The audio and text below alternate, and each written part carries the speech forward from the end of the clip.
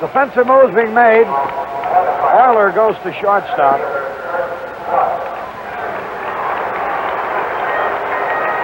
Stanley moves to center field. And Northrup to left field. So Ray Euler's at shortstop. Mickey Stanley in center. And Jim Northrup is in left. Lolich, going the bottom of the ninth, has a 4-0 lead. Kurt Flood leading off. First pitch is a fastball strike. I know the Tiger owner, John Fetzer, an old boss of mine, worked in Kalamazoo, must be happy, along with the general manager, Jim Campbell, and publicity director, Hal Middlesworth. Here's a slow curve, strike two. Mickey Lolich has a 4-0 lead over Bob Gibson and the St. Louis Cardinals. Foul tip. Lolich now has pitched 16 straight scoreless innings against the Cardinals. Bottom of the ninth. Cardinals have only scored 2 runs here in their last 3 games.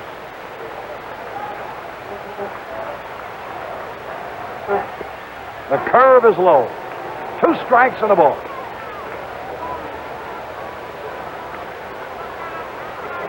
The Tigers out-hit the Cardinals 8-4.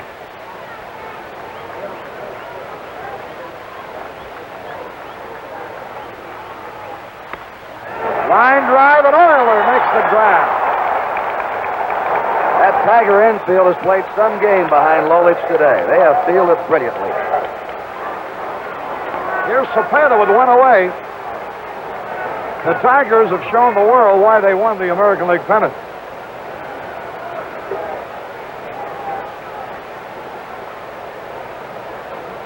And they have roared from behind against the defending world champion St. Louis Cardinals to a point where they're 2 outs away from replacing them.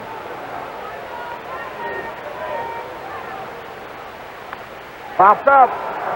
Cepeda on the first pitch. 3 and under the ball. He's got it.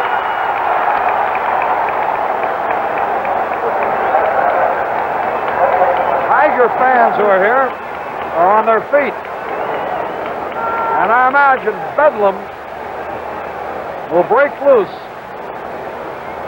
when this final out is completed. Going to be some automobile horns squawking in the Motor City.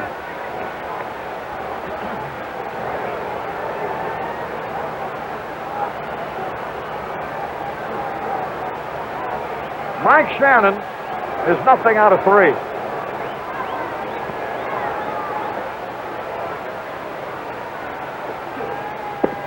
Fastball low.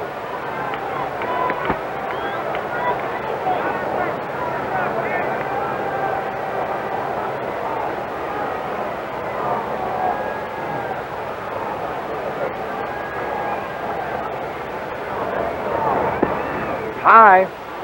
Ball 2. 2 balls, no strikes, 2 outs.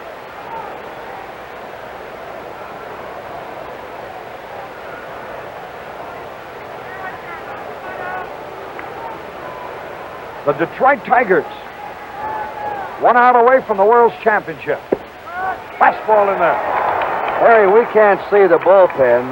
The Tiger bullpen delegation is no longer out there. They're beyond the wall, but they're looking through a gate. But I don't believe they've had a man warming up today. So confident have they been in Lolich.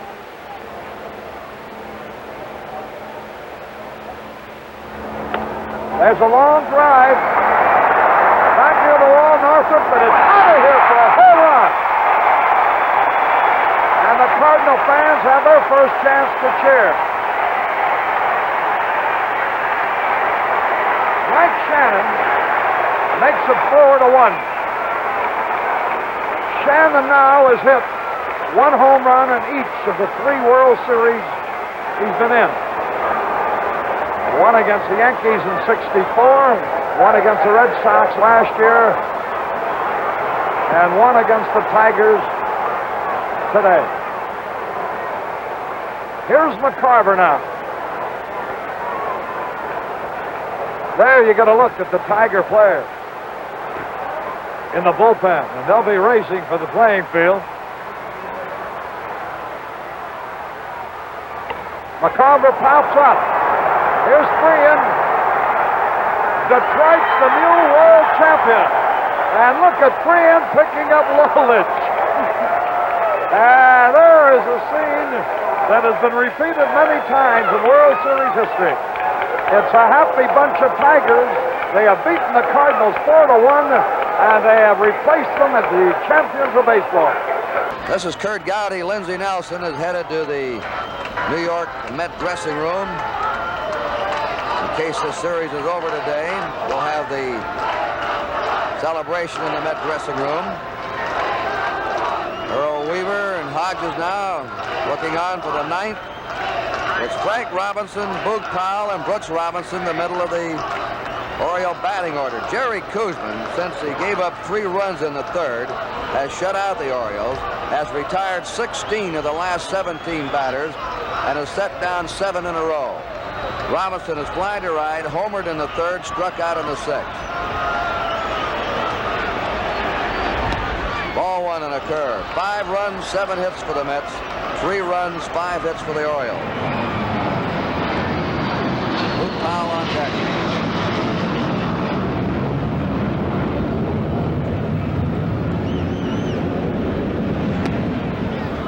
Ball 2. If the Mets do hold on to this lead, it'd be hard to pick out their hero. They've had so many of them.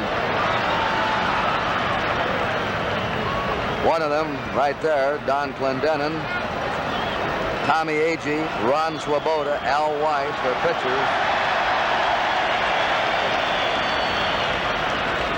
McGraw and Taylor, McGraw left-hander, Taylor a right-hander, are in the Met bullpen in case Koosman weakens. Powell getting ready to come up next.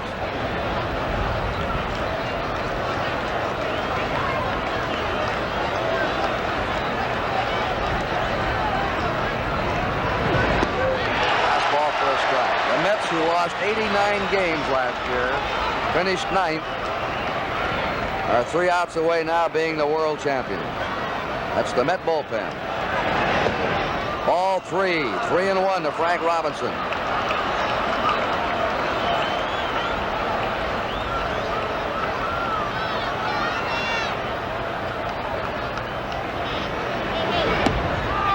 He walked him. The Orioles now have the tying run of the plate. That is the first walk given up by Jerry Koosman in the game.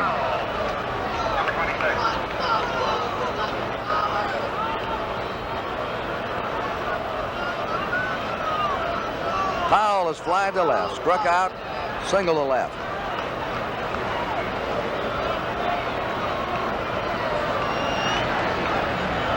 Brooks Robinson on deck. 5-3, Mets leading top of the 9th.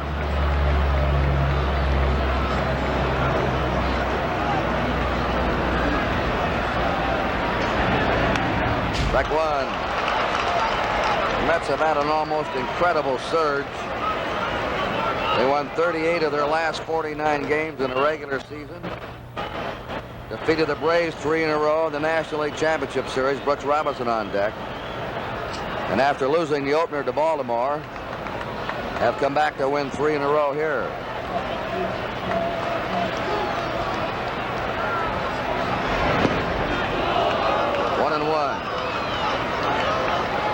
And here at Shea Stadium, they have won 28 of their last 33 games they played. 1 ball, 1 strike. Ball 2 to Boog Powell, 2-1.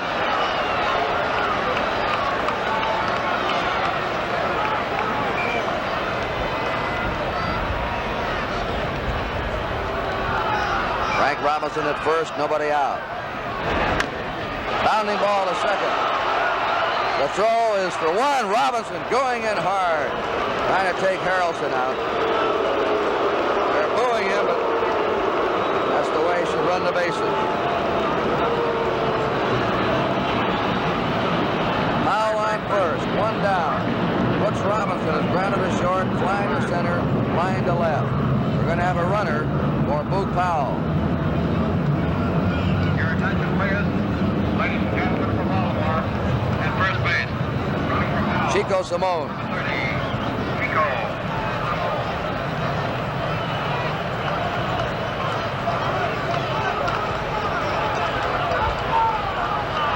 So it's Simone on first now, 1 out here in the ninth.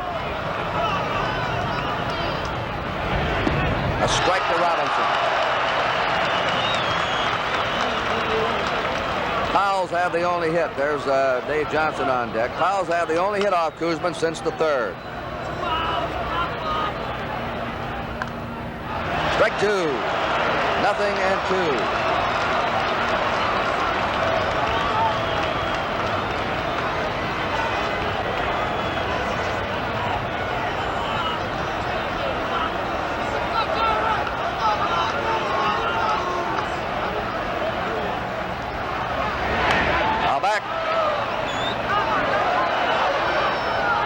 I think if there's one word that can describe this Met team, it's inspired.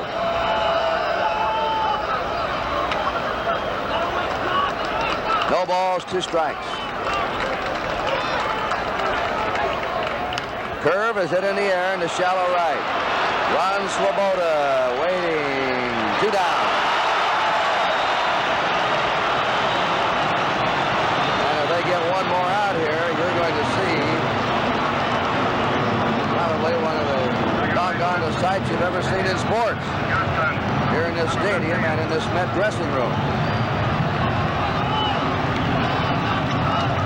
So it's up to Dave Johnson now to save the Orioles. He's had 1 hit in 3 times.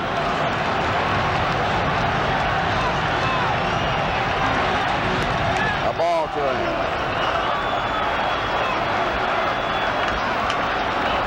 Orioles led 3-0 going to the 6th. Etchebarren on deck. Mets scored twice in the 6th, once in the 7th, and 2 in the 8th. A strike, 1-1. The Met fans now, over 57,000, roaring in every pitch.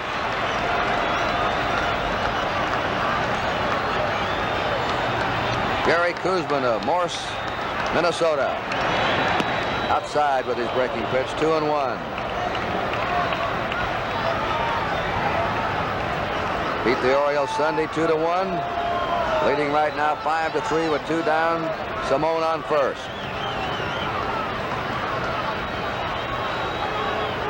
The 2-1 pitch. There's a fly ball hit out to left. Waiting is Jones. The Mets are the world champions. Gary Koosman being mobbed. Look at this scene.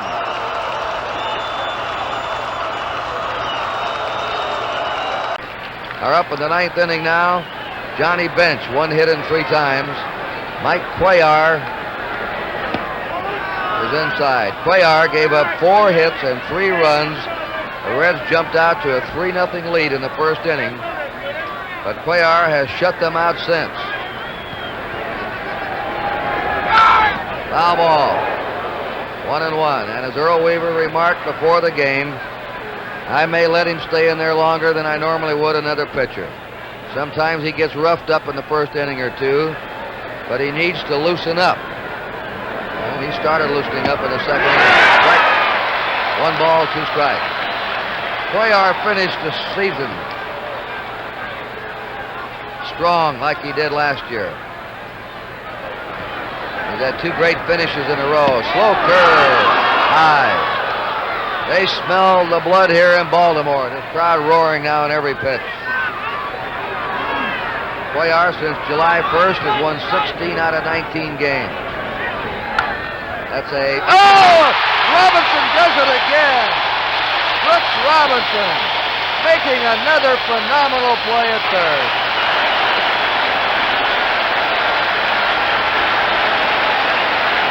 Here it is. You watch it. We're getting used to seeing this. Diving, taking it in foul territory. It's been a baseball ballet at third base in the 73rd. A long drive foul by Lee May. And Robinson has already been named the winner of the 16th Annual Sport Magazine World Series Award as the outstanding player in the 70 series. No question about it. Strike 2 to Lee May, who's been the top player for the Reds. Lee May deserves a lot of credit. He's had a great series.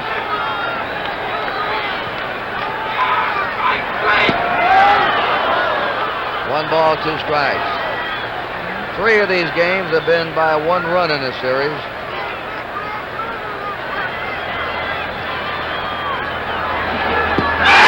Struck him out. The Orioles are 1 out away from the World Championship. And I don't believe there's much doubt that Brooks Robinson has been the difference. Mrs. Cuellar in the white dress, and she has the movie camera in her hand. Her husband's made a comeback today, as he did the last 2 years, getting off the slow starts and then gathering steam as the season went along. Attention, please. Batting for McRae. Only 2 singles off him since the first inning. Corrales. That's Corrales, the catcher now coming up to bat. Alan Rothman, our statistician in this World Series, and Huey McDermott, our stage manager. We get the last out, stand by. We'll switch you to the Baltimore locker room. Hit down to Robinson. It's fitting he makes the final out. Brooks Robinson throws him out. Baltimore is the world champ.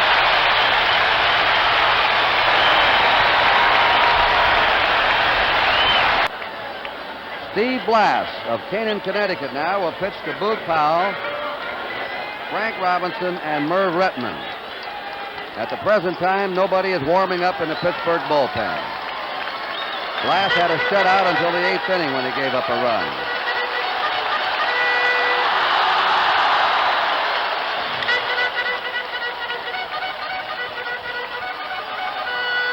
Blass has struck out 5. He's walked 2. He's not walked a batter since the 2nd. He's allowed 4 hits, 3 singles and a double. Boog Powell struck out, grounded out, and struck out. They keep that shift on against him. Blass curves him for a strike.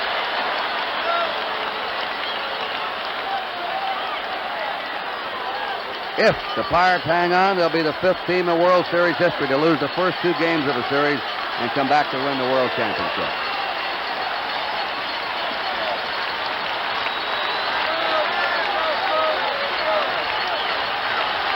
One strike to Powell.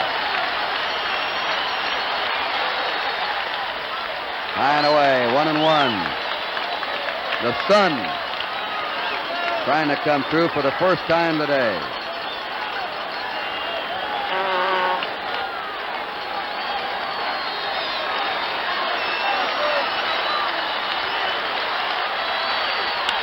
Foul ball. Curveball that he got out in front of. 1 ball, 2 strikes.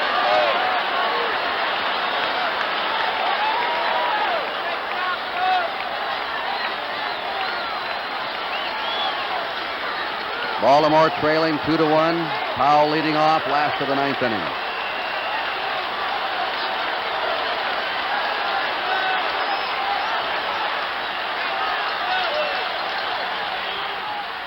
And the curve misses 2-2.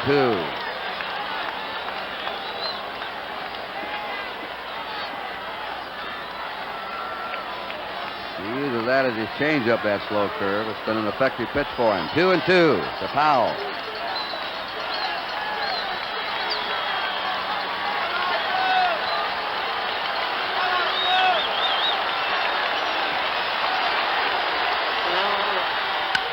Big bounding ball to Dave Cash at second.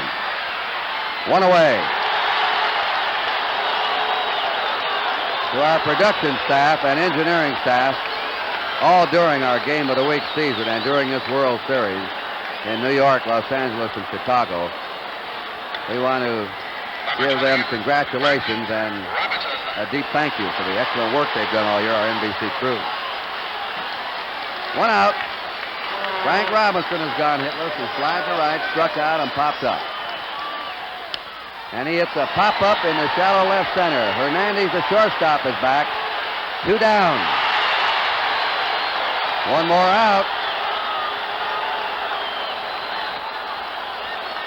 And the Pirates are world champs. but that's always the hardest out to get. Now here is Merv Retman. He's grounded to short, grounded to third, grounded to short. A special thanks to Alan Roth, our statistician, our stage manager, Jim O'Gorman. Pirates 2, Baltimore 1. If Blass gets another out, you'll see a sight. He's very emotional, and he just might explode out there. There's a strike.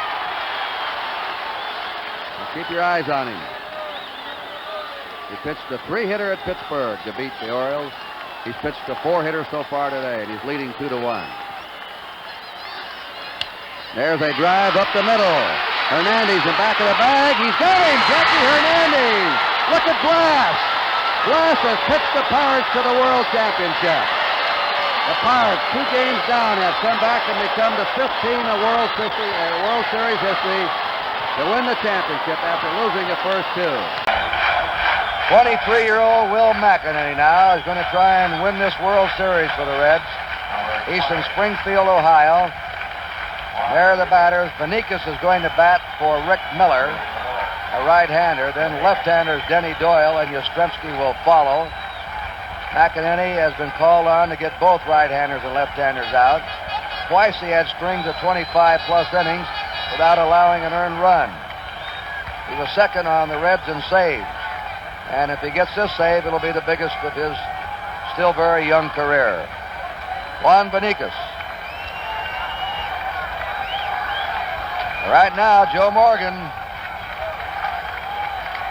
Fluke single in the center is the difference of this dramatic series. There he is. Here's the first pitch. Benikas takes a curve inside. Benikas has had 1 hit and 7 times up in this series. Rose playing him shallow at third. Swings and fouls it back 1-1. McEnany has stuff. Good fastball that moves, sharp breaking curve. He and Eastwick have been a couple of real finds for the Reds, youngsters out of the bullpen. And they've been trained to be relief pitchers. That's the new style in baseball. Groom them right from the tender age as specialists. There's a fly ball to right fielder Ken Griffey, and 1 down. Benikas flying out. Denny Doyle has had 1 hit in 4 times. And they're calling him back. Bob Montgomery, a reserve catcher. A right-hander is coming out. He can hit a long ball. This will be his first appearance in the series.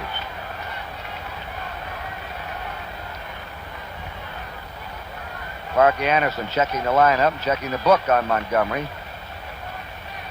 And Lazuski motioning out to his pitcher. Now they're waving Griffey in a couple of steps. Positioning their outfield. Darrell Johnson down to his last 2 outs.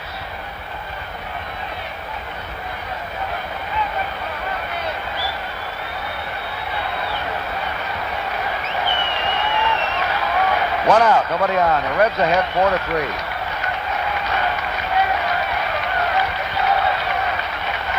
Montgomery is a licensed pilot and a model train enthusiast. All he has in mind right now is trying to get a hit or get on. McEnany's delivery. There's a ground ball to Concepcion. The Red Sox are down to their last out. The Reds are 1 out away from winning the World Championship. And Carl Yastrzemski gets a standing ovation. Win or lose, he's been a great player for Boston since 1960. And he's the captain of the team. Well, maybe it's fitting he has the last shot of the series. McEnany's delivery. Outside, ball 1.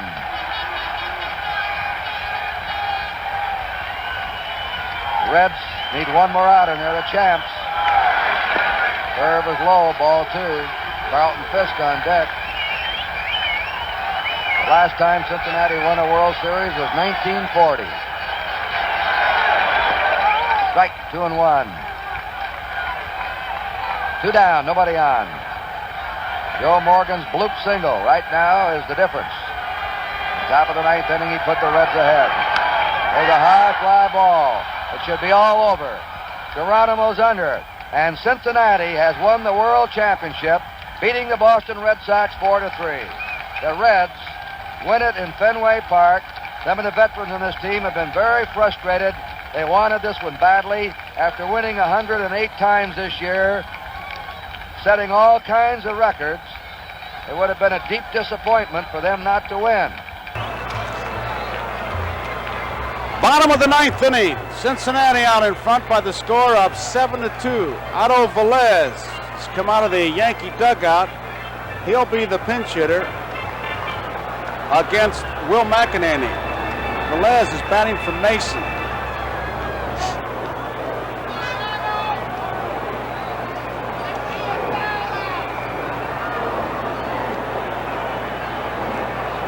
Johnny Bench, tremendous night.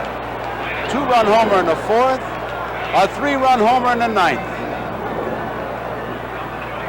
There he is, a franchise. Otto Velez.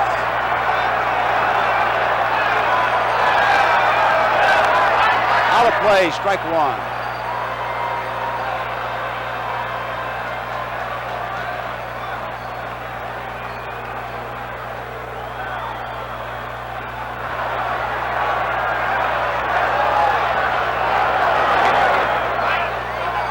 One ball, 1 strike. Gary Nolan started. Will McEnany came on in the 7th inning. Foul back. 1 ball, 2 strikes. Cincinnati 7, New York 2. Bottom of the 9th, game 4.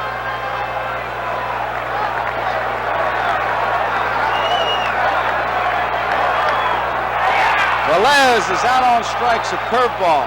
McEnany gets his first strikeout. 1 out, and it brings up Mickey Rivers.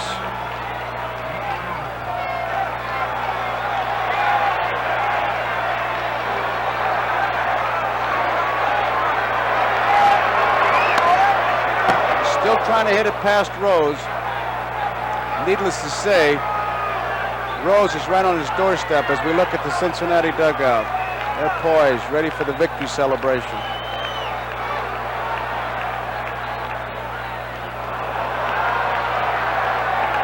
One strike to count.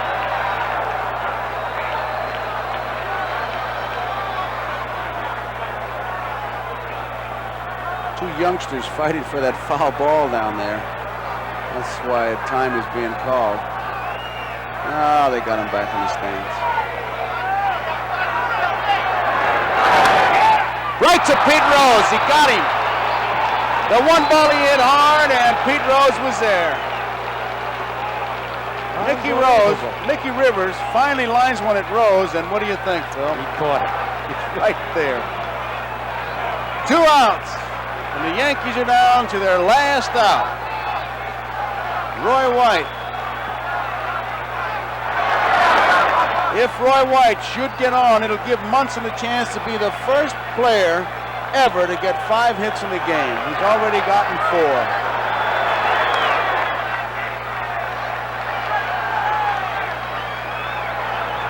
Two balls, no strikes. 2 outs, 7-2, bottom of the 9th. Cincinnati leading. This could be it, left field. George Foster, Geronimo Foster makes the catch. That's it. The Cincinnati Reds win the World Series in 4 straight. It was a sweep. The final score, Cincinnati 7, the New York Yankees 2. As Reggie Jackson took the field here at Yankee Stadium, there was a standing ovation, and I might tell you, ladies and gentlemen, that the vote among the writers and broadcasters involved in the Most Valuable Player Award was unanimous. Look at Reggie Jackson, the whole long season. The near altercation in the dugout with his manager Billy Martin when Martin precipitously removed him from the game. Later substitutions of him. And then swinging those mock swings and saying, I can only answer one way. That's with my bat. I can come through with my bat. And he has done just that. Reggie Maybe. Jackson won the award back in 1973 with the Oakland Raiders. Second time Oakland around A's. for Reggie. What a spectacular performance. And if they go on to win it, as it seems they will, maybe it's true that this was the best team money could buy, but victory hasn't come easy. The Yankees lived a soap opera on the precipice of peril. Ron Cey up now for the top of the ninth inning to lead off with Steve Garvey, Dusty Baker, and then Rick Monday, if anybody should get aboard. Mike Torres trying to go the distance for the second time in this World Series. Keith, they had to take over, as you look at that graphic, not one but two teams, the Red Sox and the Birds. Cey fouls it off. They did that in the very late going, winning in the American League East by 2.5 games over both teams. They appeared defeated by Kansas City, but they rallied from a 2-1 deficit to a 3-2 games victory, and they did it in the final inning of the final game. So there's something inside of this team, regardless of money. You don't come through this way on money alone. Torres misses to Cey, and it's 1-2. Though I would still say, I will express now what I had in my mind at the beginning, that this could well have been the series. Cey fouls it off, of the almighty dollar versus the big Dodger in the sky.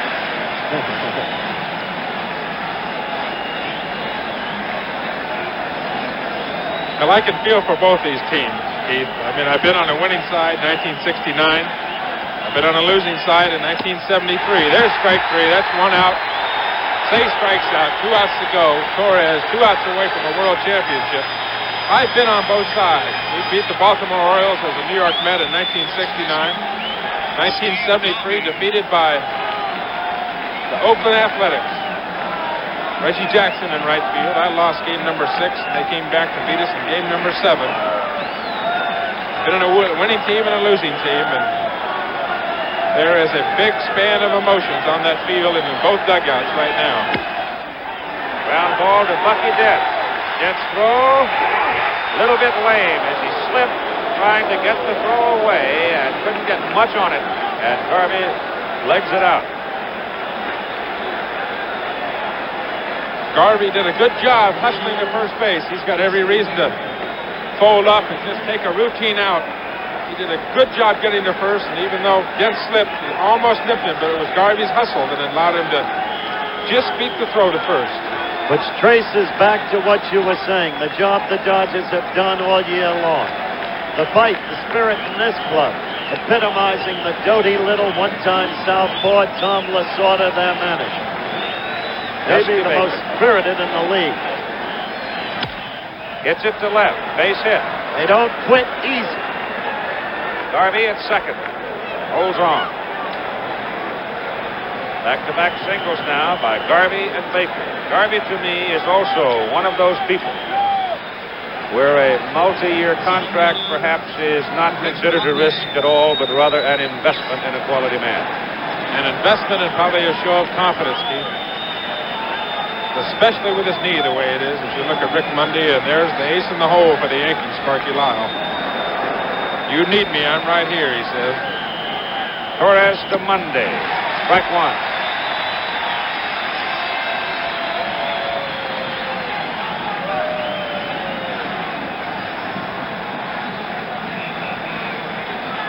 One out.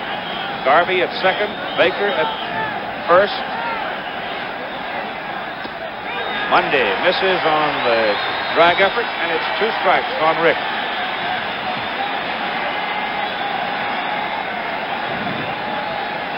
The men in blue now have come down in assuming positions. They're going to try to save the field when this is over. Monday beats it foul at the plate. Remember a year ago, Howard, when Chambliss bumped it in the seats to win the American League pennant for the Yankees, how they came roaring down on the field? Crowd went crazy. Chambliss couldn't touch the bases. Some wondered if he had to. The answer technically was no. when interference by the crowd prevents it and the ball has been struck out of the park, no, you don't have to touch all the bases. 2-strike pitch to Rick Monday. Foul back here. It's the closest we've had. Don't worry, guys. I still got you covered. Last time the New York Yankees won a World Series was 1962 when they beat the Giants 4-3. And that one ended with a line smash that was corralled by Mr. Bobby Richardson.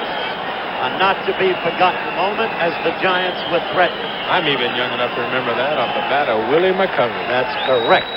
Who had a heck of a year himself. Low to Rick Monday. A word about Billy Martin, the beleaguered little pepper pot, all year long. A man who made his share of mistakes and more, as he would tell you.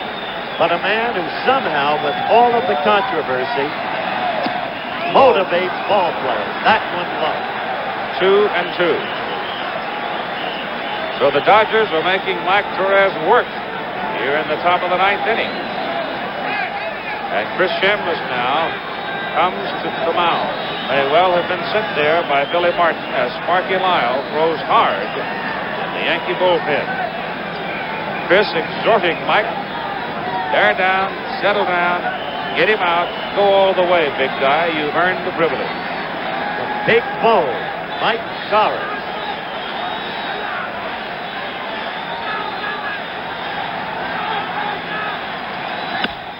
High fly ball, deep to right. Jackson goes back to the track, to the wall, and makes the catch.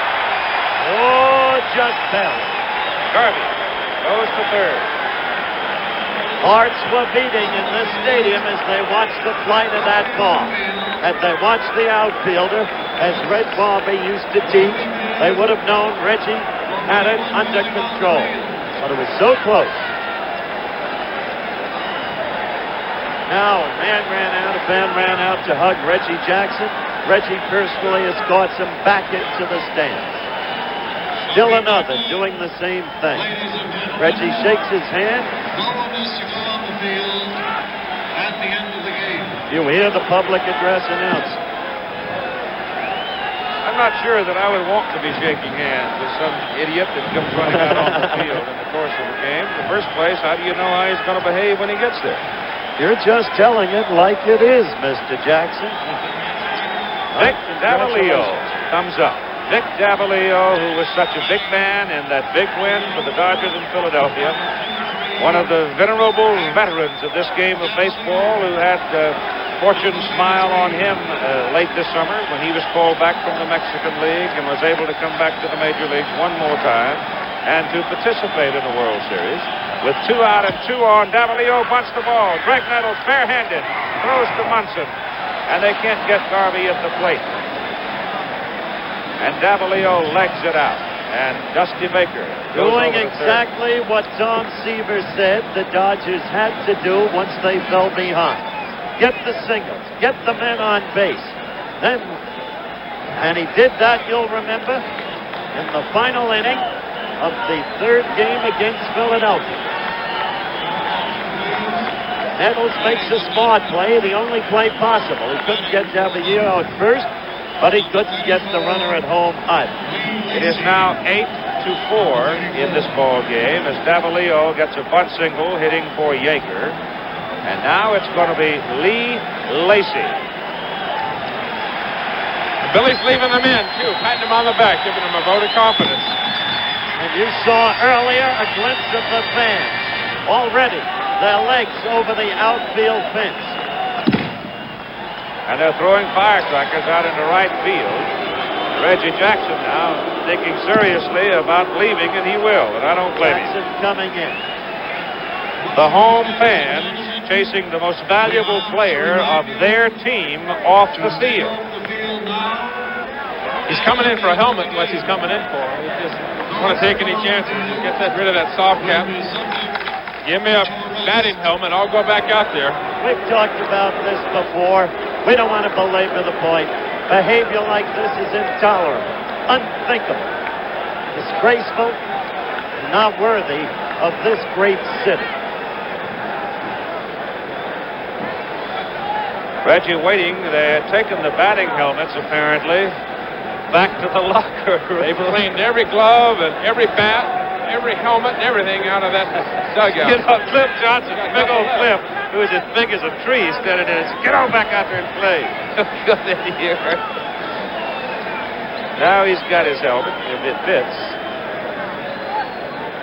Forgot his glasses. They might need those, Reg.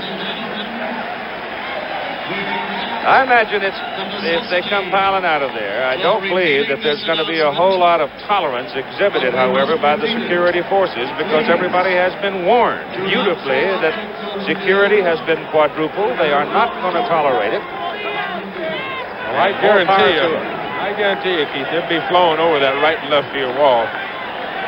It's going to be. Public address announcer was remonstrating with the fans. Please behave. Lee Lacy up at the plate now with 1 run in for the Dodgers, 2 out and 2 on. Mike Torres trying to go all the way. There's a strike. 1-1. Dusty Baker at second base. Nick Davalillo at first base. 1 out is all they need. Any fly ball, anything. That's all they need. That's do it. That's going to do it. Torres gets it.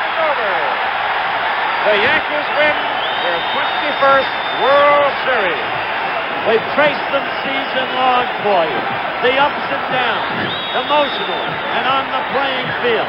The way they came from behind to beat the Red Sox and the Birds. The way they came from behind to beat the Royals. And now this. Reggie Smith, Steve Garvey, and Ron Cey. Tom, it's hard to imagine, but when you come down to this, it all began back in March, and now you're down to your final 3 outs. You need a rally. A whole season. It's a crazy long game, Joe. You start way back when it's still snow up in the North Country, and you play about 30 games in spring training, and then you play 162 games during the season. Then you've got the playoffs, 4 more games, and then here it is, 6 more games. You add up to about 200 baseball games for the year. Comes out, you need 3 outs, and you can be the world champions. You got Goose Gossage on the mound, your free agent that they picked up from the Pittsburgh Pirates, and your foreign territory in Dodger Stadium. It makes all the work and all the travel and all the hotels and all the airplanes and all the getting into towns at 2 and 3 in the morning and working 7 days a week. It makes it much more than worthwhile, that's for sure. Players out there obviously are not playing for money. They're playing for pride. Professional pride is one of the beautiful things in this country. Number 27. So it's Reggie Smith.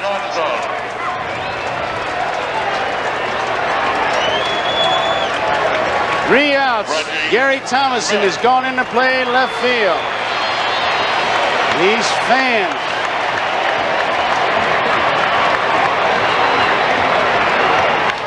First pitch, left field. Thomason going back.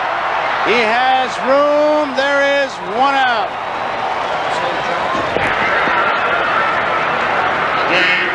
Garvey. There is Piniella. He's been replaced by Jay Johnstone in right field. Catfish Hunter, who wants to see the finish. That Yankee bench says it all. There is Reggie Jackson. Steve Garvey, who's had a tough series. Yankees standing 2 outs away from defending their championship. Goose Gossage, who came on to get a strikeout and a double play. Right field, down the line, it is curving foul. Now you see Jay Johnstone, not that guy in the yellow pants. That guy, you probably could go visit him Sunday, 2 to 4. There's a very somber Dodger bench right there. They won the first 2 games here in Dodger Stadium and went to Yankee Stadium and got cleaned out. Good fastball by Bruce Gossage, the Goose.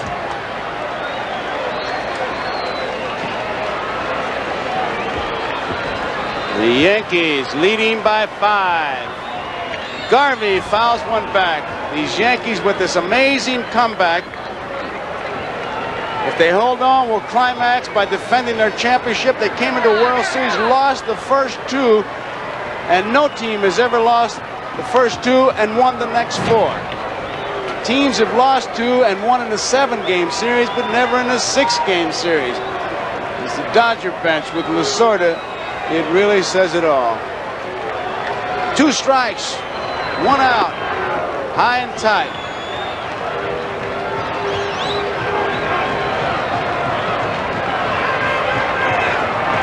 Gossage against Garvey.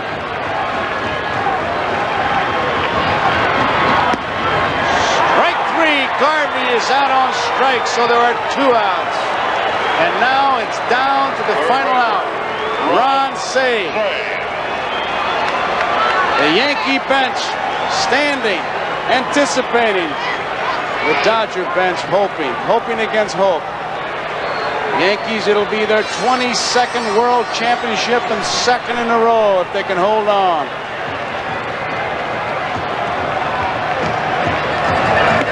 It's a strike. Yankees came from 4th place and 14 games behind in July. Here they are. 2 strikes, 1 out away. Ball 1.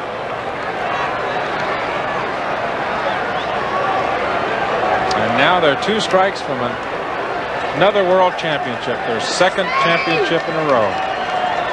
22nd for the Yankees.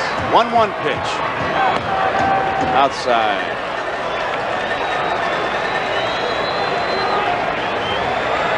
Two balls, 1 strike. The Yankee bench in anticipation of a win, and the Dodger bench very sad and very somber, and that's very understandable, of course. Goose Gossage looking for 2 more strikes. That'll wrap it up. There's his strike. That's 2-2. Remember now, immediately following its conclusion, this game, except on the West Coast and most Mountain Zone stations, you'll be able to enjoy your local news coverage. Stay tuned right after that for the Tonight Show, starring Johnny Carson. Fouled out of play.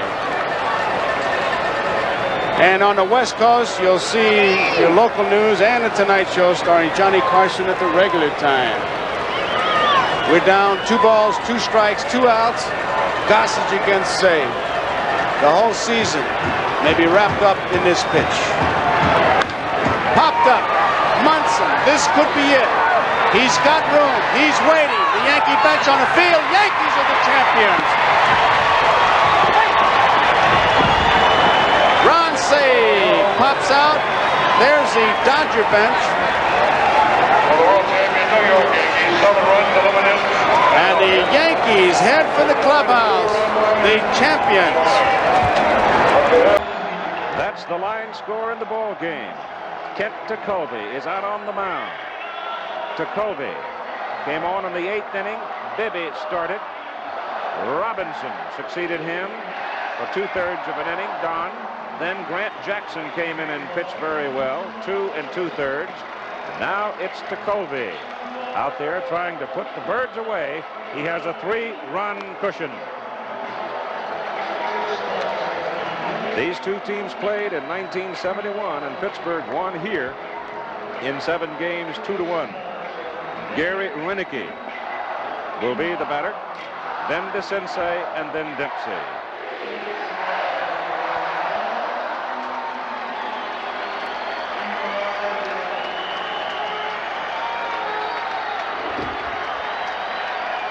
Picking out unexpected heroes. How about Grant Jackson? What a job he did tonight.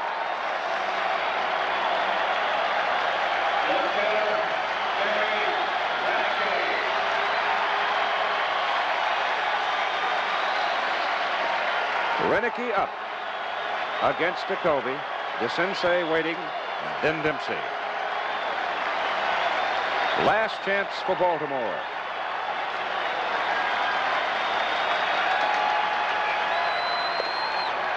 Too high. Ball 1.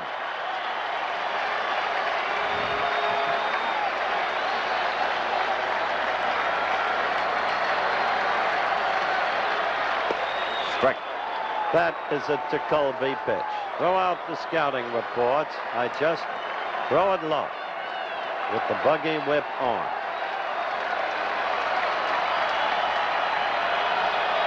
time tennis ball thrown out of the stands. We had one frisbee and one tennis ball.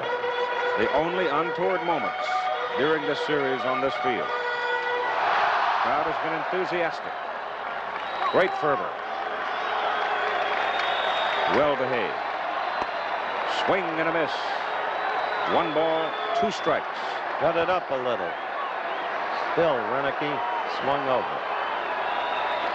53,733, the attendance. Grant Jackson, if it stays this way, will be the winner. Scott McGregor will be the loser. Struck him out. So Renicky swings and misses on a breaking pitch outside, off the plate. Here's another look at it. See the ball start its run right there, and it's just off the outside part of the plate for the strikeout.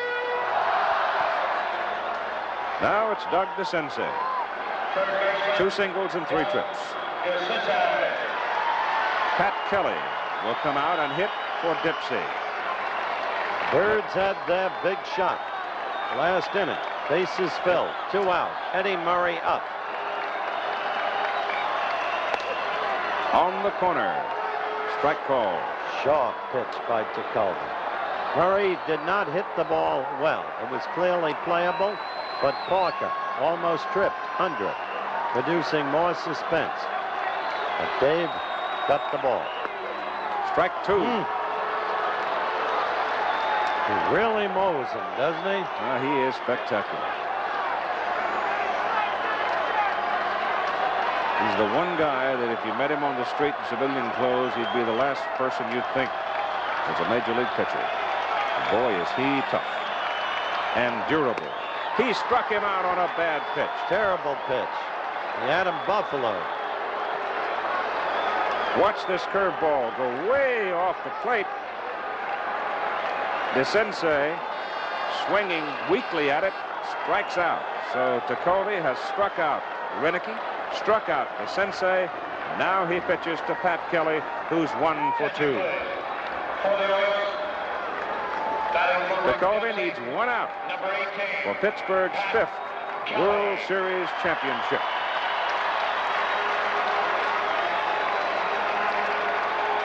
Jerry Neudecker back of the plate, calling the balls and strikes. Go back to Earl Weaver before the game, admitting that maybe Pittsburgh had the pitching edge. Kelly hits it in the air to center field. Moreno going toward right center, makes the catch. Pittsburgh wins it. And so this team, with its remarkable comeback capacity throughout the entire regular season, proved itself all over again, beating the Reds in the National League Championship Playoff Series, and then coming from a 3-1 deficit, and there is Willie Stargell. MVP. That's right, just named the most valuable player. Tomorrow night, NBC Nightly News examines the blue-collar vote, and Friday on NBC Magazine with David Brinkley, Betsy Aaron looks at kids' sports. Are they too strenuous for 6, 7, and 8-year-olds? And then next month, Roger Mudd joins NBC News. This is the 9th. The crowd's on its feet. And Amos Soda is checking his vision. The crowd will pretty much tell you what's happening in this 9th inning.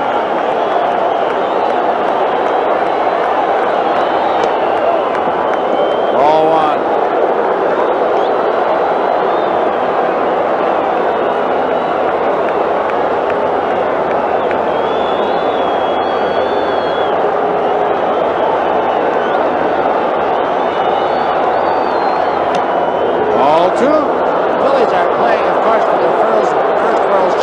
There's Aikens on deck. But if you wonder if the Phillies win this, and they look like they're going at this point, they will get $34,270 each. 42 shares. That is not official. Strike.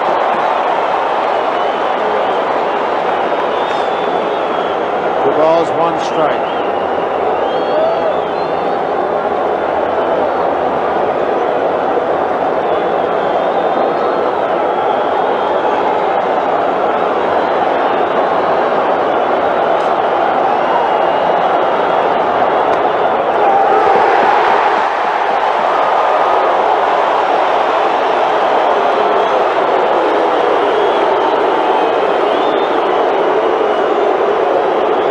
Minnesota's disagreeing with the plate umpire, Nick Bremigan, as McGraw just waits.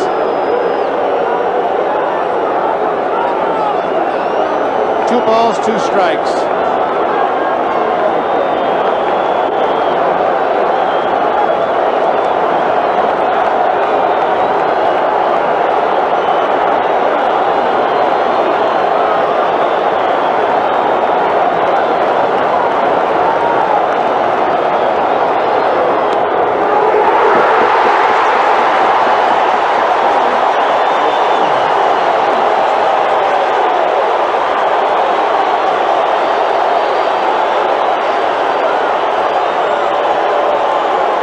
Screwball. He set him up beautifully, Tom, with a fastball the pitch before. I guess it was a slow curve, wasn't it? Wasn't a screwball.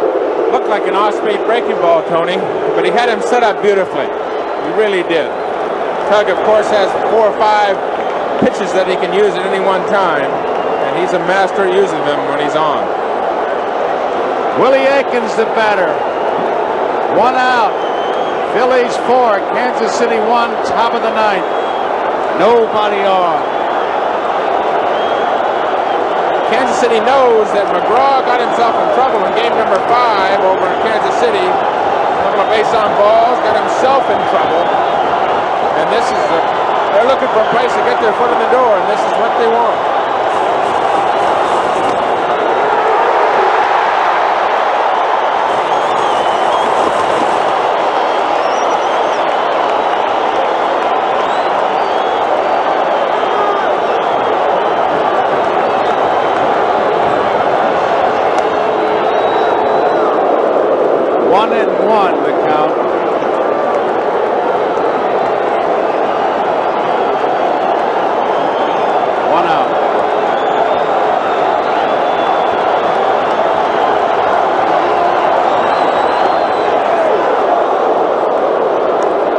Balls and a strike. Philadelphia 4, Kansas City 1, top of the 9th.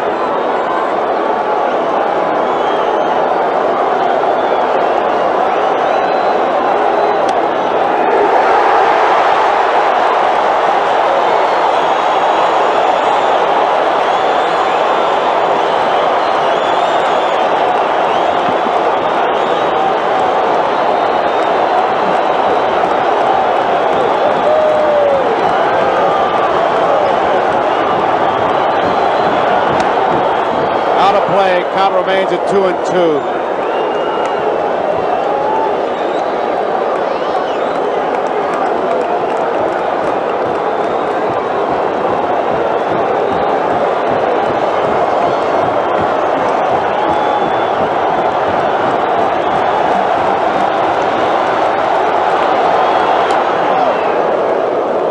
Three and 2.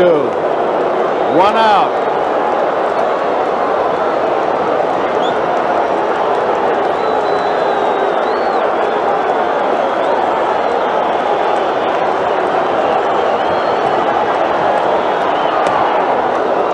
Willie Aikens draws the base on balls, and the crowd goes down, up with the strikes. They have never won a World Series, the Philadelphia Phillies. We're going to have a pinch runner here. You see Concepcion come out of the dugout.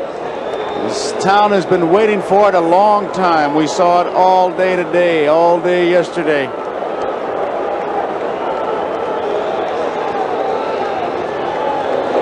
McGraw, as he did in inning number 8, might be back in a little bit of trouble. He walked 2 in the 8th. Now he walks Aikens. Time is called down the right field line as we look at Aikens. It's been a tremendous championship series, a tremendous series, and should this end tonight, there really are no winners and no losers. They both are winners and losers. Both teams played well. A tremendous series.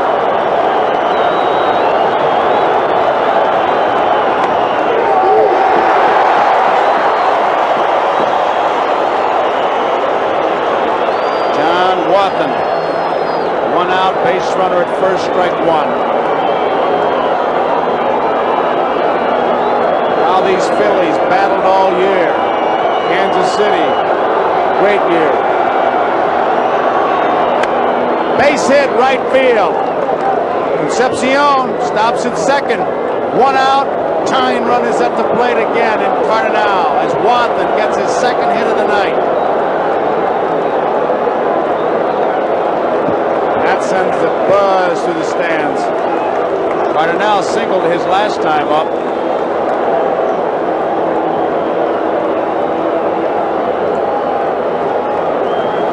Phillies bullpen starts going once again as we look at the Royals bench.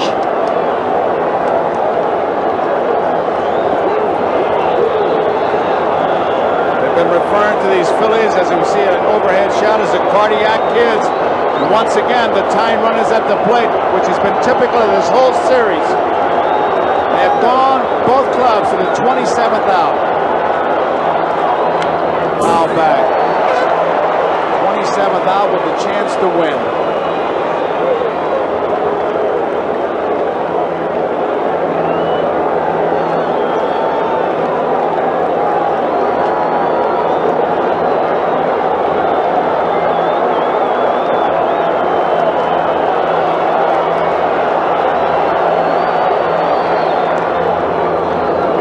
One ball, one strike, one out. We've said this often, Tom, about McGraw. He seems to thrive in these kinds of circumstances. He creates his problem, somehow wiggles out. That was great. So the on-deck batter, Frank White.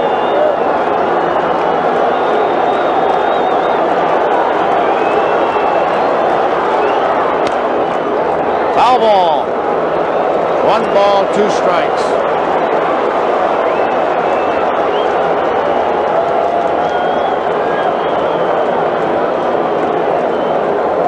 Cardinal, one ball, two strikes, one out. Frank White on deck. Tying run right there. We have base runners. Concepcion at second, Wathan at first.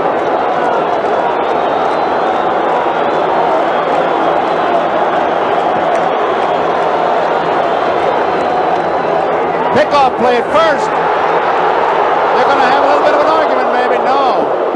Almost blocked him, Martinez says. He does get back, Wathan. Pretty dangerous play in this kind of situation, but Booney with a great confidence in his arm. Rose sneaking back. A play that was pre-planned. Rose caught the foot of John Wathan, almost shielded him off the bag. Never did tag him, though. Pete Rose can't get in the front door. Try the back door. He'll try anything. 2-2 pitch. Foul back.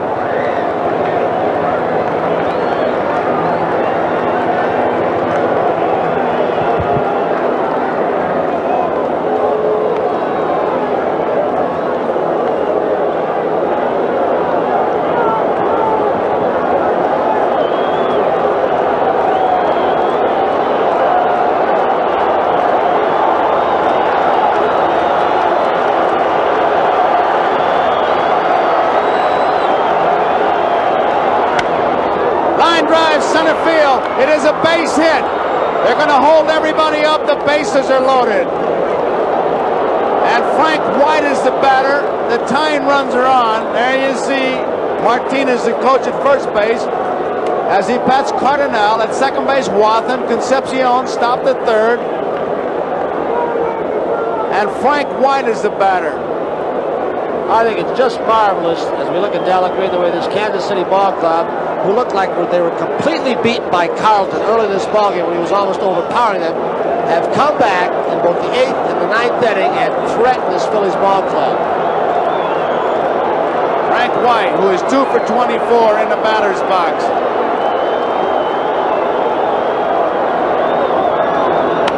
It's popped up. Boone, Rose, they'll have a play. Boone dropped it and Rose caught it.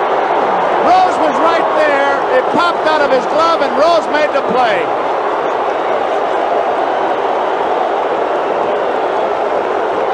Give me an idea as we look at Boone approaching the dugout. He picks it up. How much Pete Rose hustled. He came over to help out if he needed the help. It scoots away, and Rose keeps it from going in the dugout. So they get it out. The hustle of Pete Rose.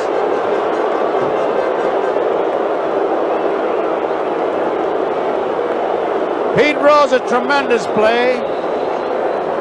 He's like the garbage collector that they refer to in the hockey games. He's always around the puck. He was around the ball. It popped out of Boone's glove. What a play he made.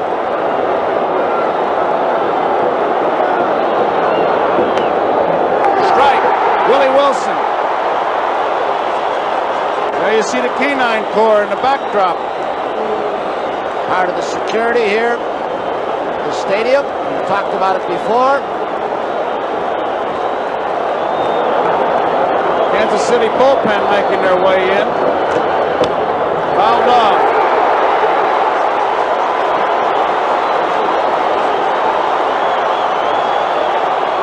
UL Washington, the on-deck hitter. It is 2 strikes on Willie Wilson. Bases loaded. 2 outs.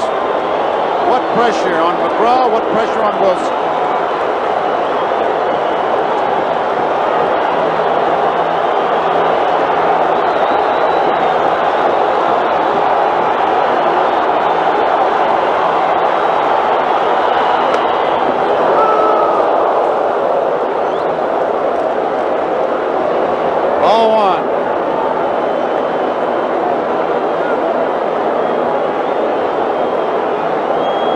The crowd will tell you what happens.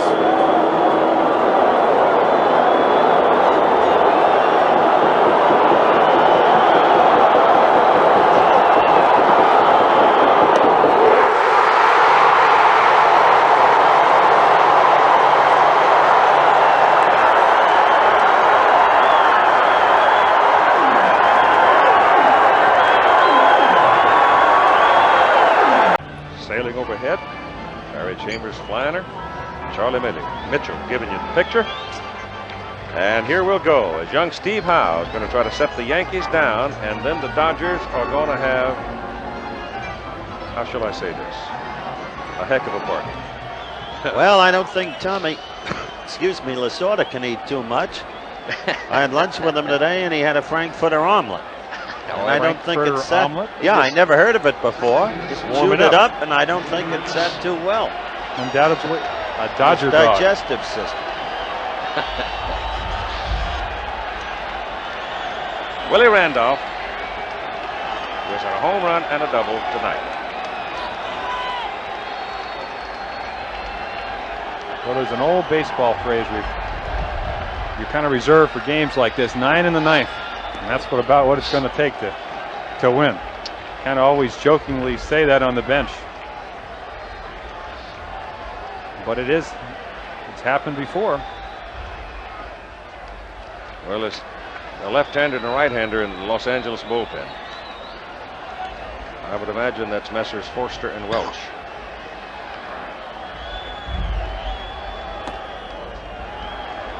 Two balls and a strike to Willie Randolph. See the information there on Willie. He's put his name in the World Series record book. Fouls it away. And the few who remain up in the upper decks scuffle for a souvenir. Cynthia Ann Howe, wed just over a year to the young man out on the mound, a man from Michigan. Pitches outside, 3 balls and 2 strikes. Speaking of Michigan, an old, good, and long-time friend left us, Bob Ufer, for so many years. The radio voice of the Michigan Wolverines. Michigan, Michigan, Michigan. How much fun he was. We'll all miss him. Randolph has certainly gotten on, Keith.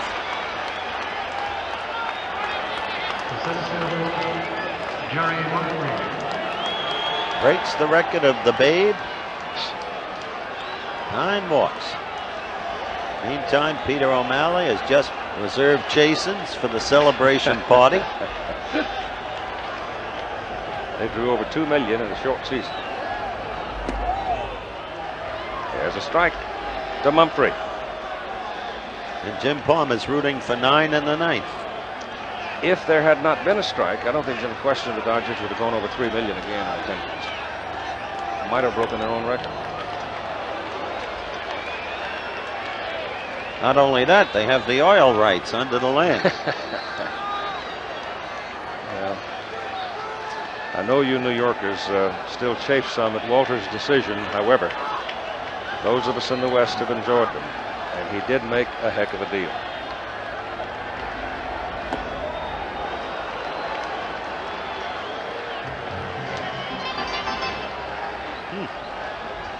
Well, they may break. They may break it. Might break it, yeah.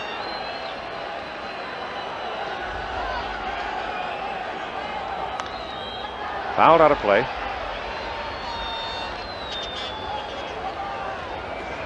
The Dodgers had one in the fourth to tie the Yankees at 1-1 after New York had scored in the bottom of the third. You got 3 more in the fifth and 4 in the sixth, 1 in the eighth. That's how we have a 9-2 score with the Yankee run coming in the bottom of the sixth in the second. Mumphrey swings and strikes out. Bob Uecker will be in the Dodger clubhouse, and undoubtedly when he comes to get in the car, he's going to be sopping wet. Dave Winfield.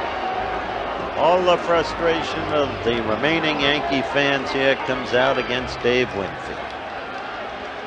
Now there are mutterings about all the money he was paid and all of the rest. Human nature. Well, I know our club in Baltimore. Yankee fans, by the way, should be congratulated. They behaved beautifully here tonight. There was high, towering fly ball to right field. Guerrero. 2 down. There was a frisbee and an orange, and nothing else as I can remember. Right, Keith? So far. Behaved very beautiful. Now Reggie with one more cut.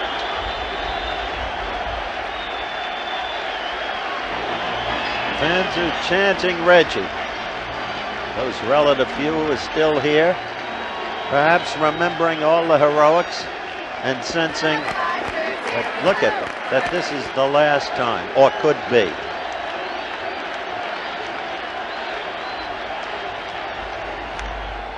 Out of play. And Reggie with an instinct, a flair for the dramatic, undoubtedly aware of the very same possibility.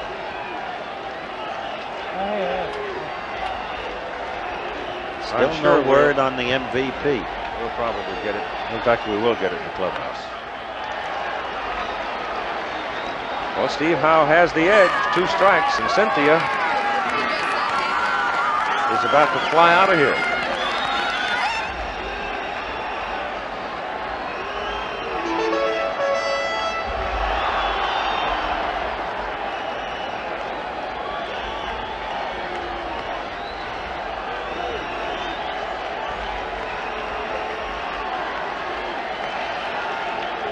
Two-strike pitch to Jackson. 1-2. Rick Cerone, as we pan down the Yankee bench, Ron Davis, Dave Righetti, Charlie Lau just walked by, Barry Foote with the mustache, the big brush mustache. Foul tip, hangs off Yeager's face mask. Maybe it's fitting that Reggie be up there now. Such have been the nature of this man's heroics that I reached a point where the fans here at Yankee Stadium thought that every World Series he could do what he did once. Hit 3 home runs on 3 swings in a game, and maybe in a couple of games. 1-2. 2-2.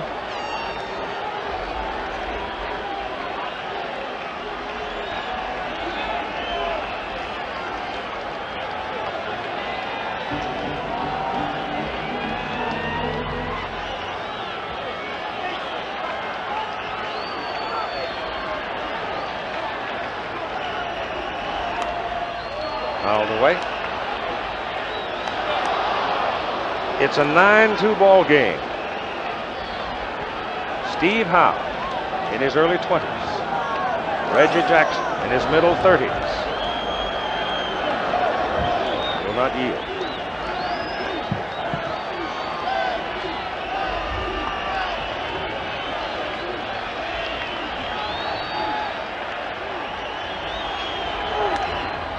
Foul to the right, out of play. 5 years he's been a Yankee. Years of turbulence, squabbles with Martin, squabbles with the owner, George Steinbrenner, but somehow always with the capacity to come through. This year, a great decline in his batting average, and finally the greatest struggle of all, the struggle with himself, the struggle with self-doubt, the struggle with worry. Was it to be all over for him? And now this. 2-2 with 2 out in the bottom of the ninth.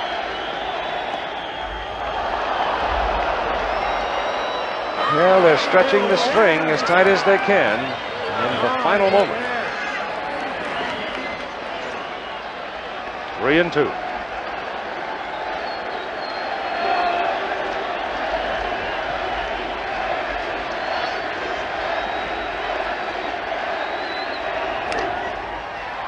Lopes over, boots it, picks it up, safe. And Reggie hobbling, limping. That calf muscle problem that disabled him, apparently rearing its head again. But he gave it all he had going down that baseline. See Randolph scooting by there with 2 out. Willie is on second base now. Reggie is on first base. And that's when he did it. That last long stride. Davy Lopes apparently has got some dust or something in his eye because he's going down trying to dig the ball out. You see the dirt flying around.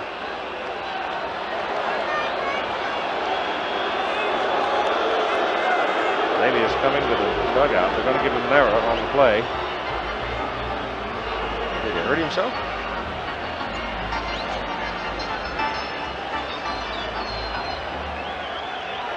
Ladies and gentlemen, a reminder, no one is on the field. That incidentally is the 6th error by Davy Lopes. You see, it is a record. They may get Steve Sachs out to play second base. As Davy walked to the dugout with a great deal of purpose and disappeared.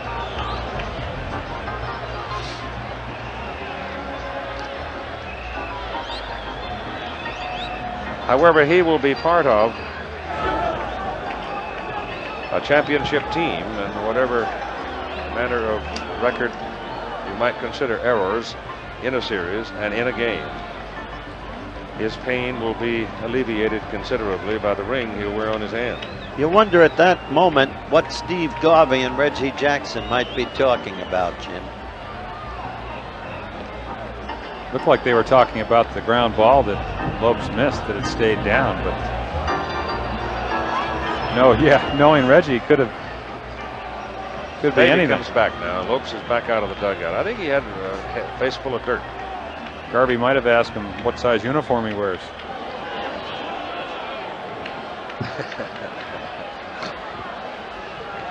Dodgers, eh? I doubt it. I don't know about that. They're still smarting over the Goat Stenhouse deal. That they are. Bob Watson with 2 on in a 9-2 ball game with 2 out at the bottom of the 9th inning, and Steve Howe throws it high.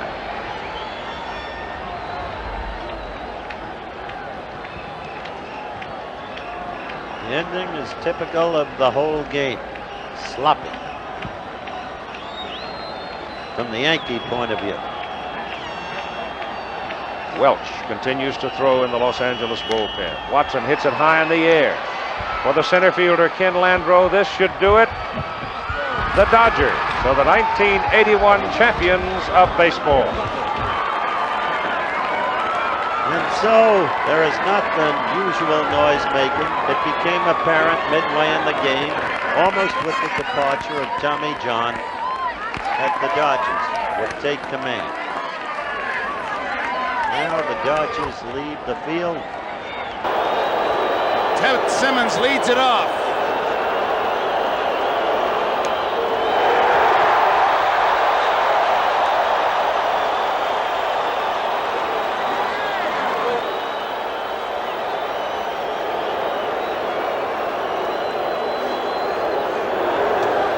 One and one to count. 53,723, and they've all turned umpires, rooters. 6-3, Cardinals lead.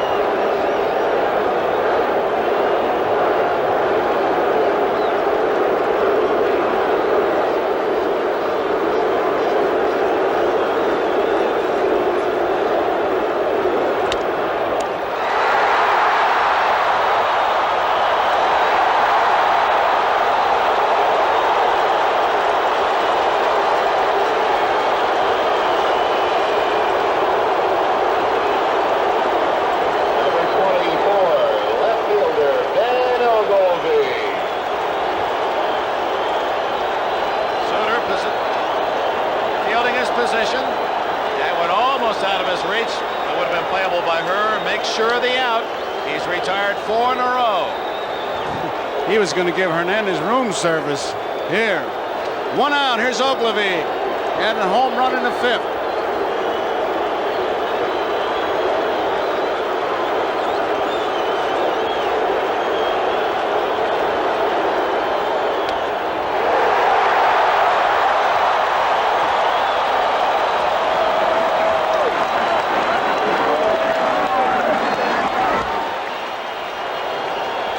One strike, 1 out, nobody on. All chanting Suter, Suit, Suit.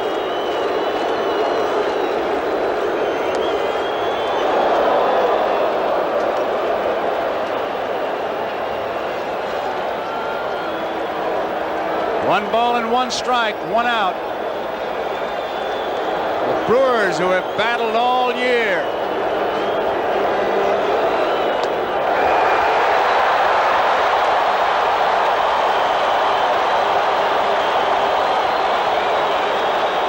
One ball, 2 strikes.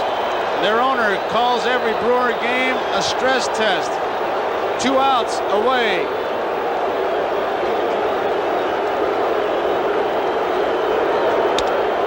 This could be 2nd out.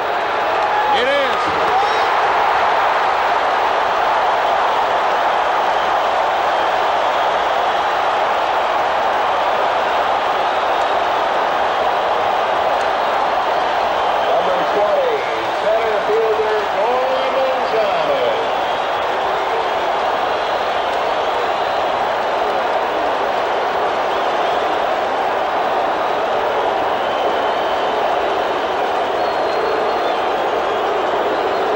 Gorman Thomas, the fans will tell you.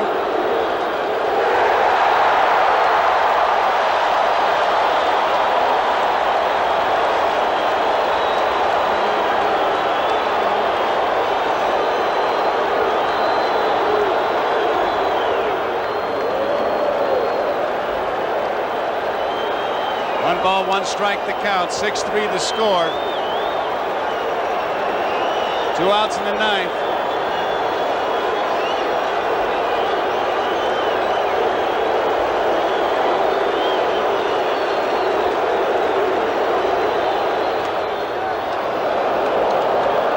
Two balls and a strike.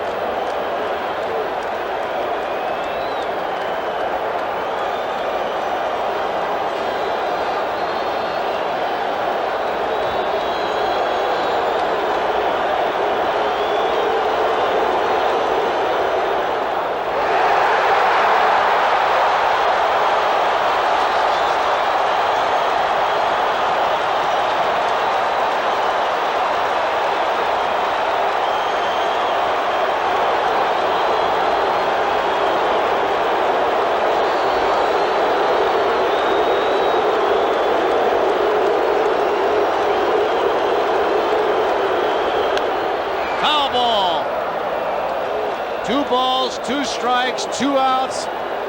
Top of the 9th. St. Louis 6, Milwaukee 3. 7th game of the World Series.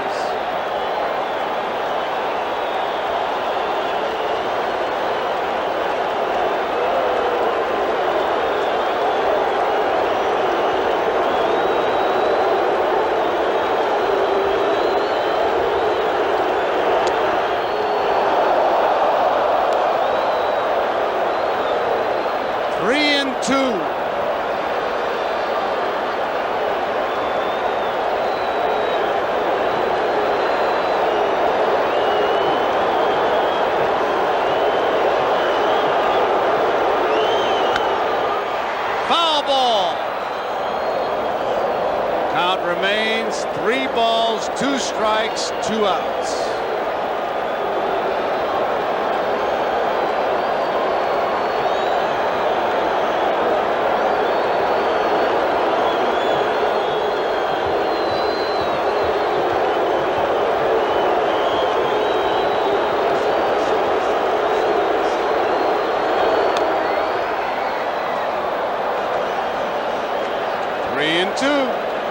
Gorman Thomas against Bruce Sutter.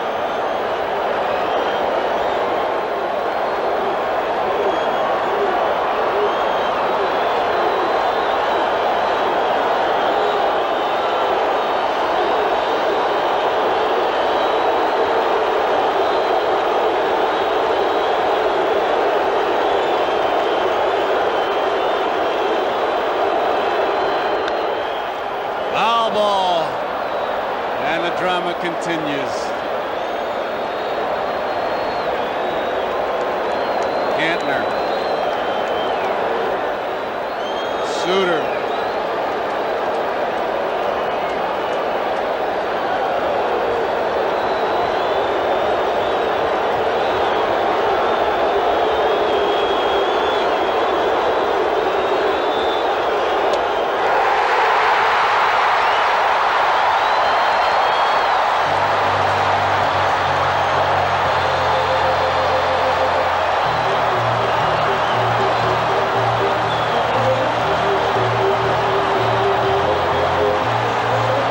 Philadelphia Phillies at Veterans Stadium at about 20 after 7 Eastern time.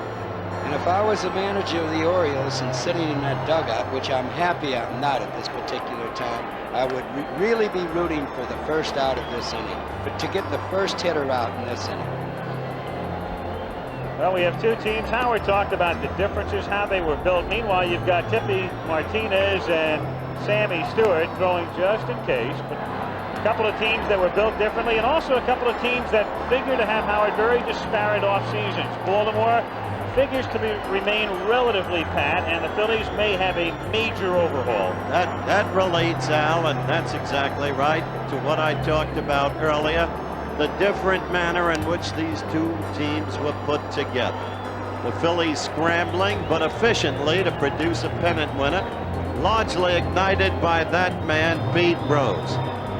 But at the same time, Baltimore with a homegrown ball club with an idea of what makes a whole team work, Earl, and they have a man for every situation, and they've proved it. And it showed up especially during this World Series. Of course, in 1979, for the first 4 games, the Baltimore baseball team was able to do the same thing, but Eddie Murray never did get hot in that series, and he did get hot today. 2 home runs for Eddie Murray. He and McGregor, the big heroes to this point. As we go to the bottom of the 9th inning. A lot of folks have given up. There are a lot of empty seats in here right now. Scotty McGregor's just been outstanding. I can understand it. However, the game's never over till the last man is out. I hated to say that cliche, but it's so true. Oh, you're echoing Yogi Berra. It's never over till it's over. Never over till it's over. Outside to Gary Matthews, 1 ball and no strikes.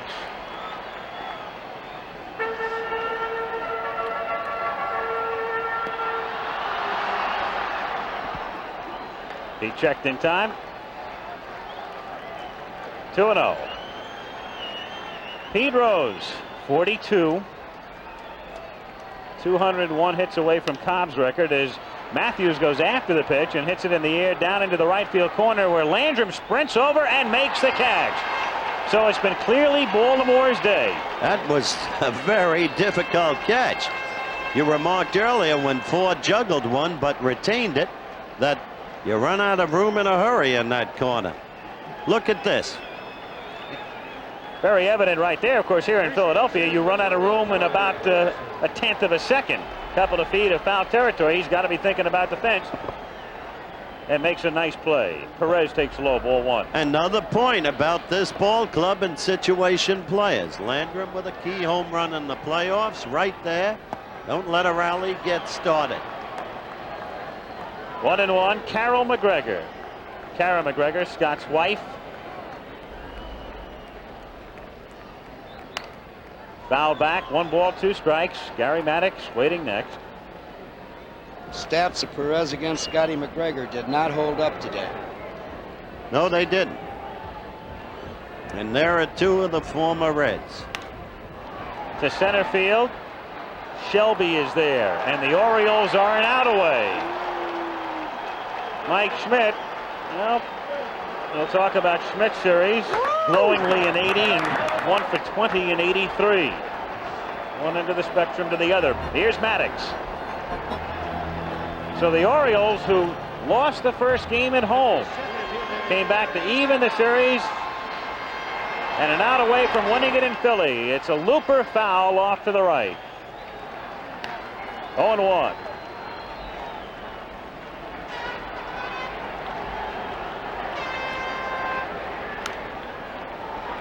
That's out of play, and Baltimore is a strike away. And we should get word on the MVP any second.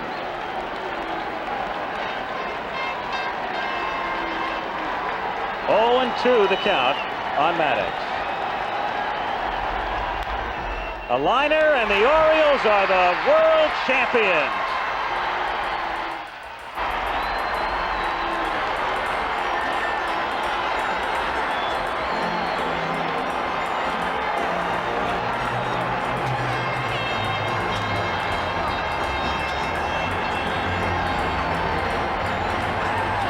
Show you how things can change.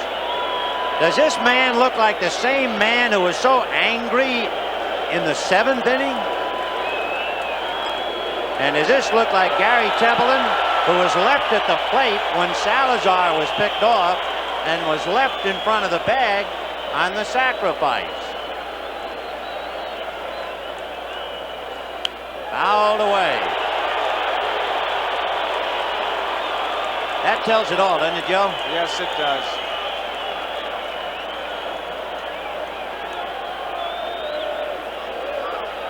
Oh, and 2 to Gary Templeton. The Tigers 3 out away from the World's Championship. The Tigers, as we mentioned earlier, clinched the division at home, clinched the pennant at home, and they're now trying to clinch the World Series at home. First team to do that since the '69 Mets. Screwball fouled away.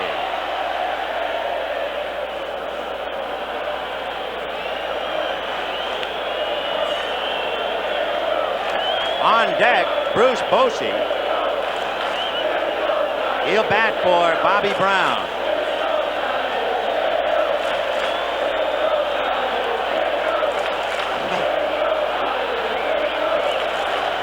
Now back, high fastball.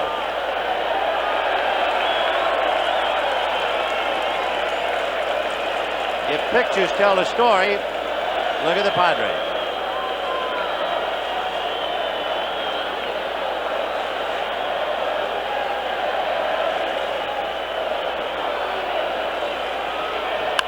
Ground ball to Trammell.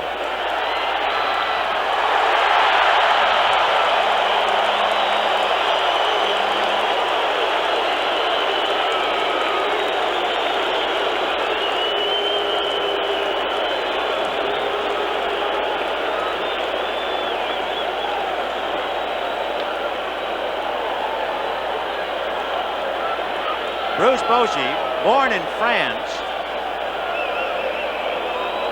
29-year-old. He's the backup catcher to Terry Kennedy. Fastball.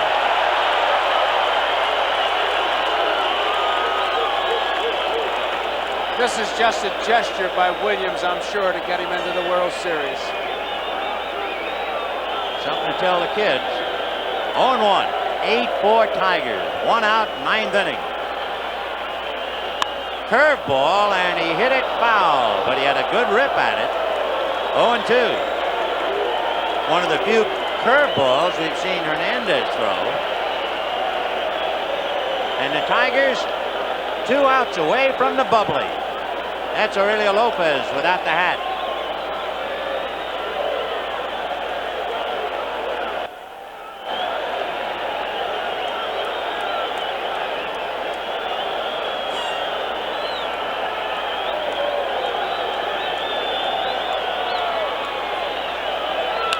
Line drive, base hit. Lebosi off the bench, singles to left. And the Padres, one last chance to fight back.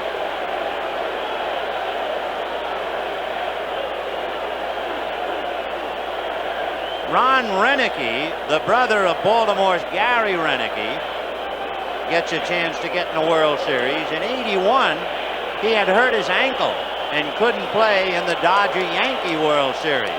This year, he wasn't eligible until Mick Reynolds hurt his wrist. So you see, fate has a way of evening up, I guess. And here's Wiggins.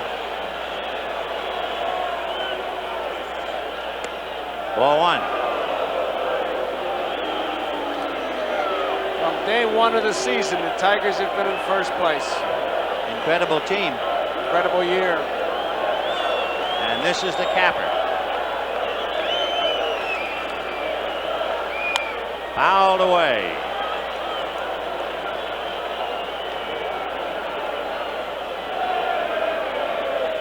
One out, 9th inning. Hernandez with the luxury of a 4-run lead.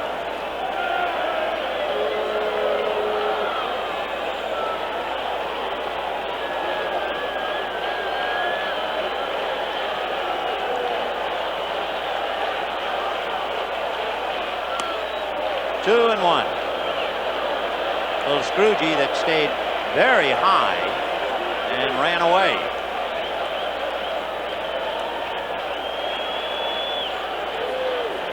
One out, 9th inning. Fastball popped in the air. Lance Parrish.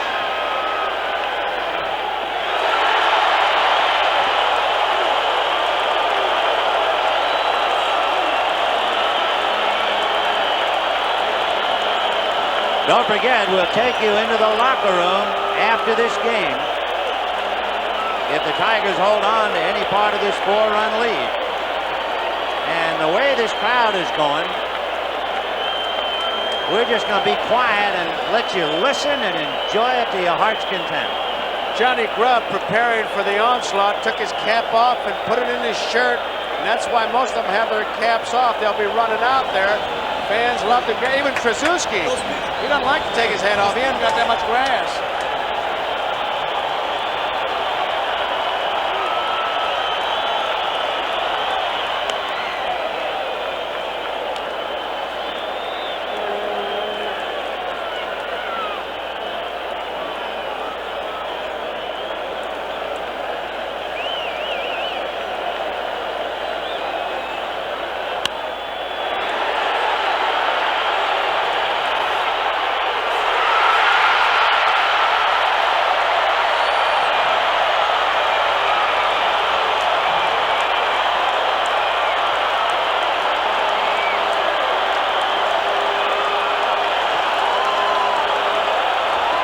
Nothing Kansas City to the 9th inning. Tommy Herr, Jack Clark, and Andy Van Slyke. Brett Saberhagen lost in the shuffle, pitching a shutout, pitching brilliantly again. He had it when they needed it in Game 3, and he's their man tonight. Certainly is. We talked about control. Hasn't walked anybody. The Royals sent 12 people to the plate in the 5th inning. White, 2 to go. On the bench for seemed like about 40 minutes, comes back out, throws strikes. Everybody thinks it's a walk when the score is 11-0, but you have a tendency sometimes, a lot of pitchers can't pitch in the big leagues, lose their concentration. That hasn't been the case tonight. Clark at the plate.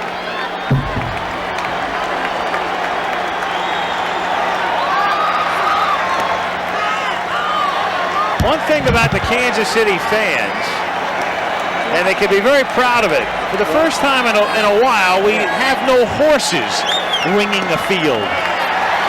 1-1. You don't need them here. They are not the kind of people who are about ready to go out and tear up George Thomas' property. 1-2, and that's sort of refreshing these days.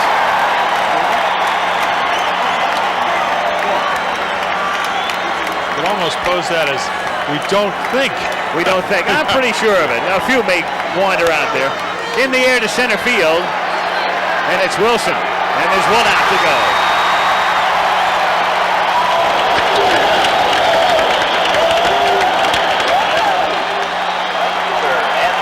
Andy Van Slyke, the batter. The two Bretts sharing a delicious moment.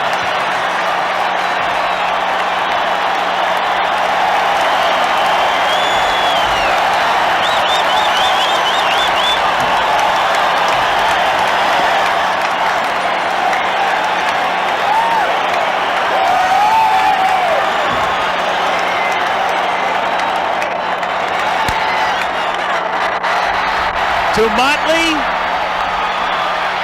for the title.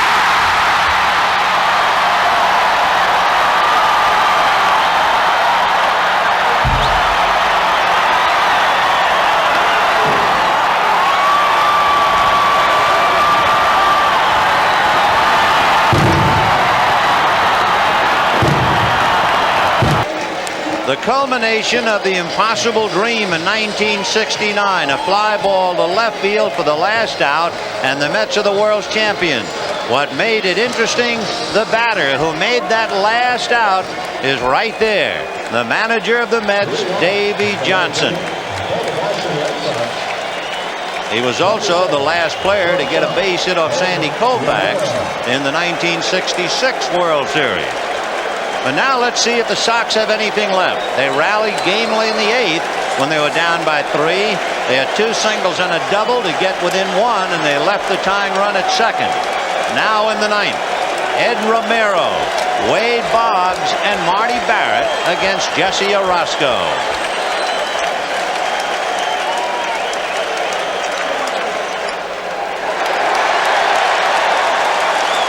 The way the pattern of the game has developed, truly the guys who got the Mets here are out there at every position. With Hernandez and Backman and Santana and Knight and Wilson and Dykstra and Strawberry and Carter. 1-1. Popped it up. It will be home. Carter or Hernandez. Hernandez. Tonight's game is brought to you by AT&T, the right choice. By the American Express card. Don't leave home without it. By Kentucky Fried Chicken. We do chicken right. And by Miller Genuine Draft. Cold filtered for real draft smoothness. It's beer at its best. And the Sox, who were a strike from elimination in Southern California, who looked like they had a lock at Game 6, are now down to their last 2 outs. And here's Wade Boggs, 1 for 3.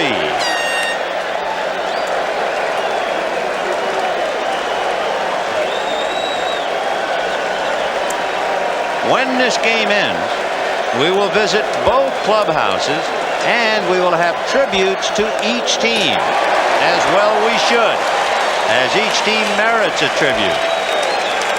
And we had said, as we look at Dave Henderson and a somewhat heartbroken Red Sox bench, that it was the best of times and the worst of times. That was the tale of 2 cities. and that's the way the series would end. Fouled away, 1-2. Ron Darling with his arm draped over Sid Fernandez, and Fernandez has to be the unsung hero. No question about it. He's the one that gave him the momentum. 1-2 to Wade Boggs. Check swing foul into the stands. And Jim Rice, who was frustrated in '75 because he couldn't play. 2 for 4 tonight. One of his 2 outs, a line drive out to right. And he is frustrated tonight. Curveball, big chopper to Backman. Hurry to Hernandez. The executive producer of NBC Sports, Michael Weissman. The coordinating producer for NBC Baseball and tonight's director, Harry Coyle. The telecast of tonight's World Series, produced by George Finkel. Pre-game produced by Les Dennis. Pre-game directed by Andy Rosenberg. Technical directors Lenny Stucker, Steven Cimino, and Ken Harvey. And there is a smoke bomb on the field and timeout.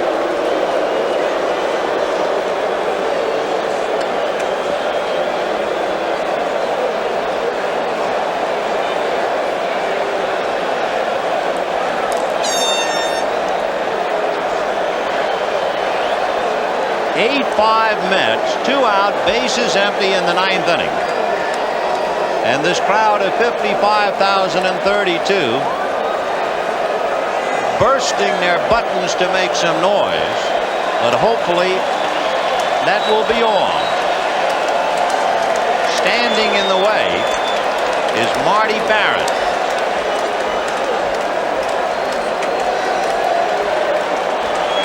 And Mookie Wilson out in the midst of all that smoke. So timeout. An oil can boy who was supposed to pitch Game 7, and then the rains came. And Wade Boggs, the Major League's leading hitter, can just sit and think of what might have been.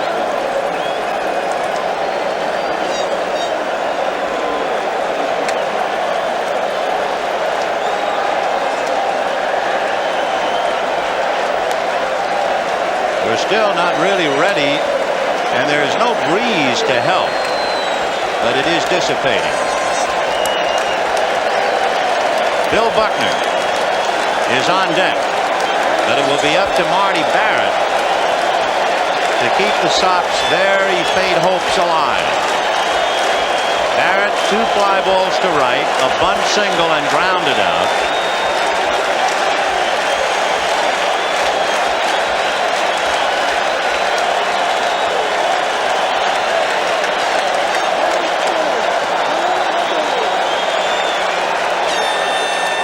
Strike.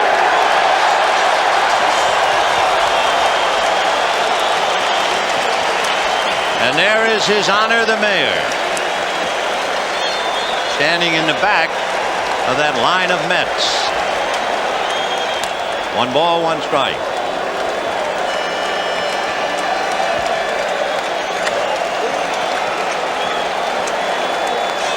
They have planned a ticker tape parade for the Mets tomorrow if they win tonight. They're going to check it first. No swing, says Jim Evans.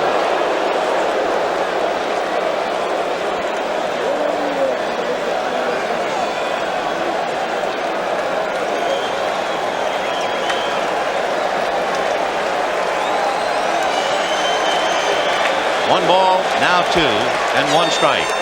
Half swing. That's going to cost a strike. And the Sox are down to their last strike. And this crowd is really ready to reach the heavens now.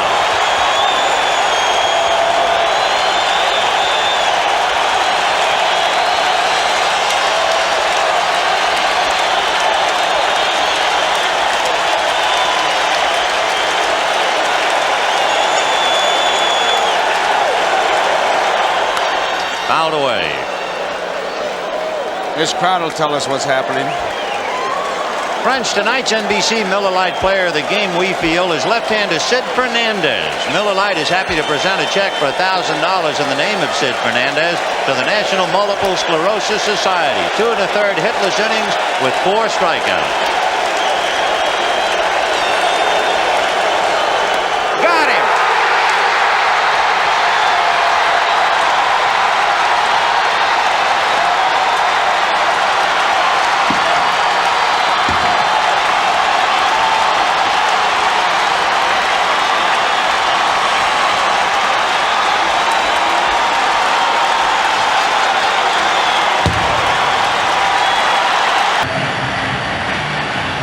No team trailing going into the ninth has ever won the 7th game of the series. 4-2 as we go to the ninth.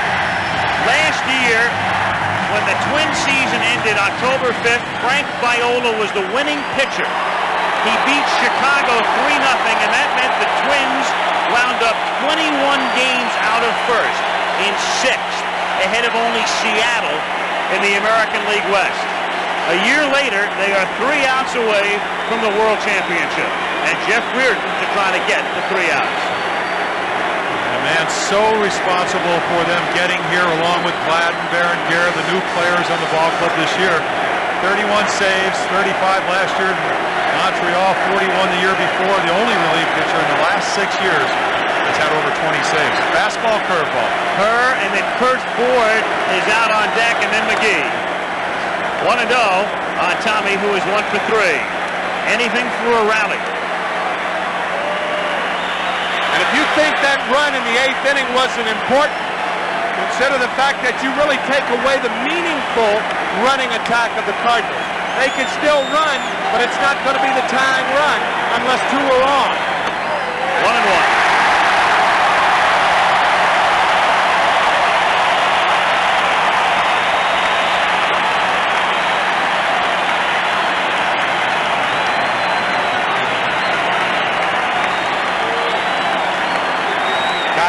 Herbeck both off the lines.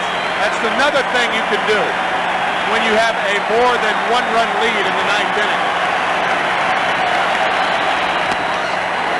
2-1. We ran into Reardon in the catacombs of the stadium, and he said that inning he got yesterday he felt would help him.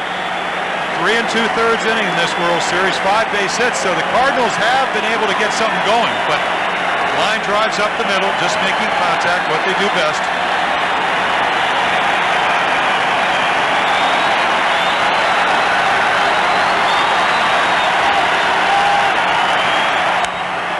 Foul ball.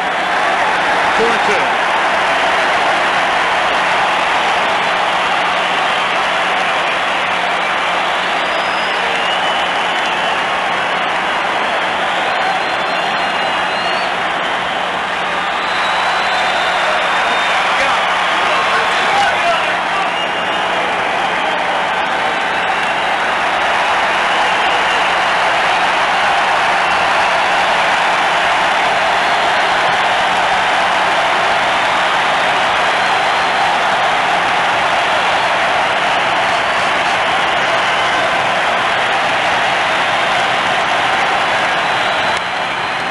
Center field, shallow, tuck it on, 1 out.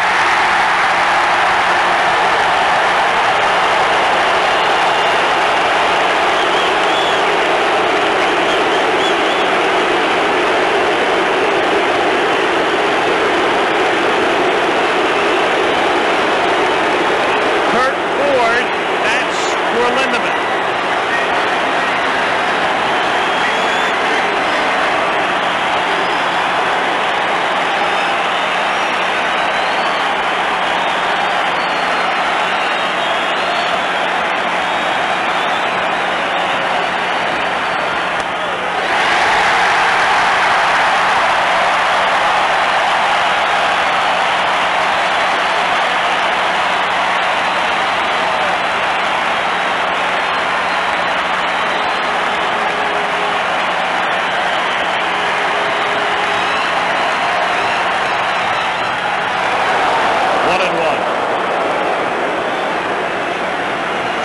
Those odds, the Minnesota Twins were 150 to 1 before the season started to win the World Series.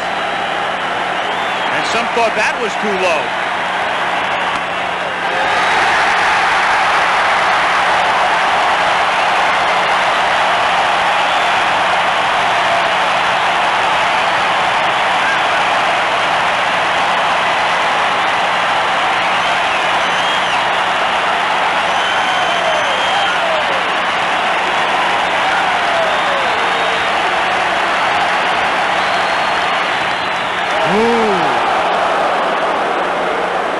Phillips, just a slight twitch. Little body language.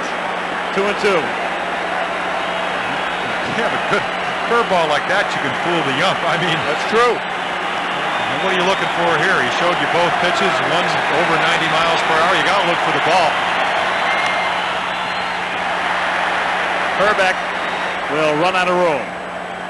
2-2 with one out, and the base is empty in the ninth. 4-2, Minnesota. That's another thing that running the eighth did. It gives the pitcher the luxury of saying, here it is, hit it. He hits a home run, it's still a one-run ball game.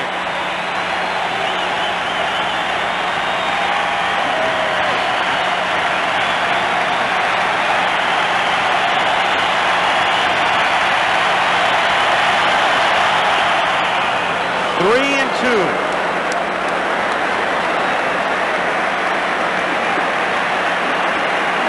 McGee to follow. And this is what you're talking about right here, 3-2. Here, hit it. Middle of the plate.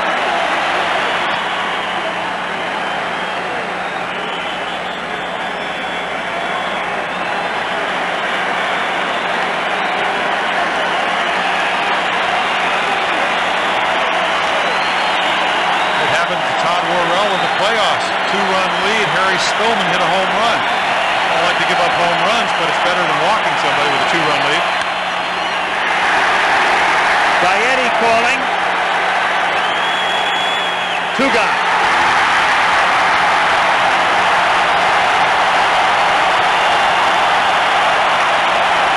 McGee next.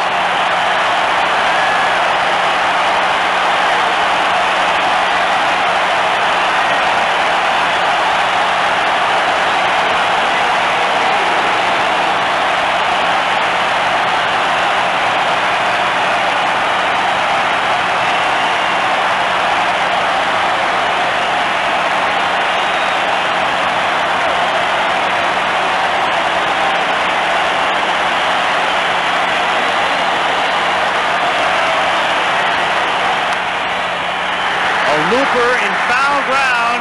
Gagne has no play. 0-1.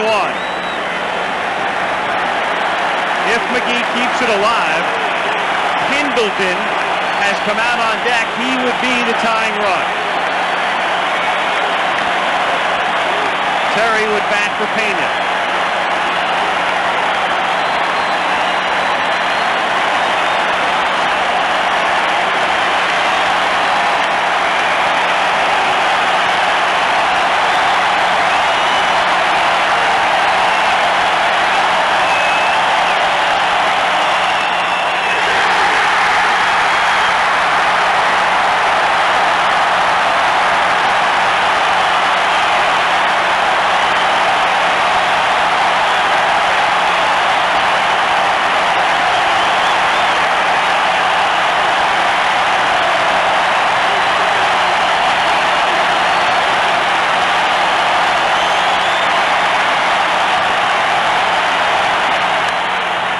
To Gaetti, for the first time ever, the Minnesota Twins are the world champions.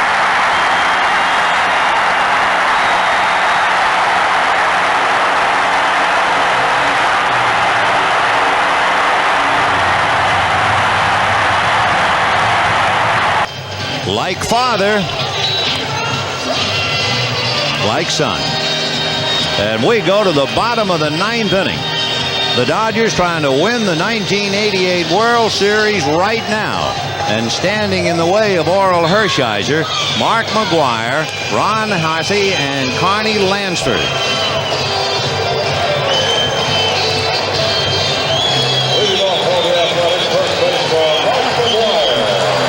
Mark McGwire fly to center, struck out, fly deep to right.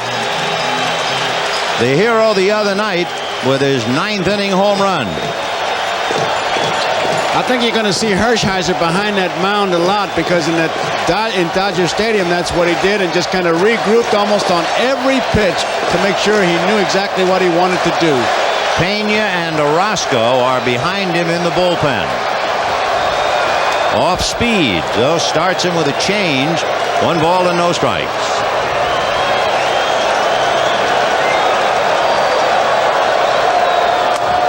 Fastball, 1-1.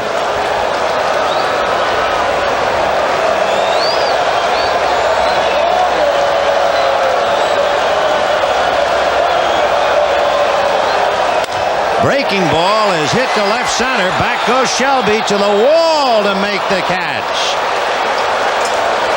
You're going to look at McGuire's average and say he didn't hit much in this series, but he's hit some balls hard here and didn't get any base hits. He hit one to center last night that died at the last minute. He hit that long fly ball to right that looked like it had a chance to go out. Now he hits one that dies, and I really have to believe it's because it's getting so much cooler. 1 down in the 9th.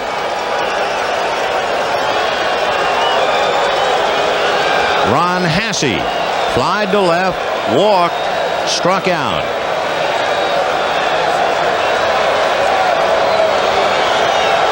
Carney Lansford on deck. Strike. So in the 8th inning, he started off by walking Phillips and got in trouble.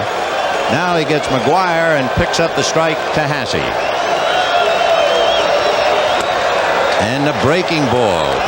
Dead low ball pull hitter, and he throws a fastball outside, not a breaking ball. Talking about that breaking ball, Dave Parker, I think, will be thinking about that all winter. Yes, he will.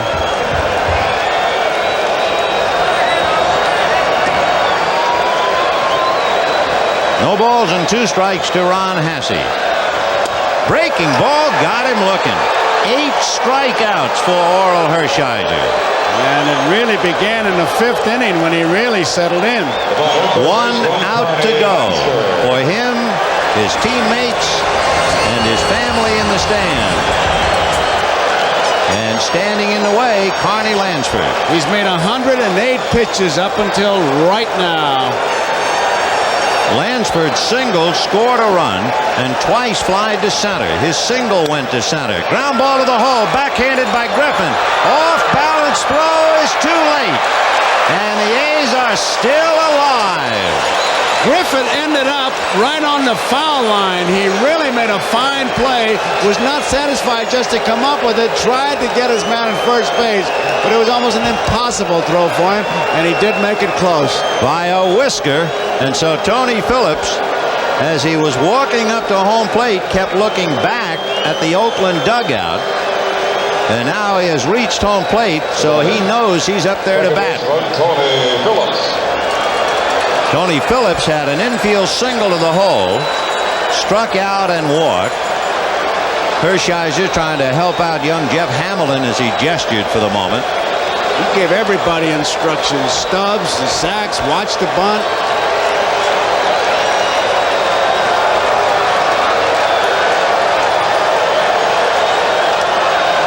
Ball 1. Terry Steinbach comes out on deck.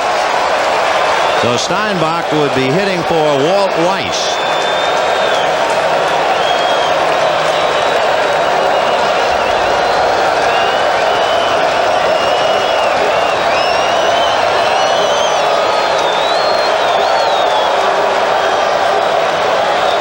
There goes the runner. They're not paying attention to him. Ball 2. He's got to make sure that Steinbach doesn't get up there. 5-2. He'd be the tying run. So he's going to go off the full windup and bear down on Phillips. Phillips single, struck out, walked, set up 1 run, scored 1. And going to third on ball 3. So Lansford getting a free ride. And now suddenly, and you know he was struggling in the 8th inning, Hershiser struggling in the 9th. And Steinbach waiting for one last shot. And Kirk Gibson knows what you can do with one last shot. You know it's a cool evening here, and there was Gibson sitting there, and he was sweating. There's a lot of sweating going on here. You can say that again. 3-0 to Phillips. Strike. One play, you have no defense against the base on balls, and Hershiser knows that.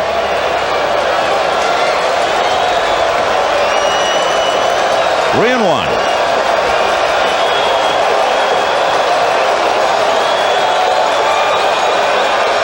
And another one. Well, he's taken all the way. They're going to make him run out the string. Here we are. And now watch Hershiser regroup.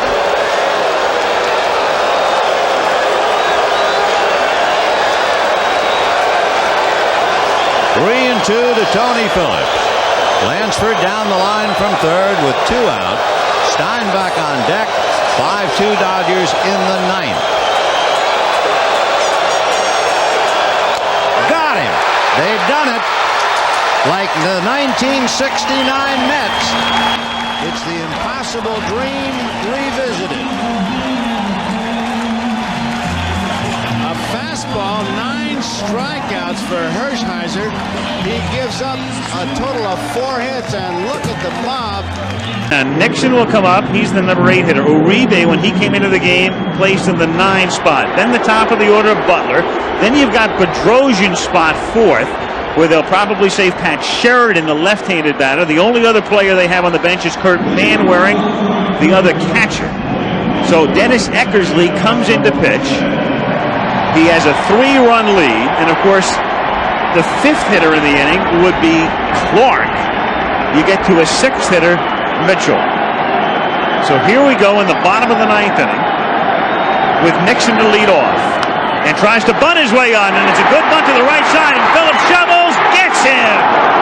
Great play by Phillips, and McGuire with the presence to get back to cover at first base. Good bunt. The type you normally beat out. That's a perfect bunt, only other than the fact that Tony Phillips anticipates it. We already saw him go up the middle. You can see him pushing the base. McGuire goes back to the base, and Phillips, a former shortstop, anticipating that play, comes in and makes a snap throw and have it out. The second terrific play by Phillips in this ballgame, and if you notice, Mark McGuire, in going back to first base, slipped and almost didn't make it. So the A's continue to do it in every phase. Power, hitting, running, defense. Pitching, of course. Fly ball to left field. Henderson makes the catch. And the Giants are now down to their final out. So you've got Butler coming up. And then you've got, after him, Sheridan, who's already out on deck. And then if they could both get on, you'd have Clark as the tying run. And if you wonder why they're not taking a pitch, hey, you get the scouting report on Eckersley. 3 walks in 57 innings over the course of the regular season. So you better swing the bat. So Butler now, the Giants down to their final out. 0-1.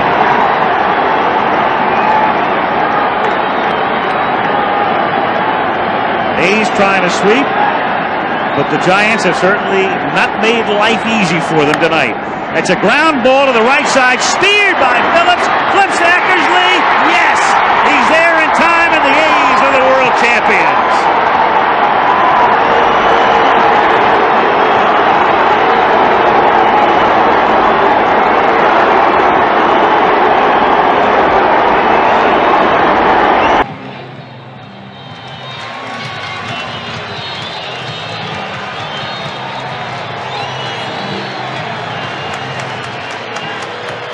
Look at that stat. Since the 3rd game of the American League Championship Series, after the 3rd inning, Oakland has not scored a run. They scored their run in the 1st inning here tonight, and they trail 2-1 in the bottom of the 9th. Oakland needs a run. Cincinnati needs 3 outs. Dave Henderson leads off against Rijo, who's retired 19 in a row.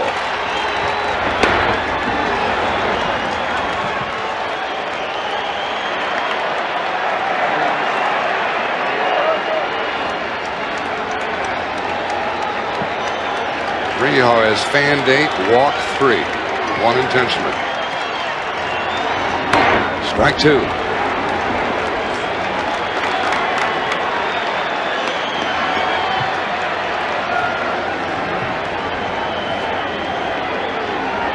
Anderson 0 for 3.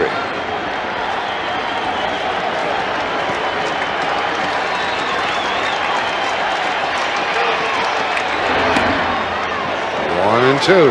I imagine a lot of folks are gathering in Fountain Square, Cincinnati.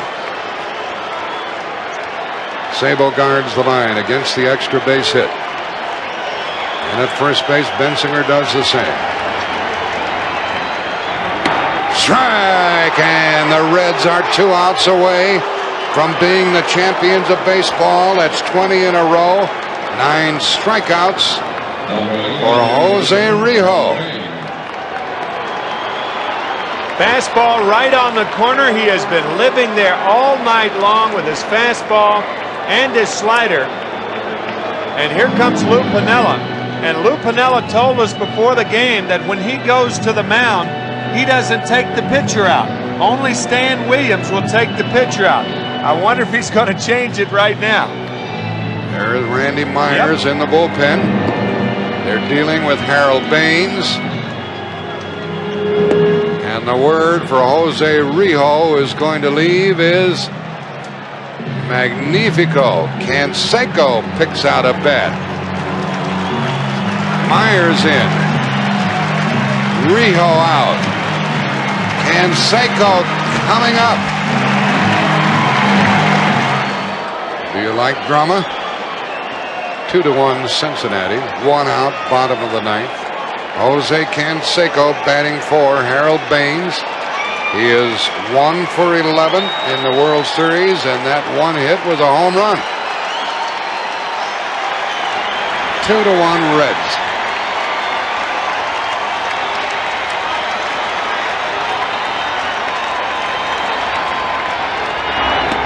Strike. Myers gets ahead.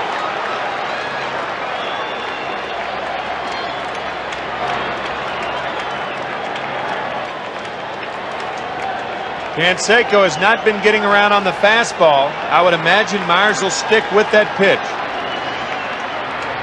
High and away, and the outfielders are as deep as can be. Piniella 2 outs away from the title.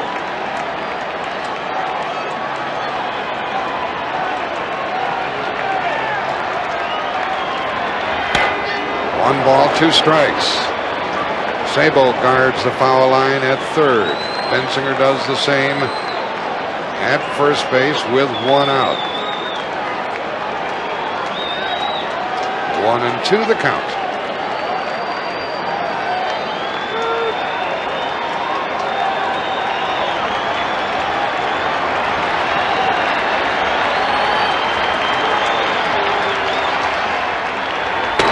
Two and two.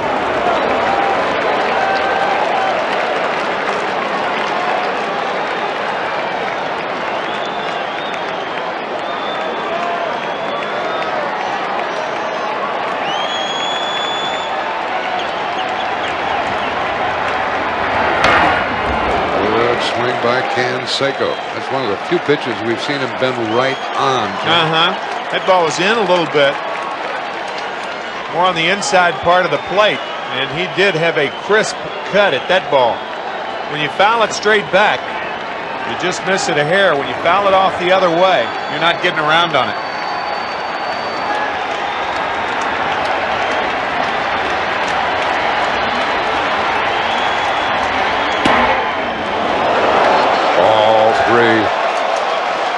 Ball 3. Ever so close.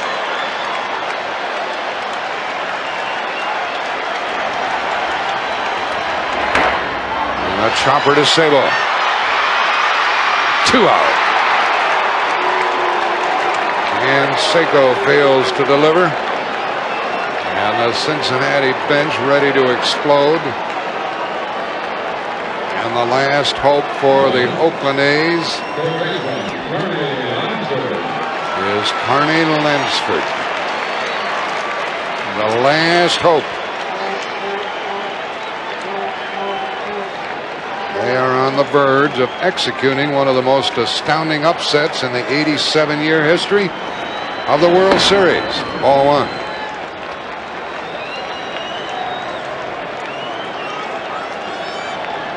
What can you do? What can you say? Rio rooting for Myers. Ball 2.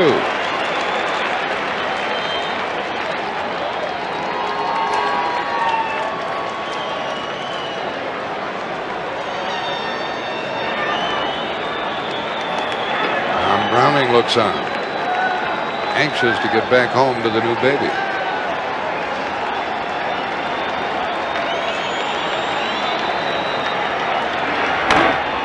Two balls and a strike with 2 out in the bottom of the 9th.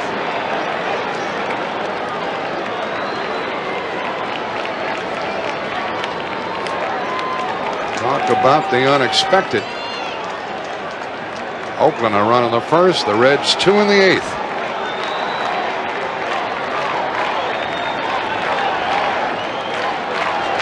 Billy Hatcher in the T-shirt back at the park.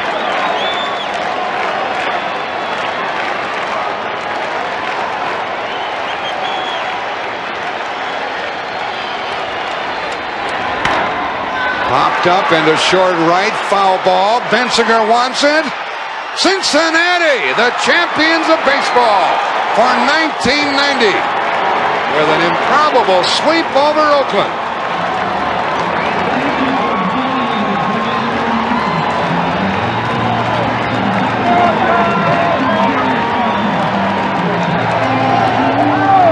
Scoreless game going into the bottom of the 10th inning.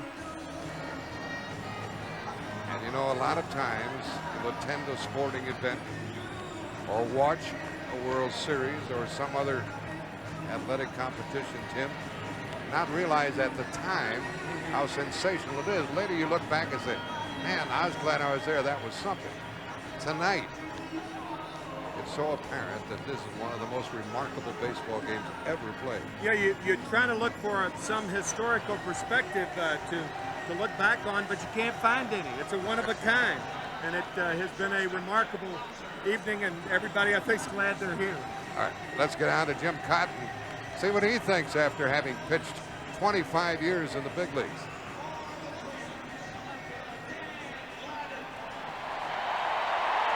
We're really going to enjoy what this is.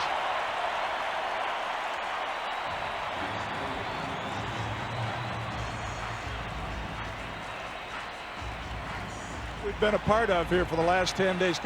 We're just soaking it up right now, but as the years go by, we're going to say, wow, this has got to go down as one of the greatest World Series ever. Our statistician, Steve Hurt, keeps handing us cards and says, this is the first time this, and the first time that, the first time this. We're piling up some records, and here we are, scoreless in the bottom of the 10th with Gladden, the batter, against Pena. Broken bat, fly ball's going to drop. He's trying. Save!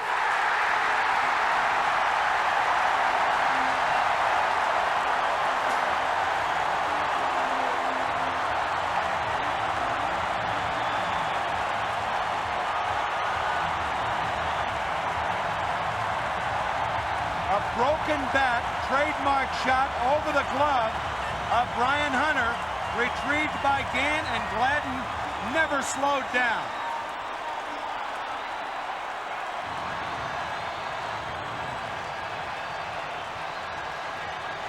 You have heard of the catch in the 1954 World Series. If Dan Gladden scores the winning run, you might hear about the bat that broke, that put him there. The Twins put their leadoff man on the 8th. They put the first 2 on in the 9th. The bat.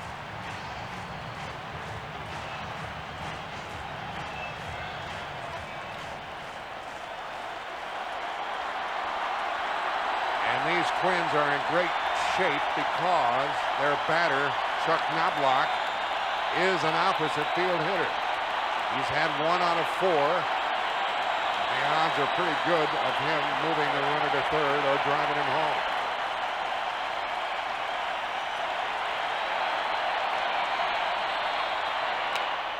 Ball 1. Bad break for Pena as he sawed the bat off in the hands of Gladden.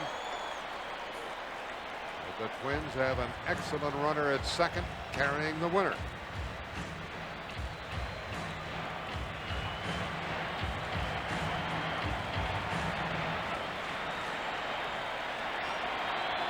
He's a rookie, folks. At the plate with a winning run at second. Is he still punting?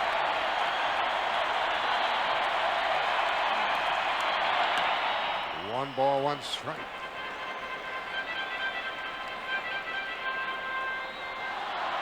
The Atlanta bullpen finds Jim Clancy and Kent Merker warming up.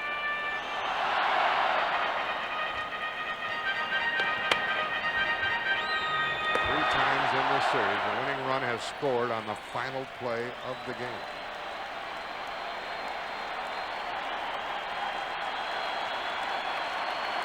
Gladden the runner, nobody out. Going to take another miracle for the Braves.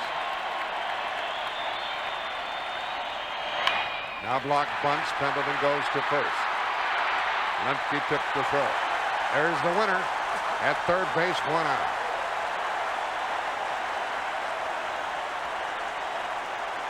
Now we'll see some more strategy. Well, you know you're going to get one intentional walk. That's Kirby Puckett.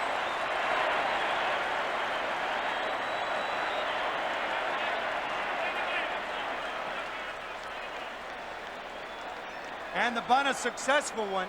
Knobloch to Pendleton to Bream for the first out. Remember, the Twins have never lost a World Series game in this Metrodome.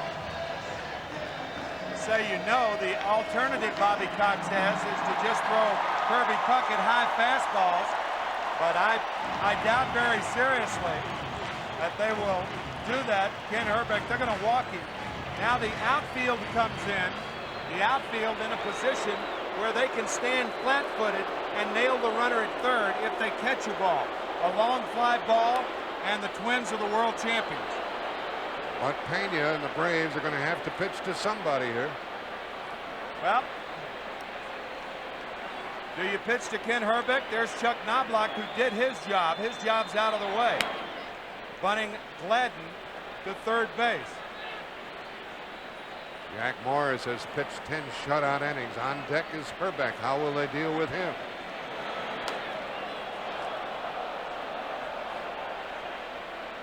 Jim Cott, what's going on where you are? Well, it wouldn't surprise me to see him walk Hrbek also, because Jarvis Brown is now the designated hitter, and the last left-handed pinch hitter, Gene Larkin, has a bat up the runway. Be interesting to see what Bobby Cox tries. First and third, one out with a walk to Puckett. If you pitch to Hrbek, do you try to pitch him inside where he's vulnerable? Remember, Pena struck him out in last night's ball game after hitting with a fastball inside and then going away twice. Hrbek is vulnerable inside, but they're going to put him on too. And it looks like Gene Larkin is going to be the pinch hitter for Jarvis Brown. This will be the third intentional walk by Pena since he relieved. Here are these Atlanta Braves. They'll be in a spot with the bases loaded, one out, scoreless game, bottom of the 10th. They chased the Dodgers. They caught them and beat them by a game. They chased the Pirates and beat them in the 7th game of the playoff. They went home and beat Minnesota 3 straight games to get out of the hole. Now they're only a fly ball away from being the runner-up. But don't discount Pena. And the batter will be Gene Larkin. More from Jim Cott. Well, I don't know if Bobby Cox is aware of all the injury problems on the Minnesota roster, but Gene Larkin, can almost see him limping up the home plate. He can swing the bat, but he cannot run, so very vulnerable to a double play in this situation. Larkin is the pinch hitter with the bases loaded and one out. He is 1 for 3 in the series. Looks like it's his left knee that is swollen.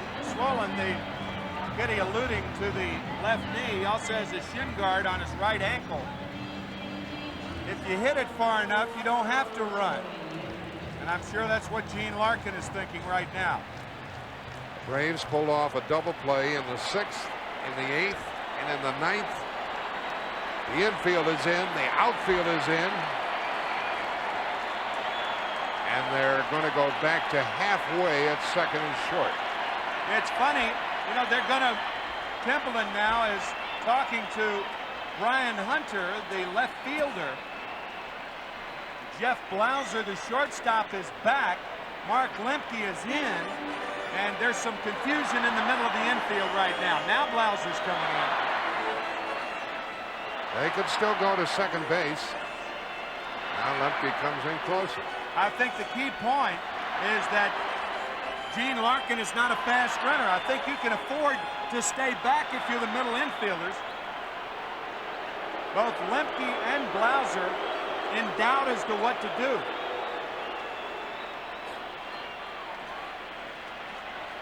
Minnesota bench hoping to get this winning run across here in the 10th. It's carried by Dan Gladden at third. Bases loaded, one out. Infielders are sort of halfway at second and short. Pena in a jam. The Twins are going to win the World Series. The Twins have won it. It's a base hit. It's a 1-0 10-inning victory.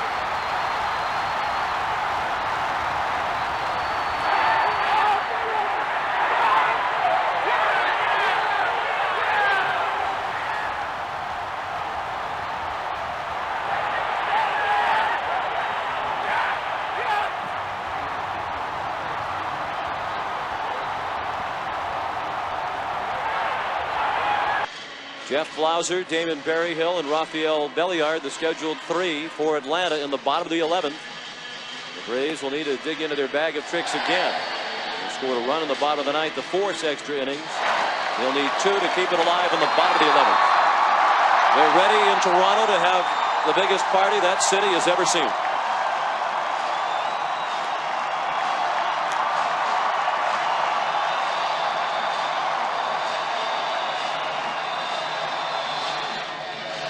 A lot of the Braves were irritated when in Thursday morning's paper the Blue Jays celebratory parade route was printed in the newspaper.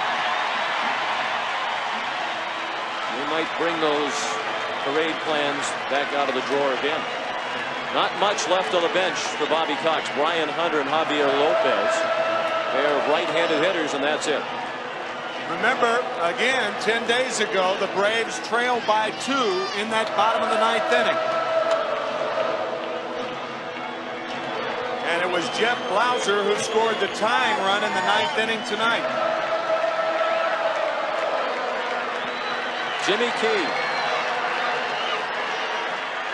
with a chance to earn his 2nd win of the series. And who would have thought that when this ball game began? Facing Jeff Blauser. Line to left. Here we go again. Blauser started the 9th with a base hit and scored the game-tying run. He starts the 11th with a base hit. That'll bring the tying run to the plate.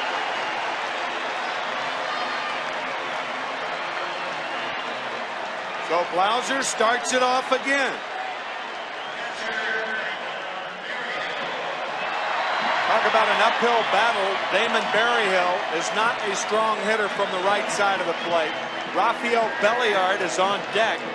He is not a strong offensive hitter.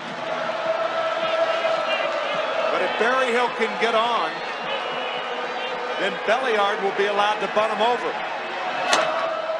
Up the middle. Bad hop, and Griffin couldn't glove it. Blauser continues to third. He'll get there without a throw. Had he fielded it, it was a perfect double play ball with Berryhill running, but it bounced up at the last moment. Griffin couldn't handle it. Now the tying run is aboard at first base. John Smoltz running for Damon Berryhill with nobody out. The ball came up on Griffin.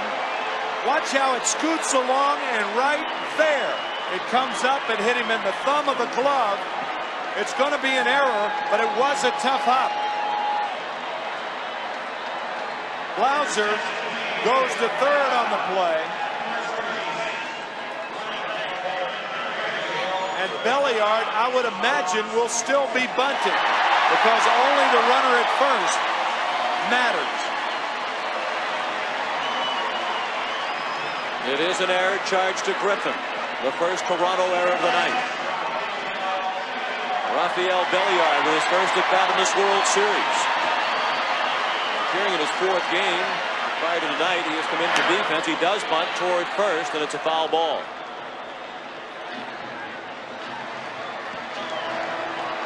If you remember in that NLCS Game 7, 9th inning, Jose Lind, the sure-handed second baseman of the Pirates, made an error that led to a run when the Braves scored 3 times in the bottom of the 9th to win it.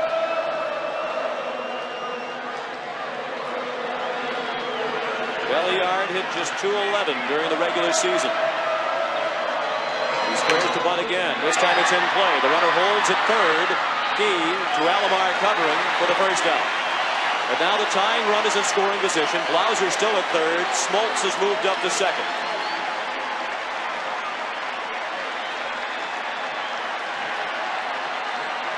And a nice bunt by Belliard. Jimmy Key thought about second. You can see him looking at second base. And now he goes to first. Brian Hunter, hitting .250 in the World Series. He's 1 for 4. His one hit a single. He drove in a run with a sacrifice fly earlier in this series.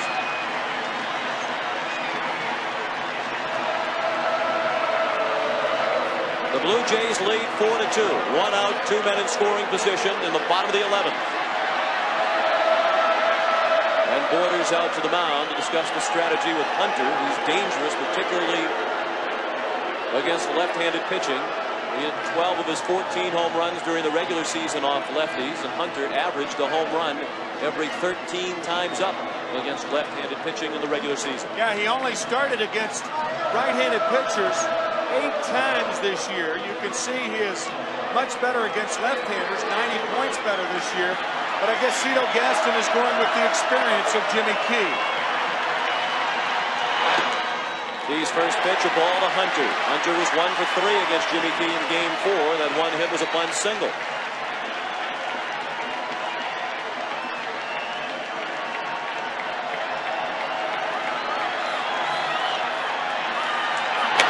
Off the end of the bat, down to first. Carter makes the play for the second out. A run scores. It's 4-3 Toronto. And now the tying run is at third base. But the Braves are again down to their final out. And again, it will be Otis Nixon, who singled with 2 outs and 2 strikes the count in the bottom of the 9th to drive in the game-tying run. It was Jeff Blauser who made it 2-2, and we went 2 extra innings. And Cito Gaston wants to talk to Jimmy Key. It is doubtful that he will take him out of the game. I think he wants to remind the corners, Joe Carter and Kelly Gruber and Jimmy Key, the pitcher, that Nixon will bunt. That's what makes Nixon, as a batter, with a runner on third and 2 outs, most dangerous because of the possibility of the bunt or the infield hit. John Smoltz represents the tying run. Well, we're going to go to the right-hander.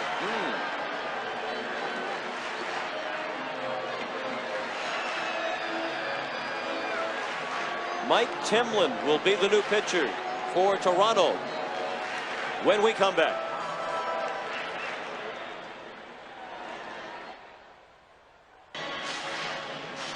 Mike Timlin pitched 1 inning in Game 5. That was the 7th inning, if you remember. And what pressure on this young man just to get 1 out. Jimmy Key was taken out of the game, we think, because Otis Nixon is a much better hitter against left-handed pitching. Mike Timlin will be pitching to Nixon, and interestingly, Nixon got the hit to tie the game in the 9th inning from the left side.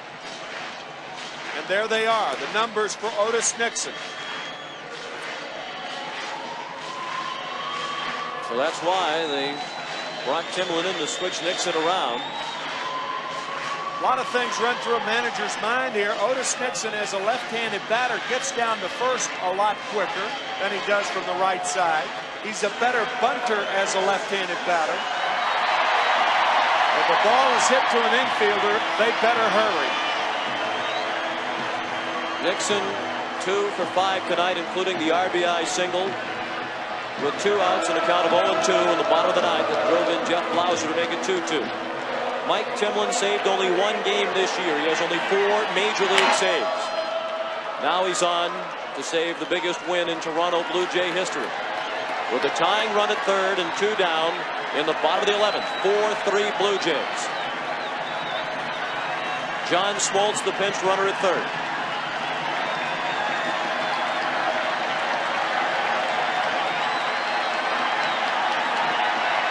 Timlin. Nixon bunts. Timlin on it. Throws to first. For the first time in history, the World Championship banner will fly north of the border. The Toronto Blue Jays are baseball's best in 1992.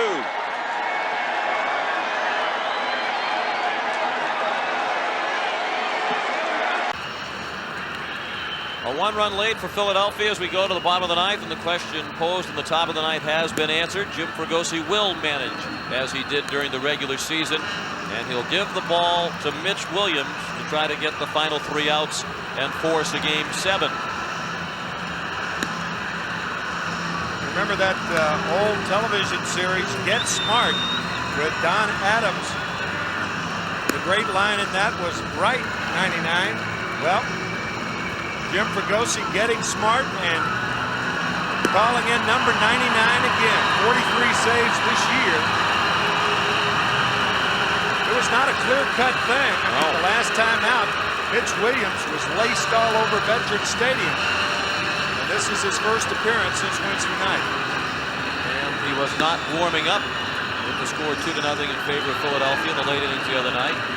Perhaps it's only fitting that in a game like this, no matter which team wins, that Mitch Williams and Tim Batiste will appear in the ball game. They've been a familiar duo in the postseason.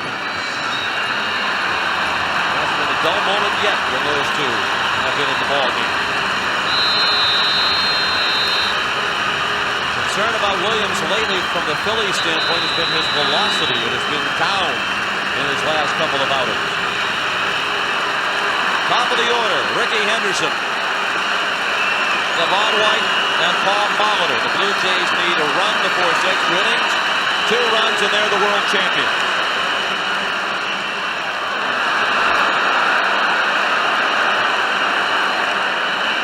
War at the Theater of the Bizarre involving Mitch Williams in the postseason. Before he can even throw a pitch at the bottom of the 9th, Henderson and the umpire step out.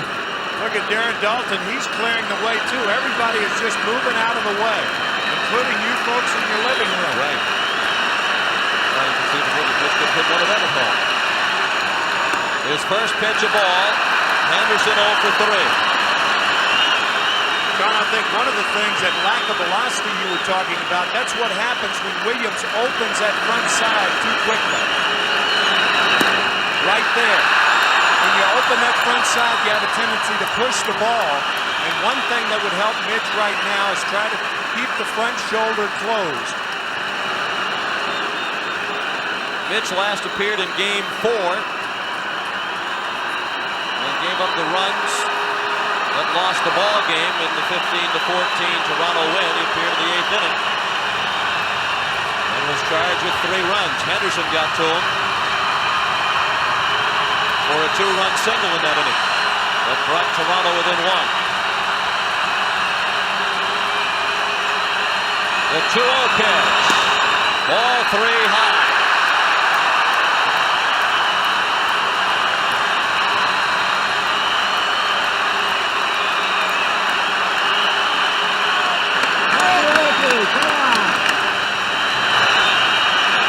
Ball 4. Williams walks Henderson on 4 pitches to open the 9th.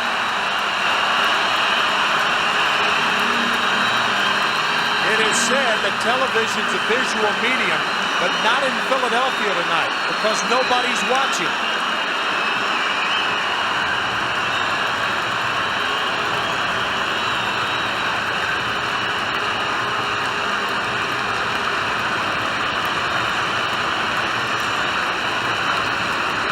The tying run is at first.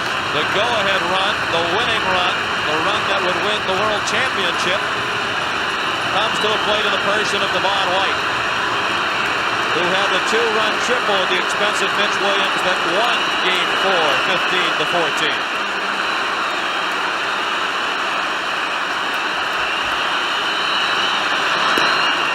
That's the first strike thrown by Williams. Any thoughts of a bunt by Cito Gaston in this instance? Yeah, I think so. I think that's a possibility. Batiste even with the bag at third. White sacrificed 3 times this year. Of course, you have Henderson, the all-time stolen base king. At first base, Ricky's only stolen 1 in this World Series. He's been thrown out once. Thing to watch if you're going to steal against Mitch Williams is whether the right foot passes the left leg. Once he does that, it's committed to go home. That's that Terry Mulholland step-off move that Williams will use. But once he picks his leg up and commits going home, what the runner watches for is whether the right foot passes the left leg. Slide step to combat it.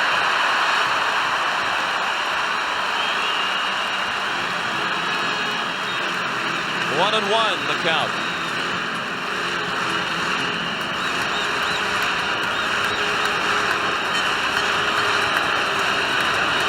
6-5 Philadelphia in the bottom of the 9th.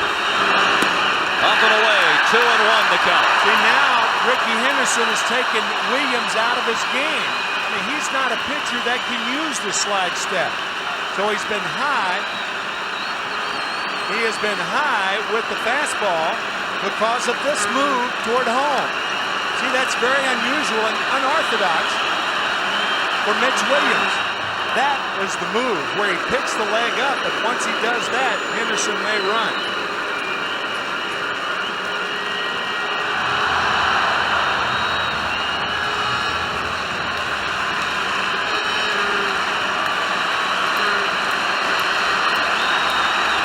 To the plate comes Williams. Foul ball by White. 2 and 2 the count. Paul Molitor is on deck. You're just joining us. The Blue Jays jumped off to a 3-0 lead in the first inning. They led 4-1 after 4, and then the Phillies scored 5 times in the 7th to take a 6-5 lead. There's not been any scoring in the game since then, despite opportunities on both sides. Henderson at first, nobody out. 2-2 to White, foul ball.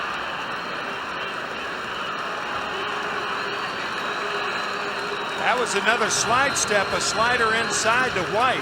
But keep in mind, when he does that, his pitches aren't nearly as effective. He is a power pitcher and relies on the high leg kick.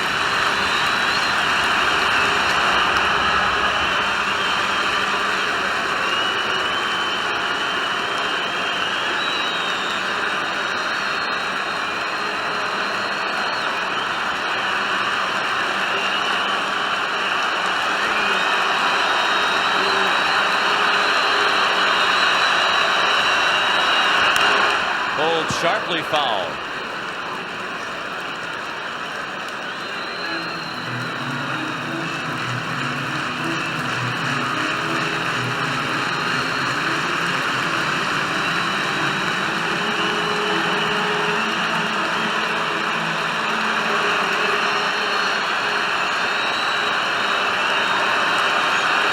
Another 2-2 pitch. Another slide step. Another foul ball from Devon White.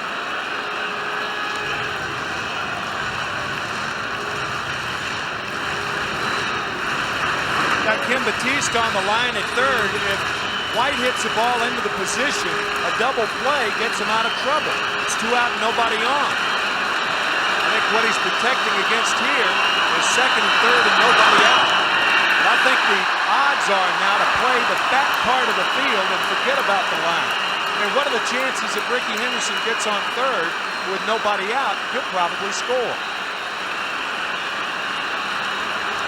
And now Williams is in danger of walking White. The 3-2 pitch. In the air, left center field. Incaviglia makes the running catch. He and Dykstra had an anxious moment as they looked at each other. It looked like Incaviglia thought Dykstra was going to take charge, and apparently Dykstra didn't see the ball because Incaviglia picked it back up and made the play. Dykstra did not see the ball. You can see him look at Incaviglia right there. And Incaviglia saw it all the way and properly made the catch. For the first out of the ninth, 6-5 Philadelphia. Paul Molitor, 2 for 4 tonight. An RBI triple and a run scored in the first, a solo home run in the fifth.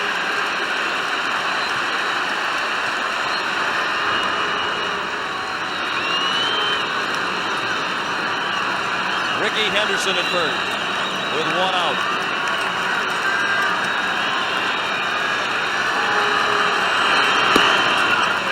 Paul Molitor, the first player in World Series history with 2 doubles, 2 triples, and 2 home runs in 1 World Series.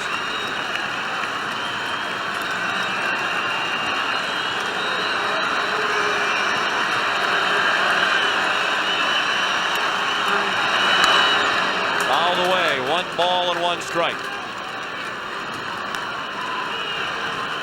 The 2 pitches to Molitor, both clocked at 91 miles per hour. And apparently the velocity has returned to Mitch Williams, who was clocked in the mid-80s in his last appearance in Game 4. Line into center, falling fast, a hit. Third of the night for Molitor. Henderson stops at second.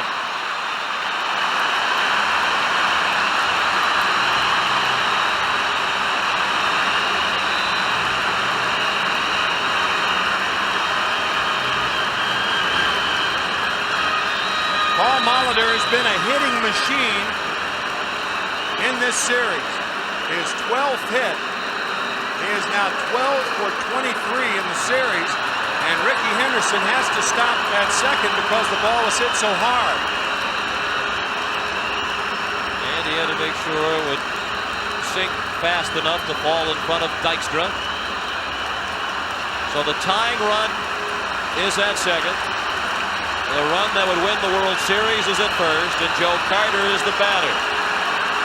He's 0 for 3 tonight, 0 for 4 lifetime against Williams. Joe drove in a run in the first with a sacrifice fly tonight.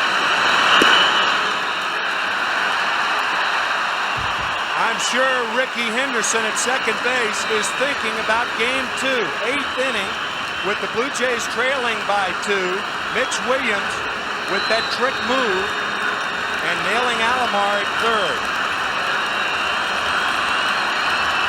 Warren Dean playing very close to the bag, trying to keep Henderson close to second. Williams has fallen behind Carter 2-0.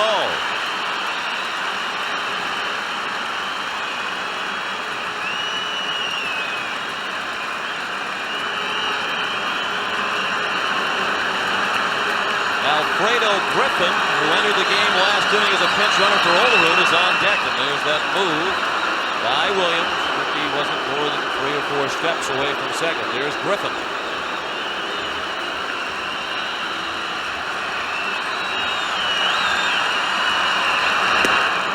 And there's a strike. 2-1 on Carter.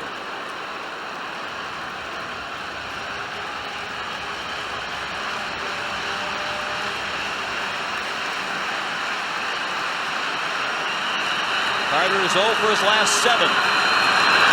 And he swung at ball 3. 2 balls and 2 strikes.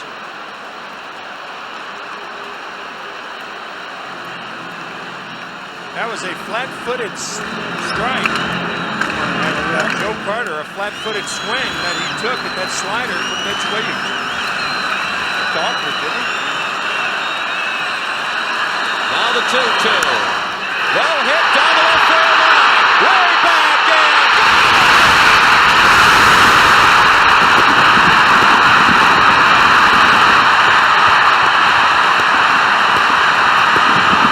Joe Carter with a 3-run homer. The winners and still world champions, the Toronto Blue Jays.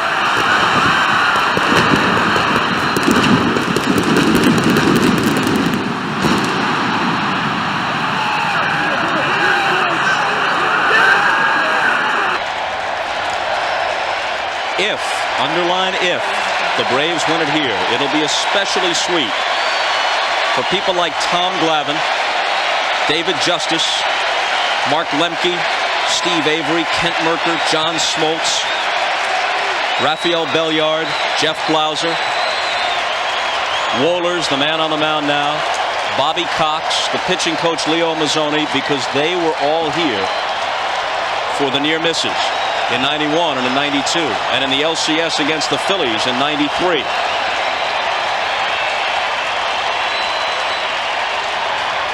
Three outs away from the one thing they haven't achieved in half a decade, and a strike to Kenny Lofton.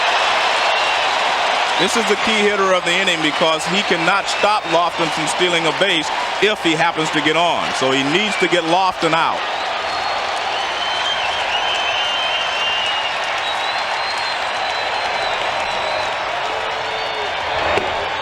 One and one. That's not just because of Lofton's speed, but because Wohlers' motion makes him easy to run on, even for a lesser base stealer than Lofton. Yeah, he's almost the same as he is out of the windup, Joe. He's got that slow leg kick and delivery from the stretch.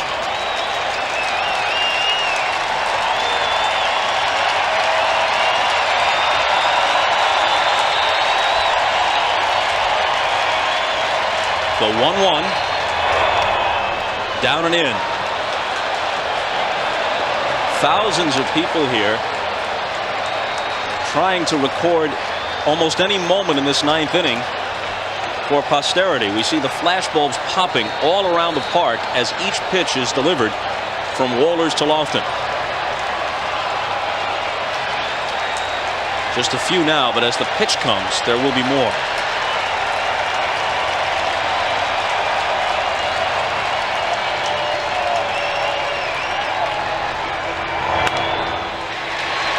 A blooper and foul ground. Belliard racing over. Backhanded grab.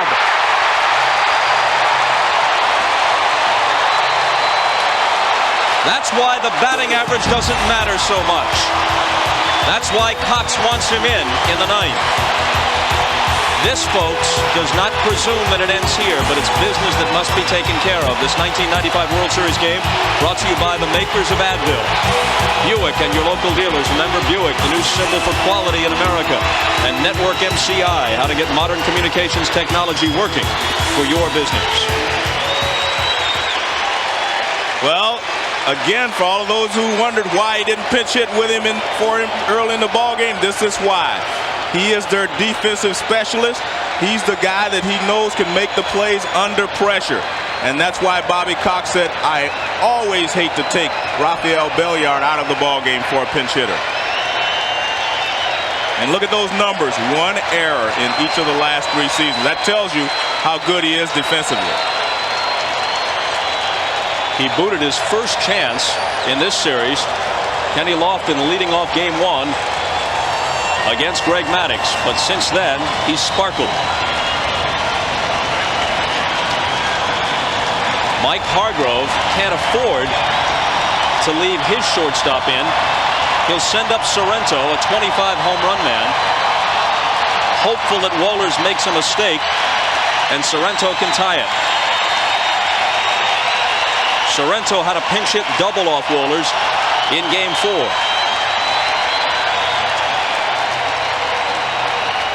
Baerga next. High. You know, in watching Wohlers here, Joe, to the last couple of hitters, he did it on Lofton. Yes. And he starts Sorrento off with a breaking ball. I know this guy's got power, and he can probably hit you deep the other way, too, talking about to left. But I mean, with a guy like Wohlers, who we've said throws in that triple-digit area, I mean, to start a guy out bang-bang with a strike instead of the breaking ball, I'm a little surprised. Well, remember, in this situation, you should always go with your best pitch. And his best pitch is not a fastball. Somebody's got to reach for Bell to have one more at-bat at least in this season. One out, nobody on, and the 1-0 pitch.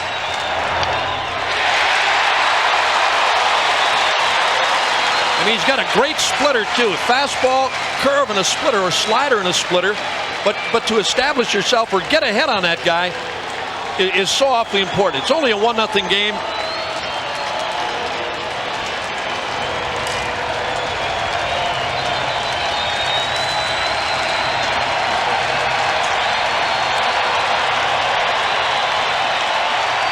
The 1-1.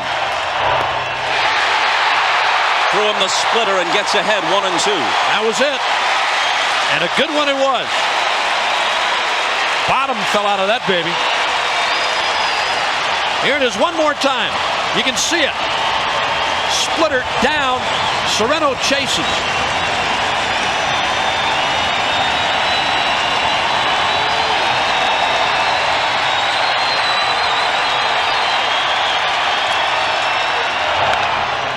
Center field.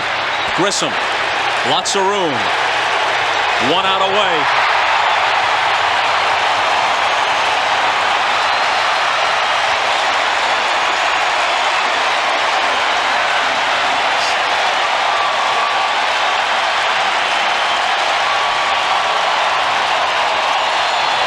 The most feared offense in baseball all year long. Held to one hit through 8 2/3 by Glavine and Wohlers. Held to a team batting average under 200 now in this World Series.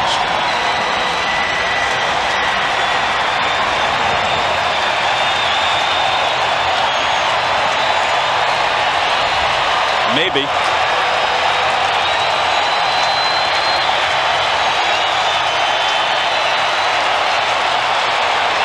Baerga is 0 for 3. Left center field. Grissom on the run. The team of the 90s has its world championship.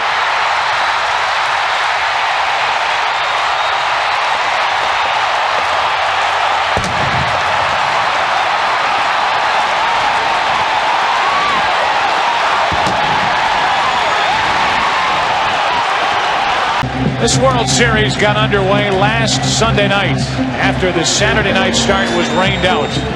It started Sunday night and it was a 12-1 Atlanta win, followed by a 4-0 Atlanta win in Game 2. Since then, the Yankees have won 3 in a row. They've won all 8 they've played on the road in the postseason. John Wetteland will try to save every one of the Yankee victories in the World Series. He has 5 saves in the postseason, 3 in the World Series, and the Yankees are 3 outs away from their first World Championship since 1978. And if the Yankees do win it, the parade will be down in the Battery on Tuesday morning. John Wetteland takes over. Andrew Jones leads it off and looks at a ball.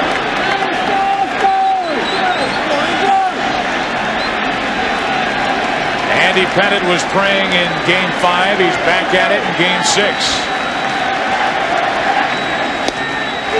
1-1.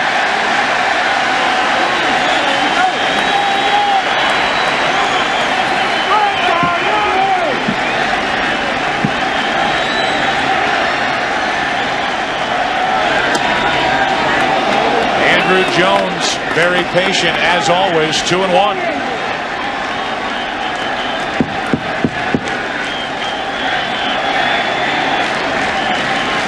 Glasgow will follow, and then Pendleton. 2-2.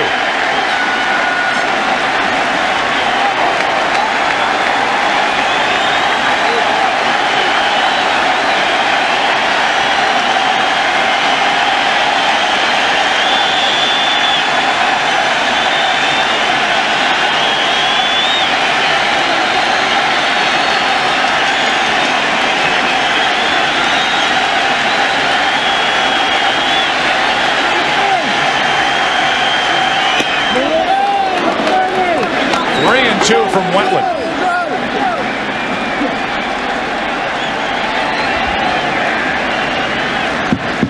Wetteland can hit a wild streak, and he's 3-2 on Andrew Jones, who has swung the bat only once in this at-bat.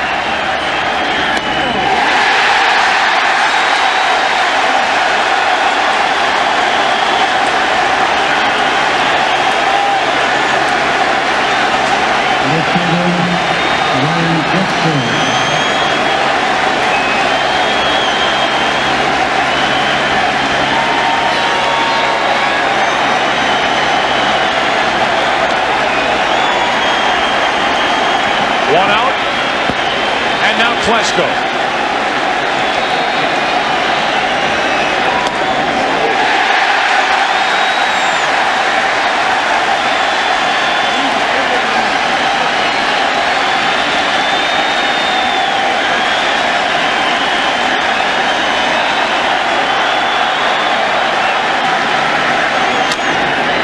The middle, off the glove of Jeter, and Klesko is on. With 1 out in the 9th inning, that means the tying run will come to the plate. Ground ball that eludes John Wetland.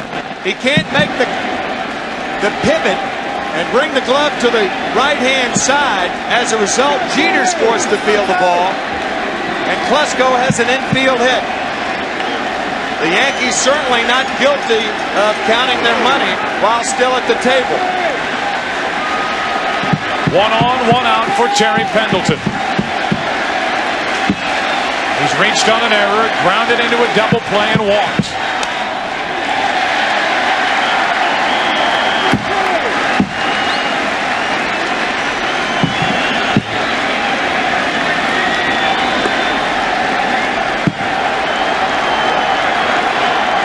Joe Torre making sure Bernie Williams is the proper depth. Outfielders are reminded on any hit to the outfield, throw the ball to second base. No doubles in this situation. You don't want the potential tying run to get to second base.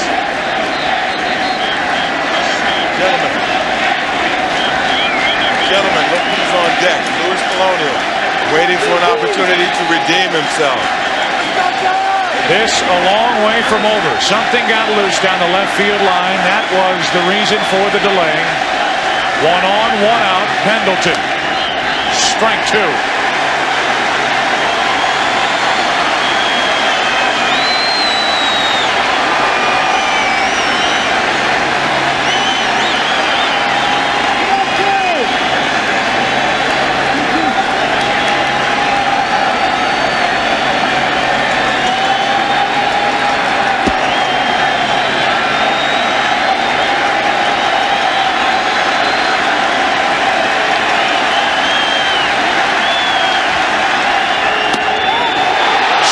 Missed inside, and Pendleton able to hold up 1 and 2. It appeared that he held up. This ball just off the plate on the hands. It's close. And a 1-2 count on Pendleton.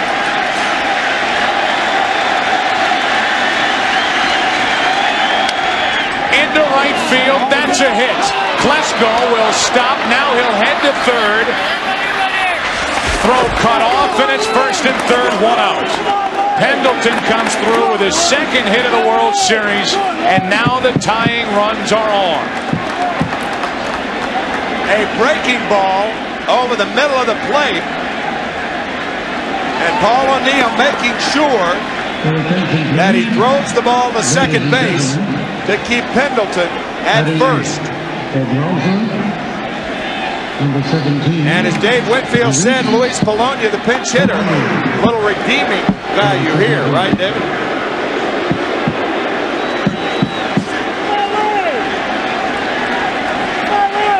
Back-to-back singles after the strikeout. Pettit can't watch again. Now Polonia batting for Blauser. Right down the middle, strike 1.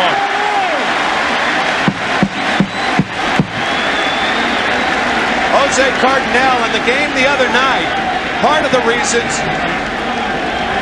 or one of the reasons, that the Yankees, there's Cardinal right there, moves the outfielders around. Polonia was the batter against Wetland. 8 straight fastballs, and Cardinal moves O'Neill into right center field. That was one of the reasons that O'Neill got to the ball hit by Polonia. First and third, 1 out. Tying runs on for the Braves. Strike 2.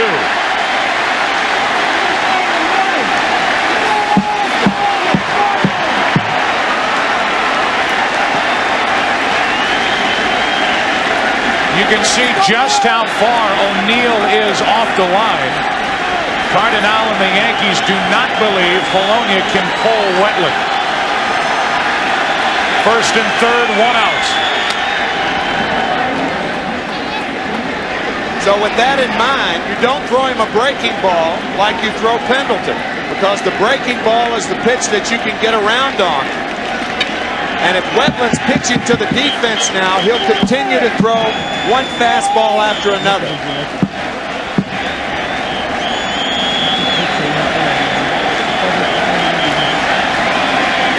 Andrew Jones led off. He struck out. Back-to-back singles by Klesko and Pendleton. Now Polonia. 2 out.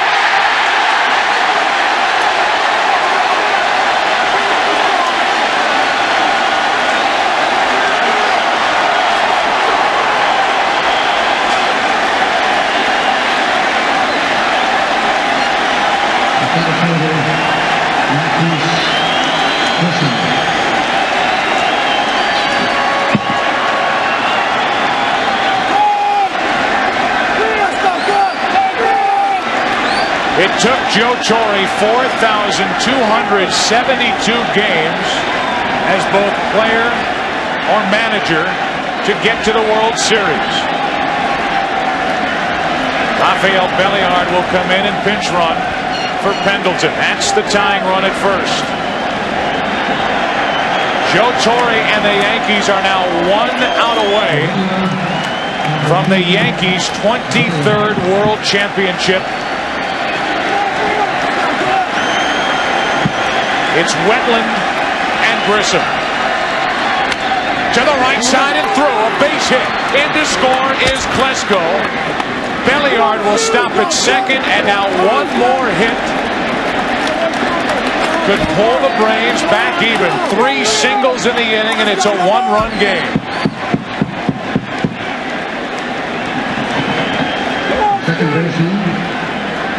First ball hitting, fastball away, poked into right field.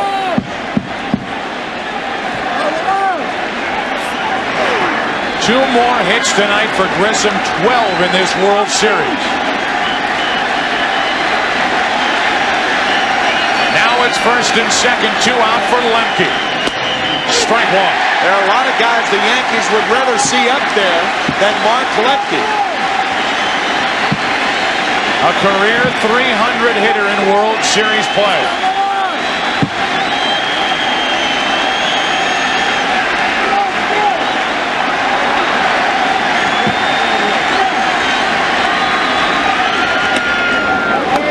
One and one from Wetland. Lemke tonight is grounded out and flied to center 3 times. There's the tying run, Belliard. There's the go-ahead run, Grissom. Very good speed on for the Braves.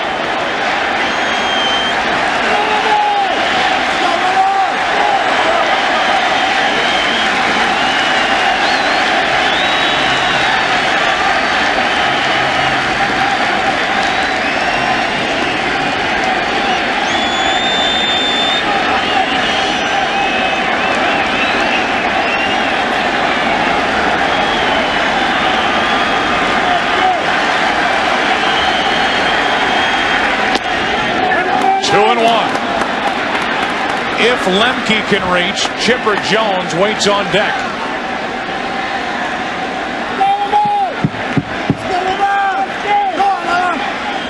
Now Girardi wants to talk to Wetland. Well, the reason for that is you want to be sure in this situation. If a catcher wants to go away and a pitcher wants to go inside, and you end up throwing that pitch, it'll be right down the middle of the plate.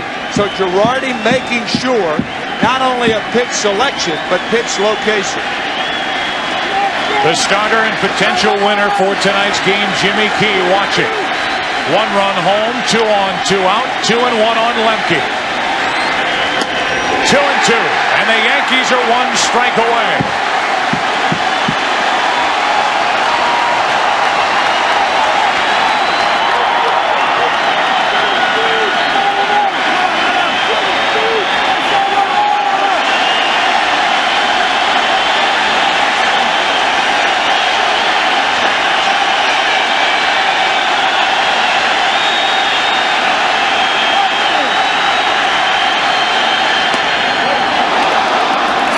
count, and that's important. Now the runners will go from first and second. Not only important that the runners will go, but the trail runner is the guy you're concerned about. He is the fastest guy on the Yankees team, and a short double, he can score the go-ahead run. Runners going. Lemke pops it foul near the dugout. And just out of the reach of Charlie Hayes. You know, interference could have been called on that play. There was a guy in a road uniform, and I don't know who it was.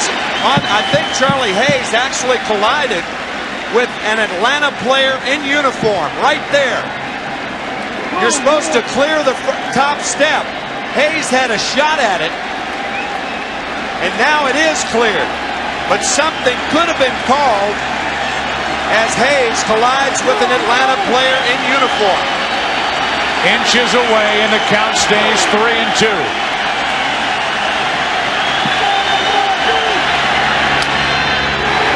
Another chance to the left side. Hayes waits. The Yankees are champions of baseball.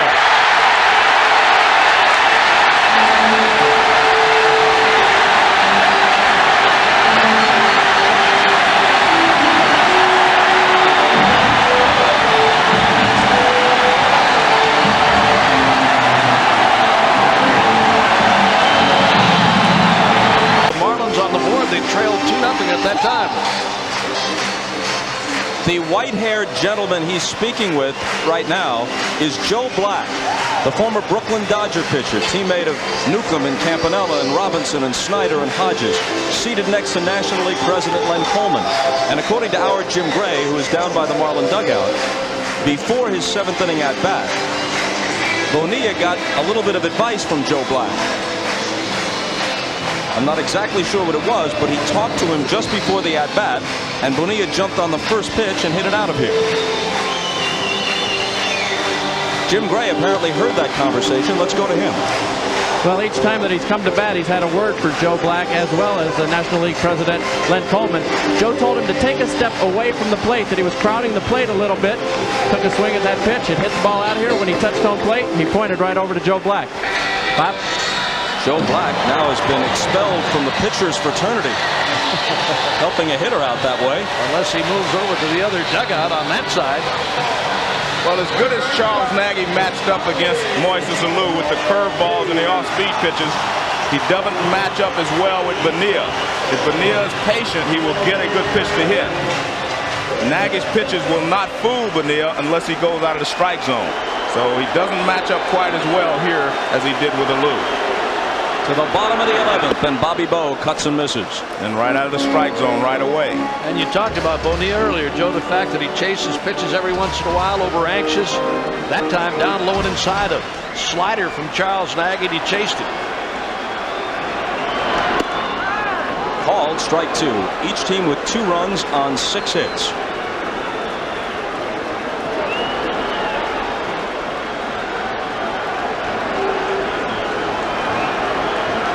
The 0-2 pitch. Hit hard through the middle for a leadoff hit.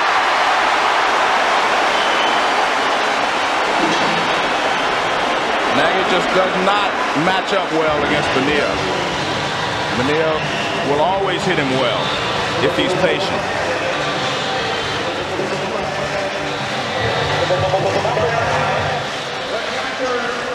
If you're even thinking about a pinch runner, remember Alex Arias, who does run well and does play third base, is the only reserve Jim Leyland has left. Yeah, but you can't take Bobby Bonilla out of this game simply because he ran well. You know, in fact, he helped them win the ball game in Cleveland. And you don't know how long this game is going to go. You might need Arias in a situation where you just need a fly ball. So Bobby Bonilla is going to have to bring the winning run home if the opportunity presents itself. Now Zahn bats for the first time tonight. Squares to bunt. Up along the first base line, they let it roll foul.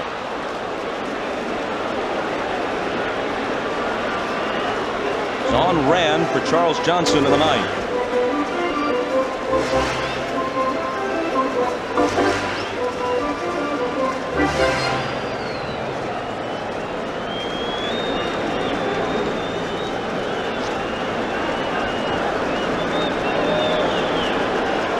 Hassan's going to have to make a good bunt down the first baseline because Bonilla doesn't run that well right now. He bunts it foul, and now he's behind 0-2. Well, and he's got to stay with it. Greg Zahn normally is a guy who gets the ball down. That pitch was upstairs, bunted it foul back over the screen. The Indians failed to execute in the top half of the inning to bunt the go-ahead run to second base, and so far the Marlins have not been able to execute either. Let's see what they do with 2 strikes. He's going to try to bunt again. He lines it back to the mound. Nagy's got it. Fernandez sneaks in behind, but Bonilla is able to get back.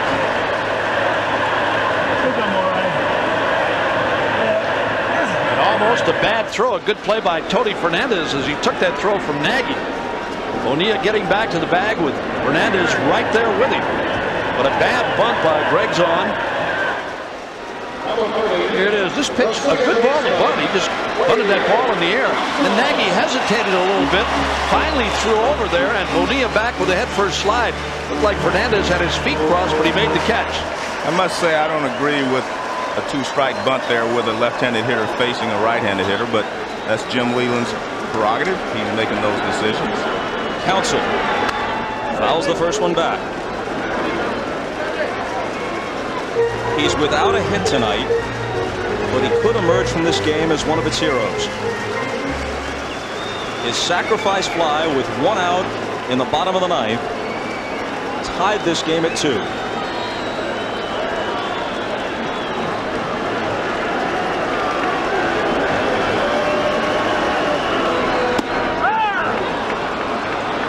Nagy gets ahead of him 0-2.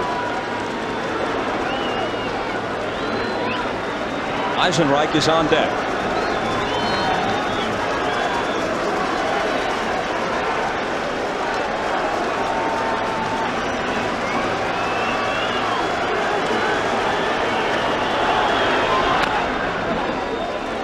Still 0-2.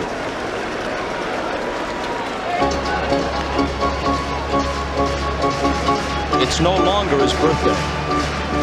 It's about a minute past midnight.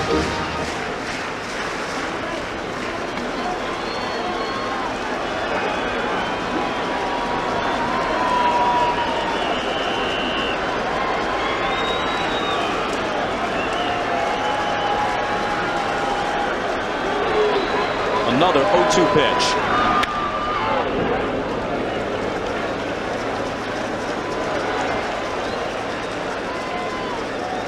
Well, the one thing you get from Charles Nagy is a lot of off-speed stuff, a lot of change of speeds. You'll change off the fastball, you'll throw 2 or 3 different kinds of curves, and then a straight change of pace. Well, that can work against him if Counsell can put the ball in play because he has a big hole on the right side. And if he pulls it over there, Bonilla will have a chance to go to third base. 1-2.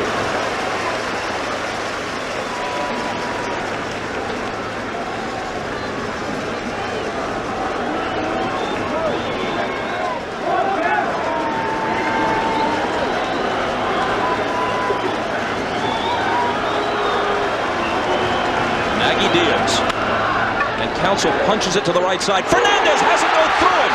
Bonilla will try for third. Ramirez up with it, but there's no play on him. Bonilla dives in.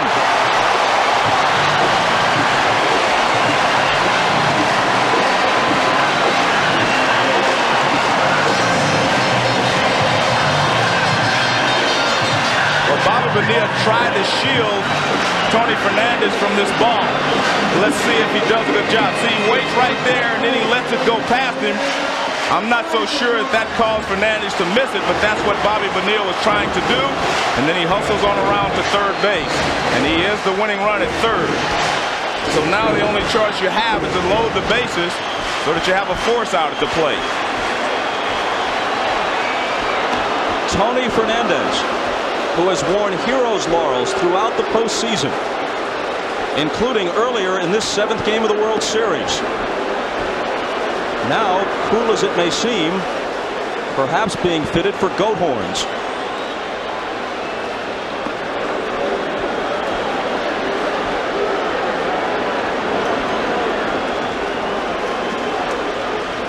It'll be up to Devon White for 5.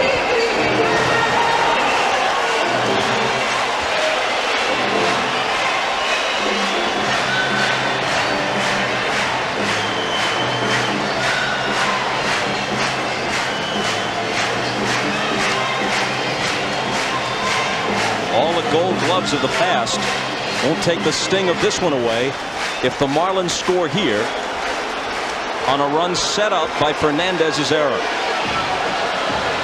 Tony Fernandez took his eye off this ball for a moment.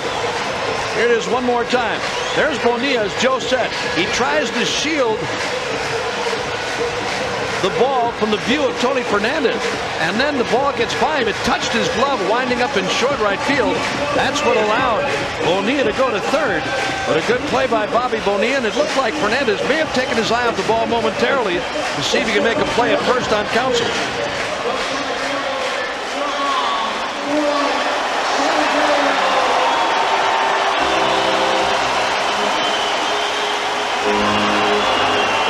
Well, the outfielders will have to come in shallow, because if a long fly ball is hit, the ball game is over anyway. They come in to try to take any line drive base hit away from the hitter.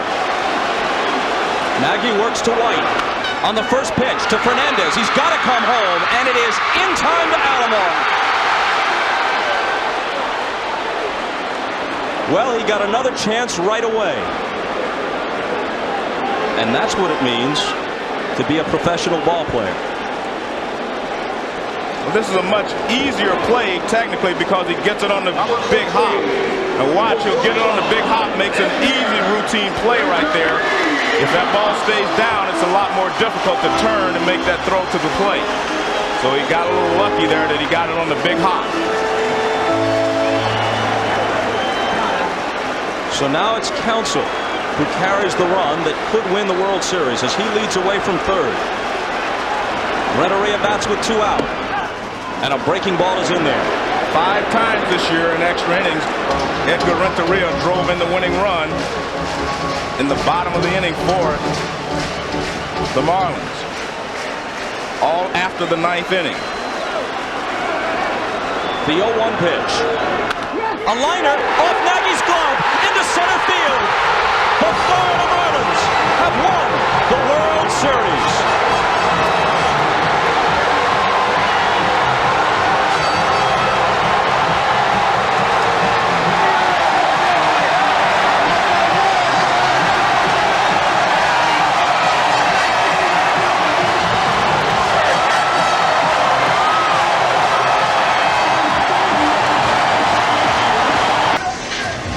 Bruce Bochy on your left, Joe Torre on your right. The two managers as we prepare for the bottom of the 9th inning here in Game 4. The Yankees leading 3-0 and leading this game 3-0. Two classy individuals. And 2 more. Tony Gwynn still rooting for his team over on the dugout bench, as Ruben Rivera will lead off against his cousin Mariano Rivera. We would like to thank Bruce Bochy and Joe Torre for their help during this series.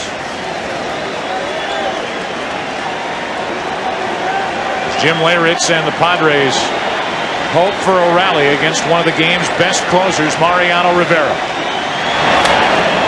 Ruben Rivera fouls the first one away for strike 1. New York Yankees are 3 outs away from their 24th World Championship.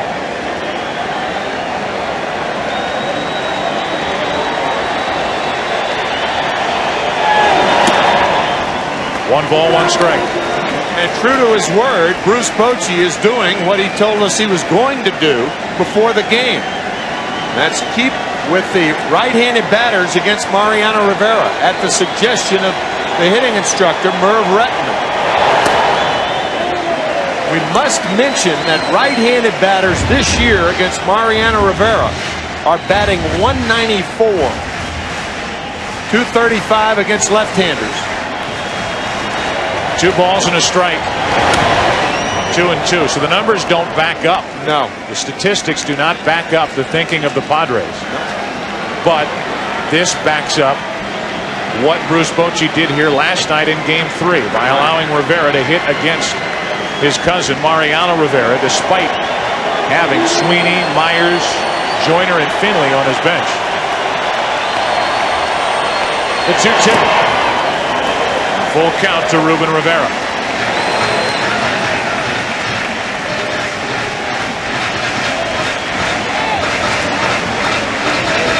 Ruben Rivera tonight. 3 of the better swings that the Padres have taken. A single back in the second. Grounded out in the fourth. Robbed on a play by Derek Jeter to his left. Doubled back in the seventh. The 3-2 pitch. Rivera up the middle. A leadoff base hit.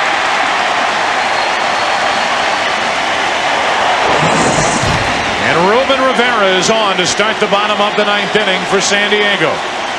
Chuck Knobloch slipped in going to his right. His first step, his right foot came out from under him. I don't think he would have had a chance on the ball. It was hit too hard. But you can see Knobloch slipping right there. And that slip cost him any chance of getting Rivera. Now Carlos Hernandez, who was successful last night against Mariano Rivera in the 9th inning with a 2-out single. That was followed by a single by the pinch hitter Sweeney, who's on deck now. 1 on, nobody out. 3-0 Yankees. Hernandez takes ball 1.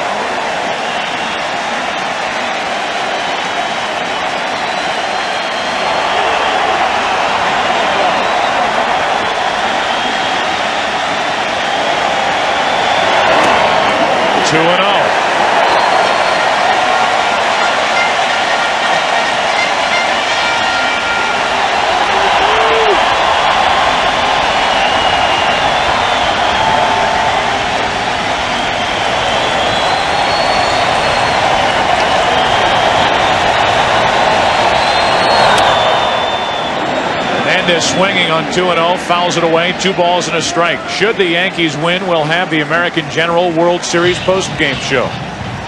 But right now, the Padres trying to put that off for another night.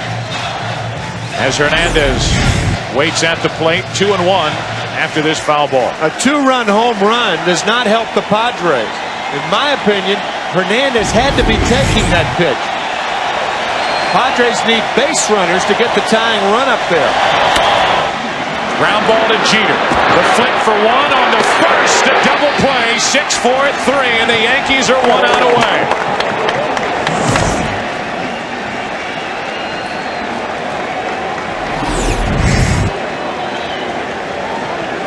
Jeter, Knobloch, Martinez. A victory by the Yankees tonight would give New York their 24th World Championship, which would be the most ever by any professional sports franchise. One more than the Montreal Maroons and Canadiens of the National Hockey League. The Yankees are 1 out away. Mark Sweeney pinch hitting, strike 1. 65,000 have gone silent here in San Diego.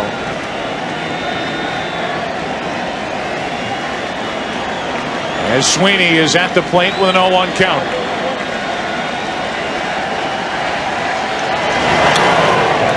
They're 1 strike away. A season in which the Yankees won 114 games during the regular season. They're 1 strike away from their 125th win of the year, including postseason, against only 50 losses. Fighting back a smile, Andy Pettitte. The starter of tonight's game as Sweeney grounds to third.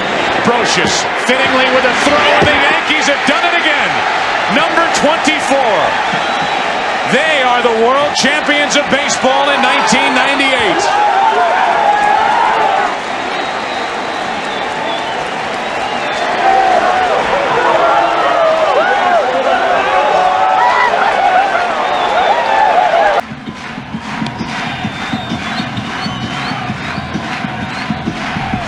Chad Curtis stays in the game after batting for Ricky Leday. He'll play left. There are just 3 outs left for the Atlanta Braves. Roger Clemens has 247 regular season wins. 2 in the playoffs. This would be his first in the World Series. So if you combine them, the 250th victory of his career would be the sweetest.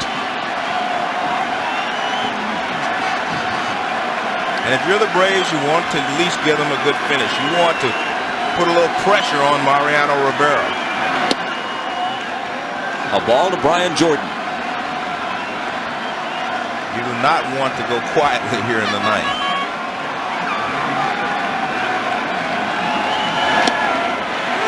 There's a strike.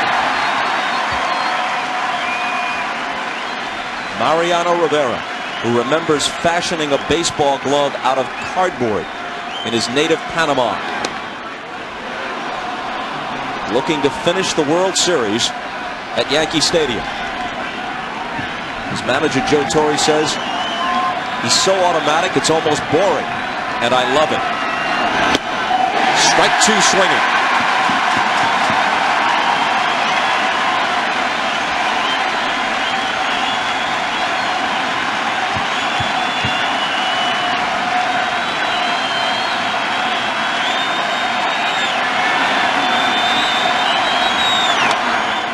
Hangs in.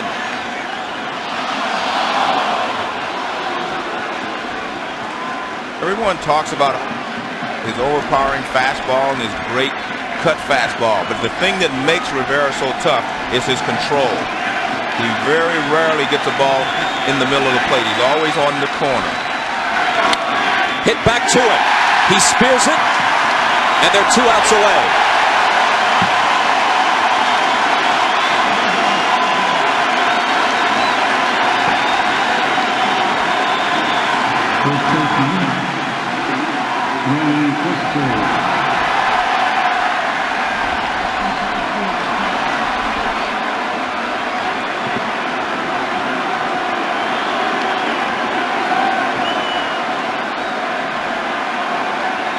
And someone has run out onto the field in right. And the security forces take care of that. Clemens and Knobloch, both of whom have had their critics this year. Both of whom have had big moments in this World Series. And I think they're all happiest for Roger because he doesn't have a ring. They all have one, and now he joins the circle.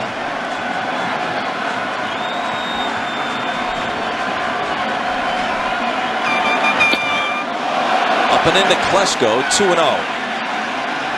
The little rally that the Braves staged in their half of the 8th may have deprived Clemens and this Yankee Stadium crowd of some high drama. If he still had the shutout going, Torre would have let him come out for the 9th, quite possibly.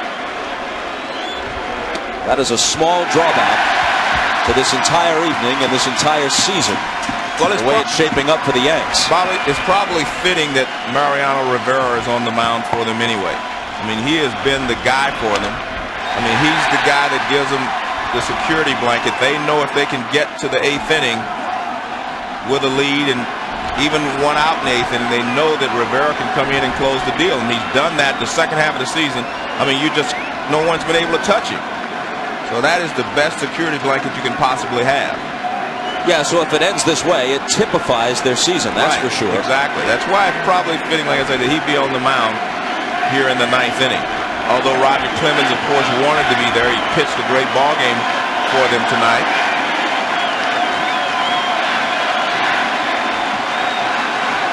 From a pummeling at Fenway Park to quite possibly a series-clinching victory 10 days later at Yankee Stadium.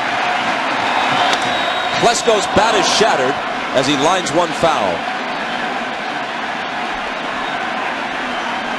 Well, he's broken 2 bats here in the last 2 swings, but it's because Rivera's cut fastball. Watch where it starts. It starts on the inside corner. Klesko goes for it, and it just eats him up. It just continues to go up and in. I mean, his cut fastball is just an amazing pitch because he has such great control with it.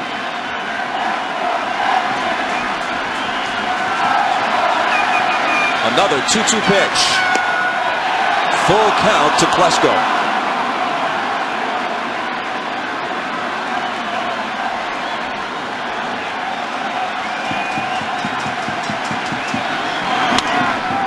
A little bloop. Back goes Soho to take it.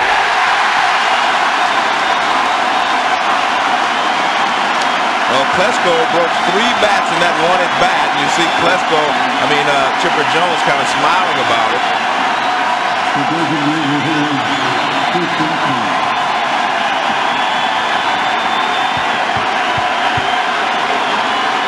Atlanta's last hope is Keith Lockhart, who's 1 for 3.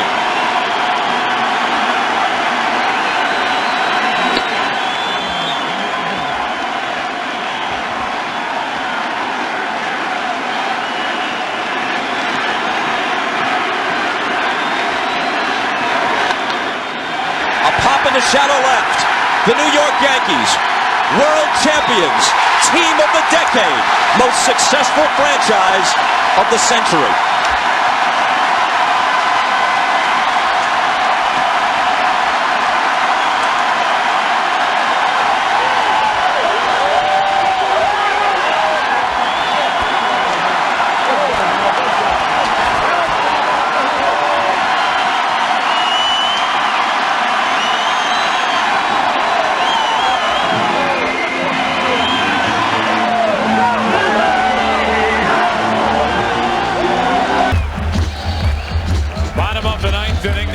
Lead 4-2. 2 changes. Clay Bellinger is in the game. He's in left field. That's been the plan for the Yankees in this World Series. Justice is gone, so Stanton. And in his place, Mariano Rivera, who is tied with Raleigh Fingers for the most saves all time in World Series play. And in postseason play, he has 18 saves, 3 more than Dennis Eckersley, who is second.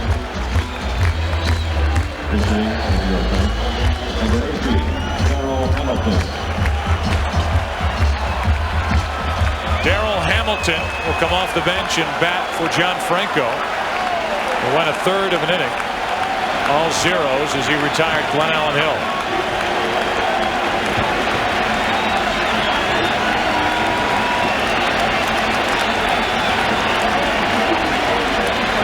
Hamilton leading off against Rivera. Strike 1.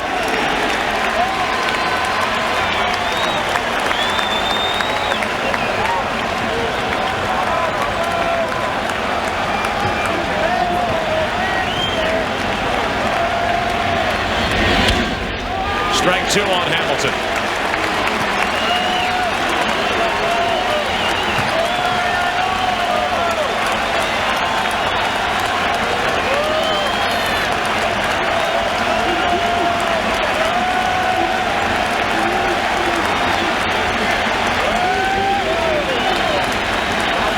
No balls, 2 strikes. Hamilton's gone, 1 out.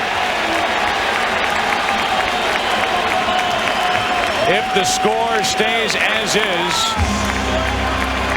this is the Merrill Lynch play of the game. What else would it be? 2 on, 2 out, top of the 9th, and Luis Sojo with a base hit up the middle. Posada scored as the throw went into the dugout. Brocious crossed the plate.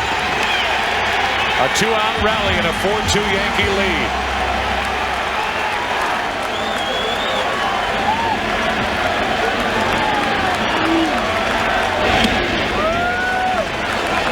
Ball 1 to Agbayani.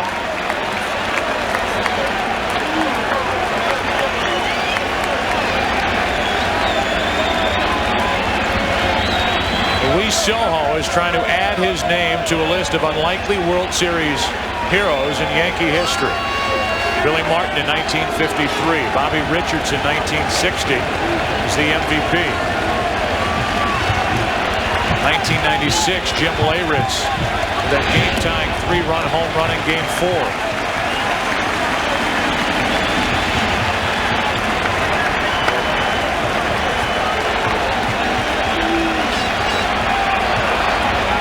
Luis Sojo tonight has put the Yankees on top of the 9th. Now with 1 out, nobody on. Agbayani looks at ball 3. And now he'll take 2 pitches, the 3-0 and the 3-1.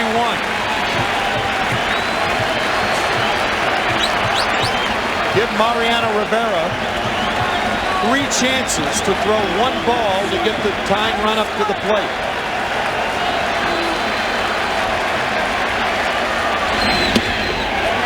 A 1-out walk, and the Mets have a life here in the 9th inning.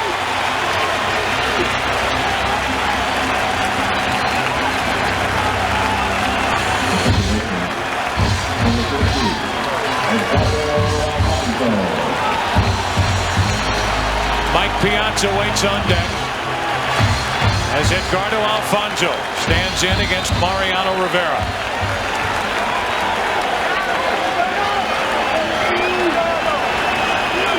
Tied for most in the majors with their 45 come from behind victories in the Mets this season. They trail 4-2 in the 9th inning of Game 5, and Alfonzo takes strike 1.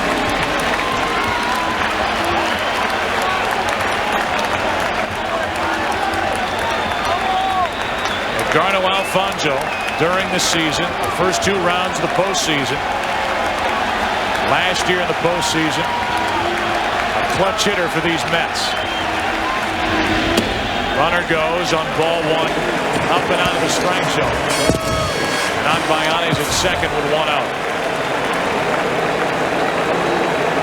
No stolen base.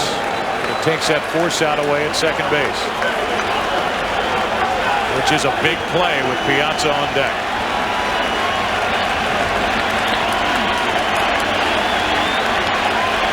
A 1-1. Strike 2. Alfonzo had a pitch to hit then.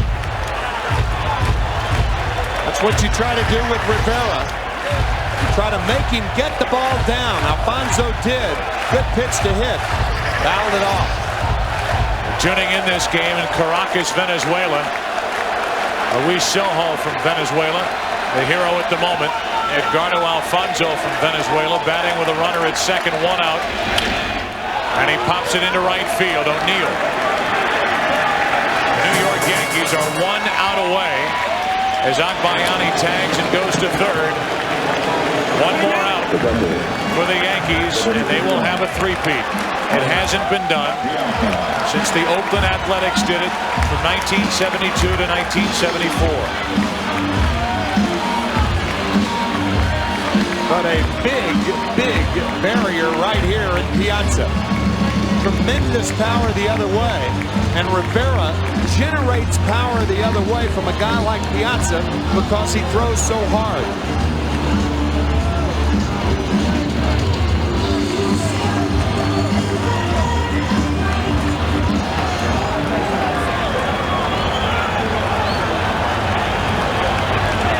Tying run at the plate. Runner at third, 2 out. Mike Piazza facing Rivera. Strike 1.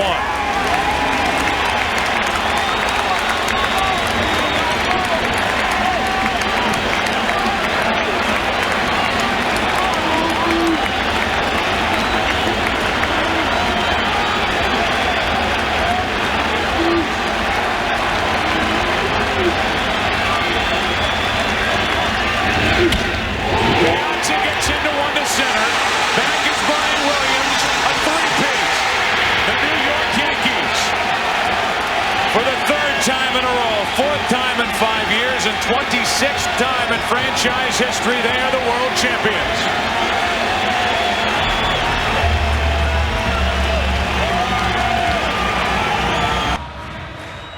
Bottom of the 9th inning. Last chance for the Diamondbacks. Down 2-1. Mark Grace first up against Mariano Rivera, who struck out the side in the 8th. Grace, 2 hits tonight. Ball 1. Shane Spencer too deep in left field. Mark Grace would have to hit a ball twice to hit it to him. That's Knobloch, I beg your pardon. Spencer in right. Into center field, a good start for Arizona. Grace with his 3rd hit.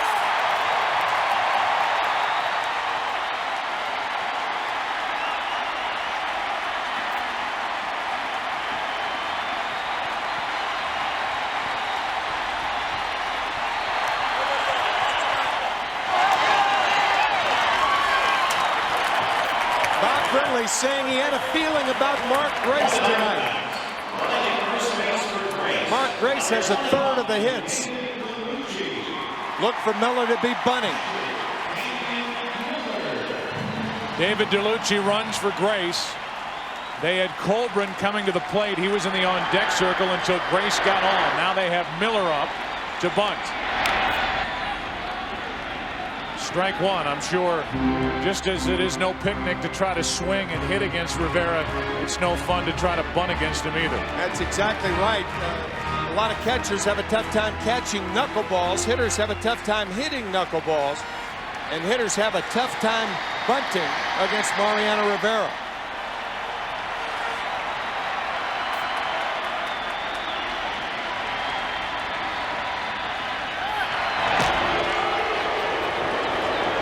What's interesting is Greg Colbrin has come to the on-deck circle, a right-handed batter, with the Rubio Durazo, a terrific left-handed batter, on the bench. So Bob Brindley believes the right-hander has the best chance. The bunt by Miller. Throw to second. Into center field. DeLucci will stay, and it's 2 on with nobody out.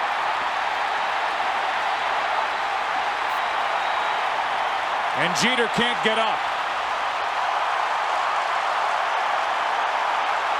Joe, earlier in the game, we talked about pitchers throwing the bases, that they had a difficult time throwing because they can't throw anything straight. This ball backs up on Derek Jeter, and his left knee appears to be tangled in the legs of DeLucci. Trying to stretch out for the tag play. You can see the throw backing up right field side, and Jeter with the ankle and knee. He appears to be all right, but a scary moment for Derek Jeter. And now the Arizona Diamondbacks are possibly a hit away from tying it.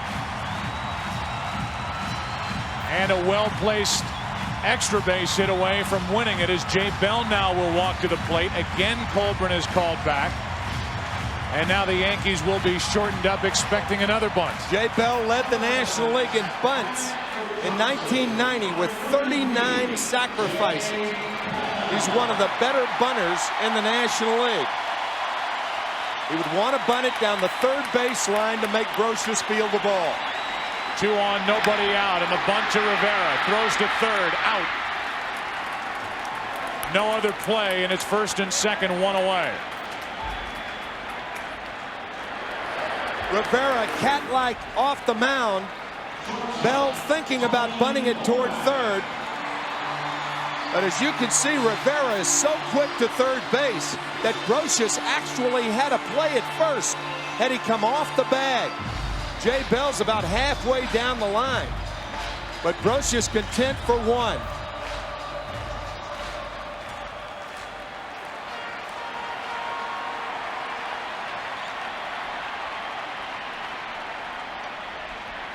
And now that the lead runner is Damian Miller, he'll be lifted for Midri Cummings. That's the tying run at second. The potential winning run at first is Jay Bell. It'll be Tony Womack at the plate, first and second, 1 out. Just like on Mark Grace, you shorten up in the opposite field. Chuck Knobloch for the Yankees in left field is too deep for Tony Womack right now.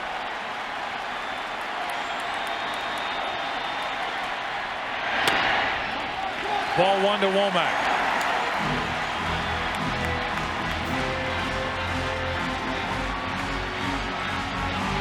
Womack singled his last time up to chase Roger Clemens. Now he faces Rivera. 2 on, 1 out. 2-0.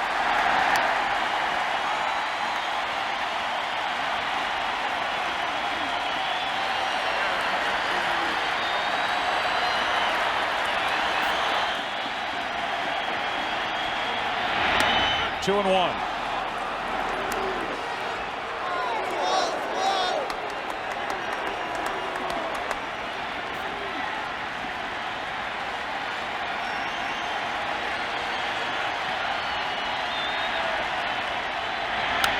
2-2. Squeezing every last drop out of this 2001 World Series. Diamondbacks won game 1. They won game 2. The Yankees swept at home. Diamondbacks won last night. Yankees lead in game 7, 2-1 in the 9th. 2 on, 1 out, and Womack into right field, a hit. Here comes Cummings. It's tied. Going to third is Bell. Tony Womack delivers. It's 2-2.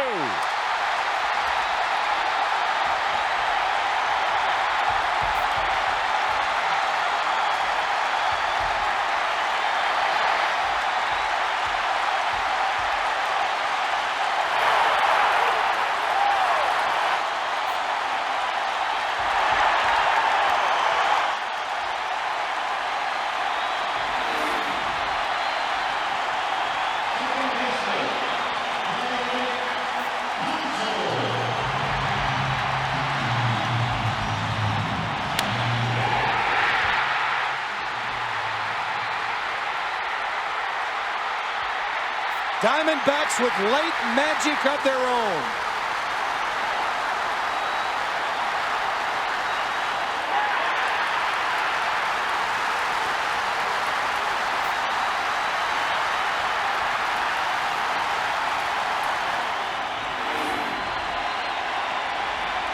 Now it's Craig Counsell with the infield in. Winning run 90 feet away. Strike 1. The infield in and the outfield in. A sacrifice fly wins the game. Craig Counsell, who scored the winning run in game 7 of the '97 World Series for Florida against Cleveland, trying to drive home the winning run in game 7 against the Yankees. Hit by the pitch, and the bases are loaded.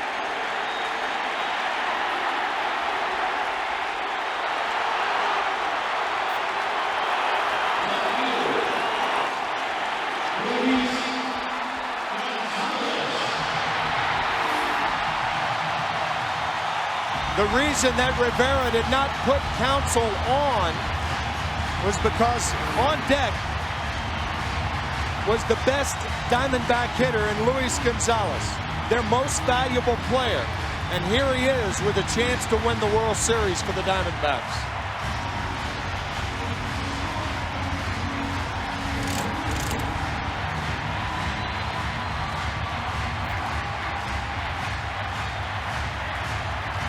The chance of a lifetime for Luis Gonzalez. 2-2, bottom of the 9th. Game 7 of the World Series. Bases loaded. Infield in. 1 out. Strike 1.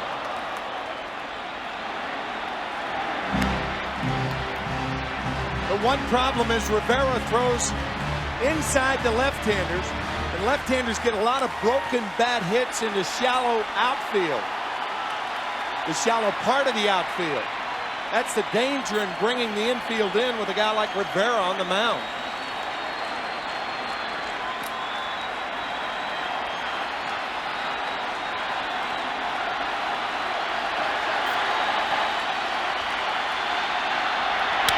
Floater, center field. The Diamondbacks are world champions.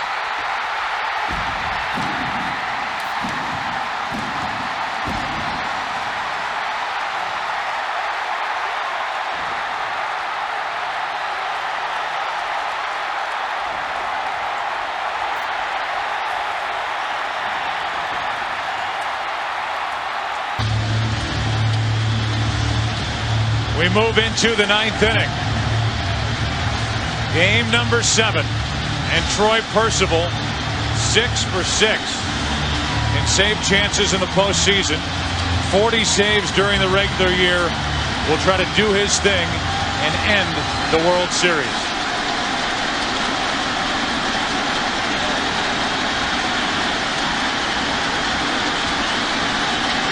Snow, Goodwin, David Bell, the 6, 7, and 8 hitters for the Giants. Snow, 2 more hits tonight. in this World Series. Ball one. You can see there J.T. Snow taking all the way. He'll probably take a strike. We've talked about it earlier. Percival has a tendency to be wild up and away to left-handed batters, particularly the first one, like that. 2-0.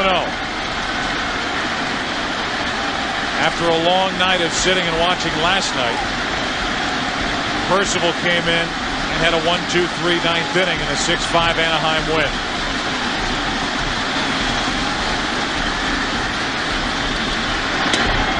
Two and one.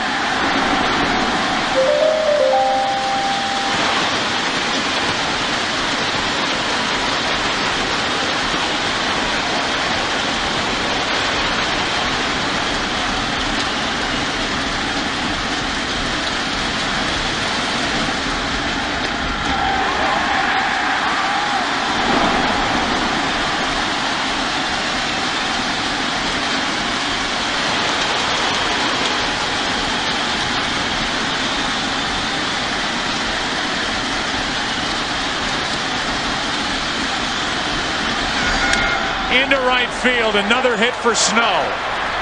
His third of the night. 2 singles, a double, and 11 hits in 27 at-bats in this World Series. J.T. Snow saying, just 1 second. Now you've got Tom Goodwin up there, who is a threat to bunt. The one thing about Percival, he is not a real good fielder. So look for Goodwin to perhaps either take a strike or try to bunt.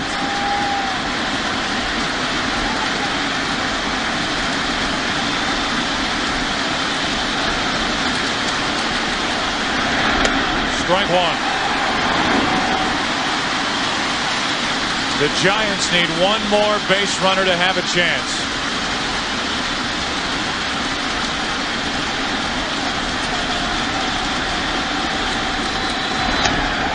Strike two. Showing bunt for a base hit, and he took it for the second strike.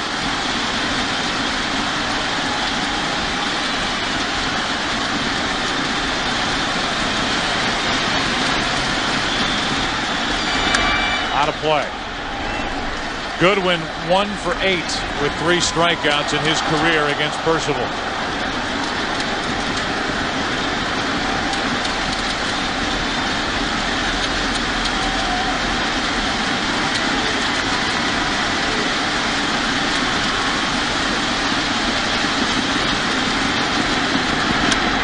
To the right side, Kennedy. The lead man is out.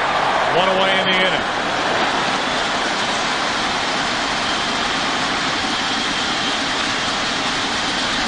Kennedy very deliberately throwing to Eckstein, not worrying about 2.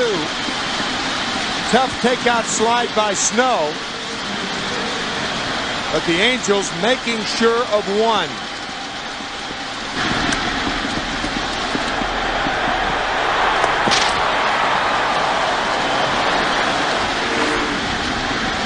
One on, one out.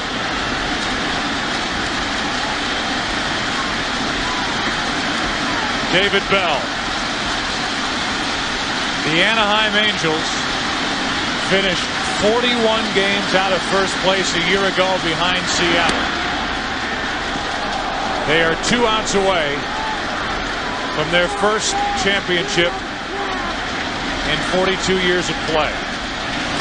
Established in 1961 as an expansion team.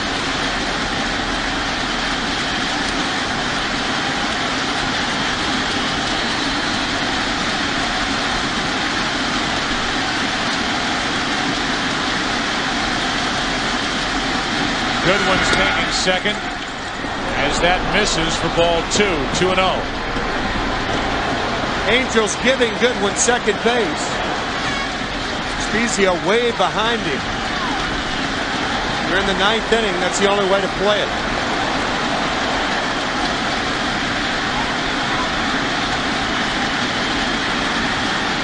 Shinjo is in the on-deck circle.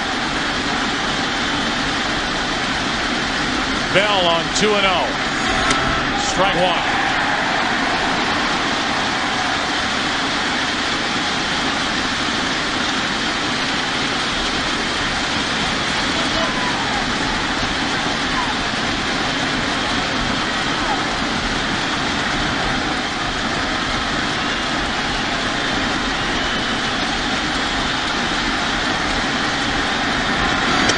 Ball three.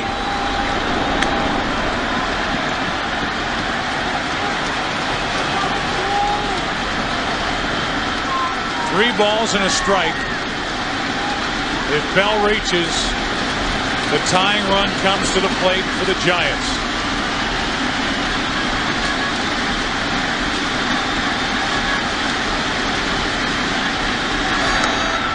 The tying run comes to the plate for the Giants. A hit, a force out, a walk. And Edison International Field just got awfully quiet.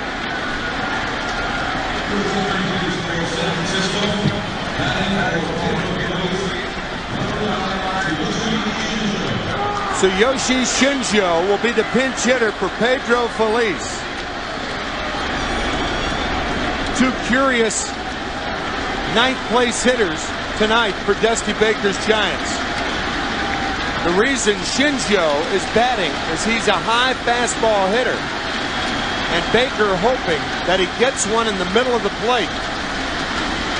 The first Japanese position player to ever pitch in a world, to ever play in a World Series game.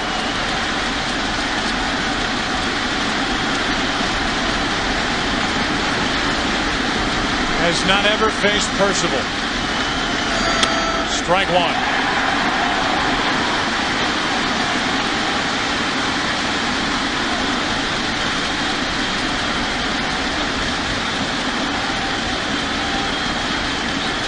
Kenny Lofton, the top of the order. Next.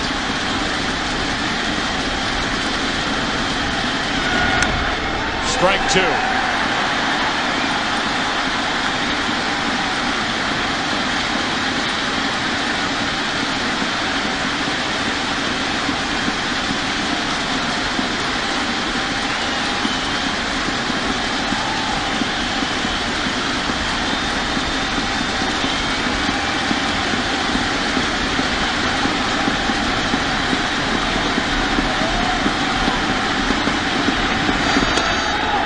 Just outside. First breaking ball from Troy Percival that just misses on the 0-2 count.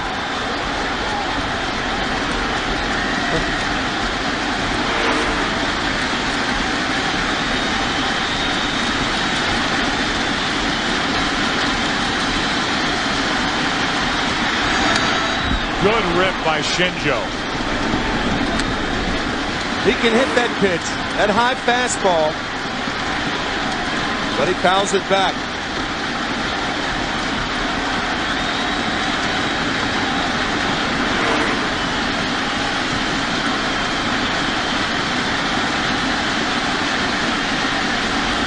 Tying run at the plate.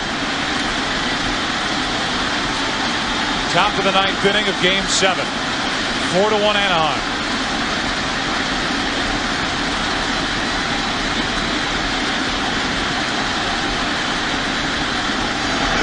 Two out.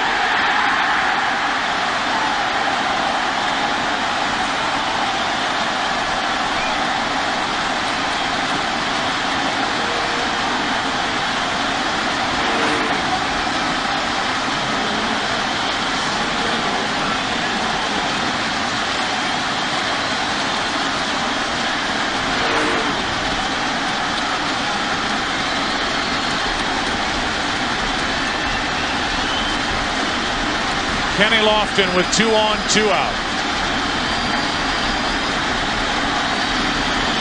If Kenny Lofton gets the ball down, he can pull it. That's his long ball, down and in. Driven into right center field. Erstad says he has it. The Angels, world champions.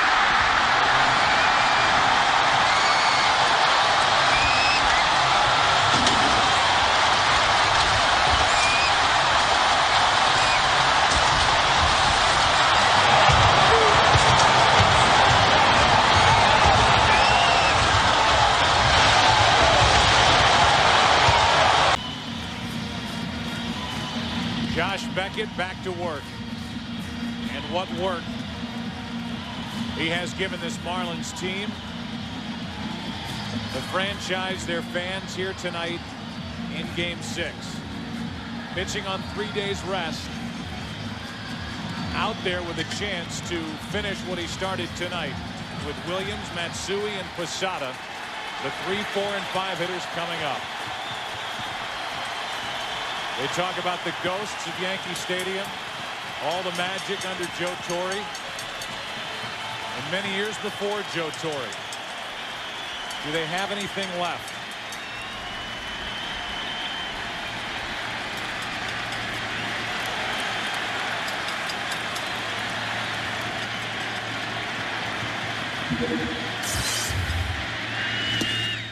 Ball 1.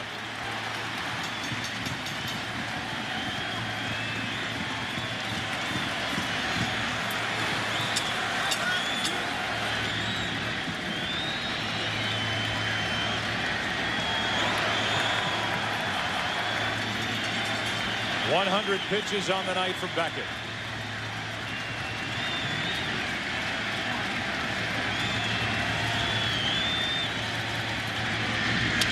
To the right side and foul. 1 ball, 1 strike.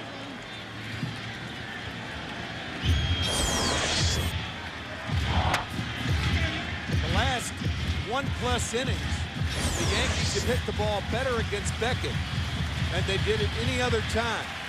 Even the fly ball by Jeter, the double play ball by Johnson, and the single by Soriano.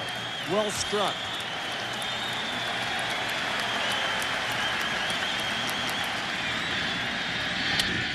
Williams goes the opposite way, and it's Cabrera. Back to get it 1 out. The Marlins are 2 outs away.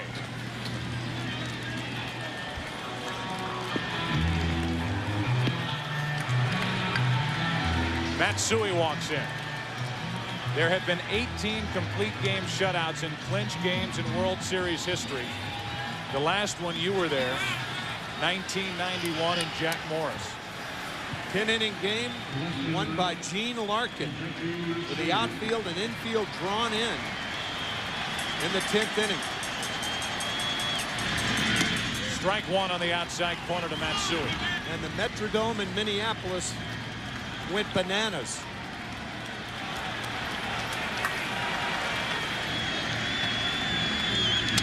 Matsui into left field. Cabrera back a few, 2 out. Now the Marlins are 1 out away. Josh Beckett 1 out away from what is right now a 5-hit shutout.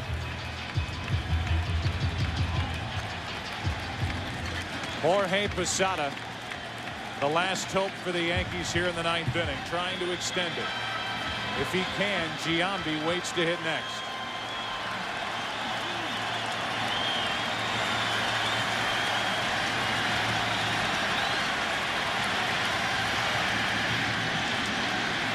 An incredible ride for this Florida Marlin franchise since they came in '93.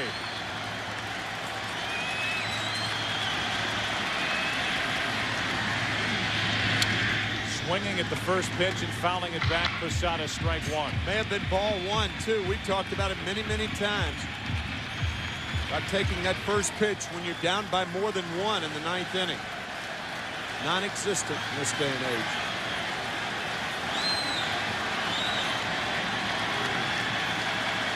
Two out, bases empty.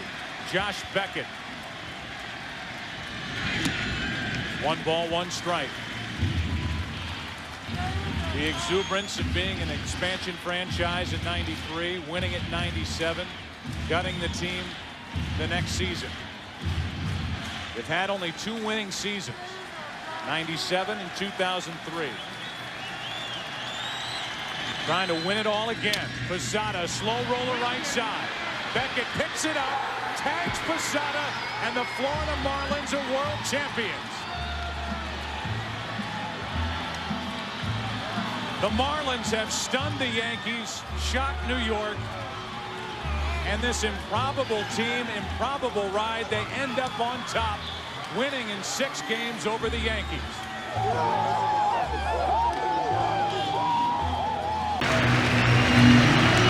Albert Pujols is getting set to lead off the bottom of the 9th inning. 3-0 Boston. Here is the Gillette Mach 3 Power home run hitter, Albert Pujols. This postseason, 6 home runs, 4 in the NLCS, where he was the most valuable player. But against Red Sox pitching in this World Series to this point, he is 4 out of 14 without an RBI. And Keith Foulke comes in to try and close it.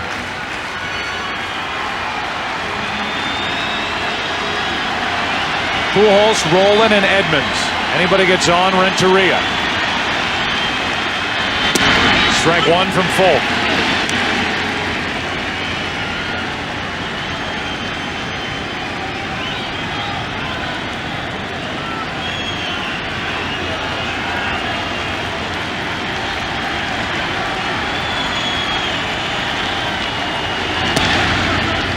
With flash bulbs popping around the park, 1 ball, 1 strike.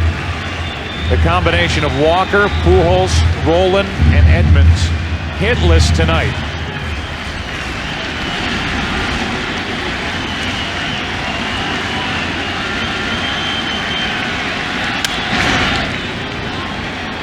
That's strike 2. And the 3, 4, and 5 hitters for St. Louis, Pujols, Rolen, and Edmonds, a combined 119 average with 1 RBI and 3 runs scored.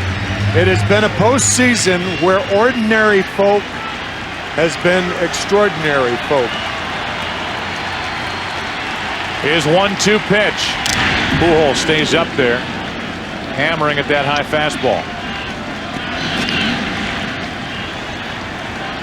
Keith Foulke giving up 1 run. The home run by Larry Walker last night in a 4-1 Red Sox victory.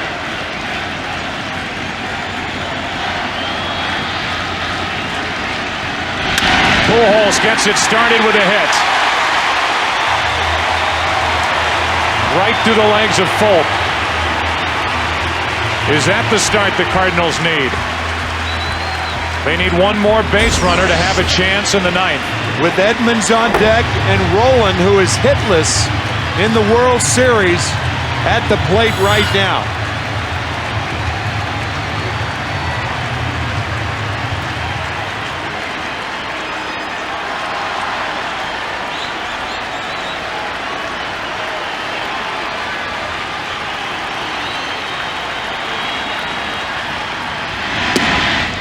Strike 1 to Rolen.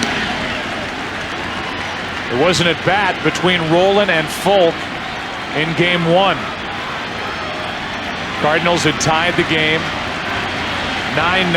Rolen, with the bases loaded and 1 out, went after the first pitch and popped up. He's in the hole here, 0-2. The Cardinals would not score again in game 1. Bellhorn hit the 2-run home run in the 8th inning and won it 11-9.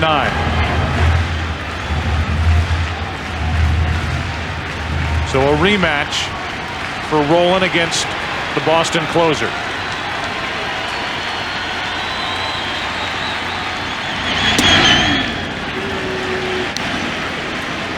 Ball 1.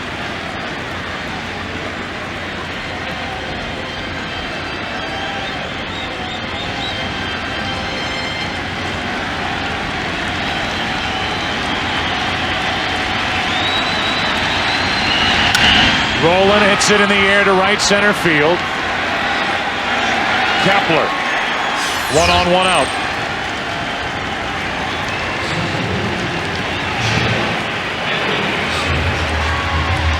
Foulke will battle with Jim Edmonds, who has struck out twice in this World Series.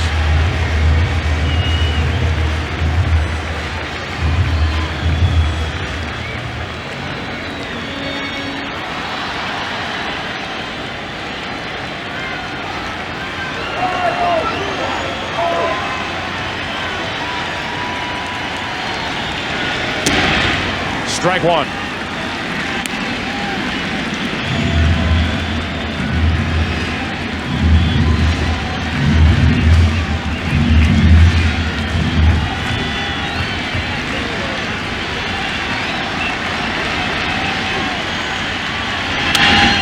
With Pujols taking second, Edmonds fouls it away 0-2.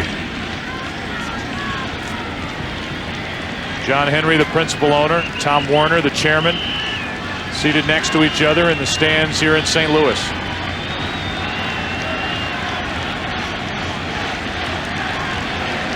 Henry on the edge of his seat. Werner is back in his seat. 0-2 on Edmonds.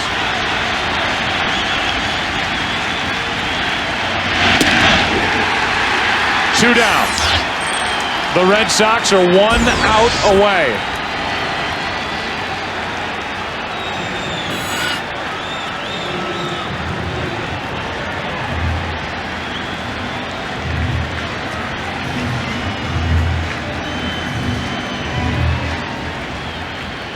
Edgar Renteria, 2 out of 3 tonight. The last chance for St. Louis to extend this game. Pujols takes second on ball 1 inside. No stolen base.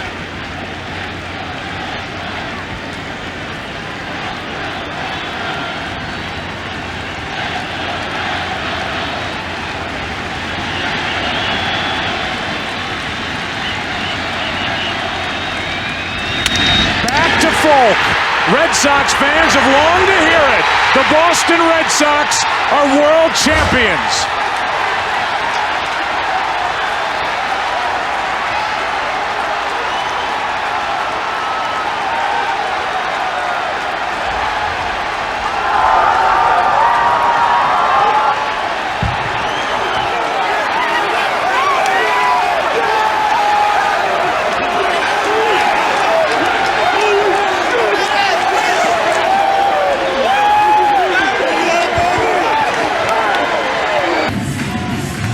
So here we go into the bottom of the 9th inning of Game 4. White Sox 3 outs away from their first World Series title in 88 years. Bobby Jenks, the 24-year-old right-hander, takes over with Jason Lane, Brad Ausmus, and Adam Everett, the scheduled hitters. The White Sox proud manager, Ozzie Guillen, 41 years old. Venezuela. Part of that shortstop pipeline from Venezuela to the big leagues. Names like Chico Carrasqual, who passed away this year, and a dear friend and inspiration to Ozzie Guillen. Louis Aparicio, Davey Concepcion, Guillen and Vizquel. And now as a 41-year-old manager, Ozzie Guillen has tapped Jenks on the right shoulder, said, "Go finish it." And Lane takes a strike. Jason is 0 for 3.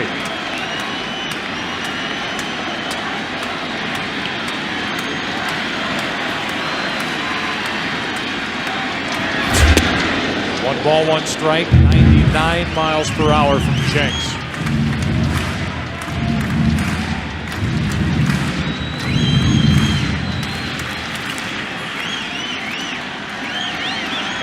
Astros need a spark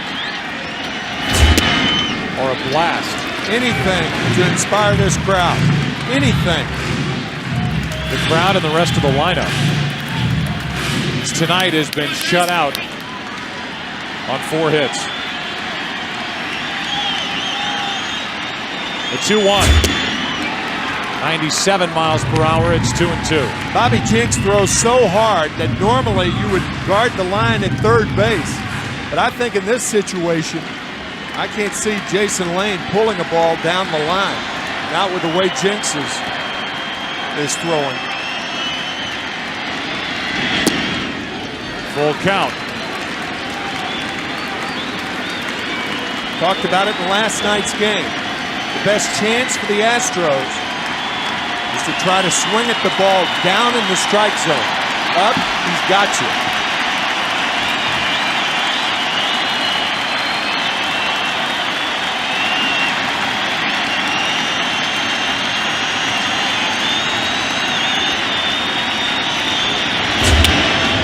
Lane flares one into center. That ball is trouble. That ball's a hit. And the Astros have their leadoff man on. Houston's first hit since the 6th. So Jason Lane drops a little parachute into shallow center to open the 9th for the Astros.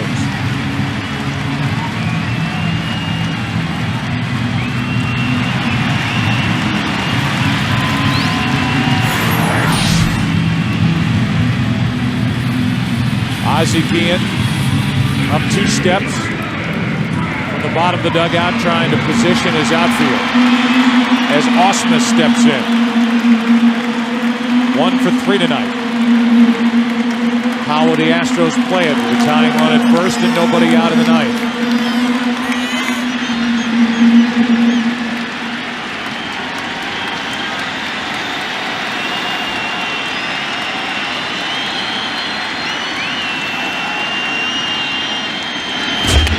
The bunt, a good one. Down to second is the tying run, Lane, on the sacrifice 3-4 off the bat of Ausmus.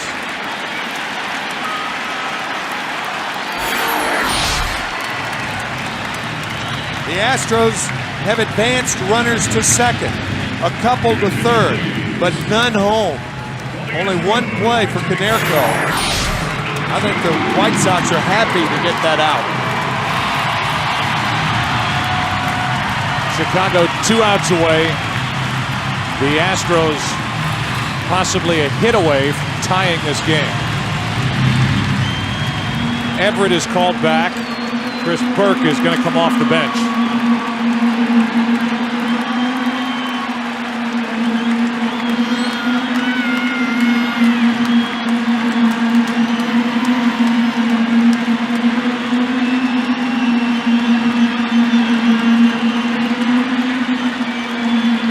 Burke has hit 2 postseason home runs.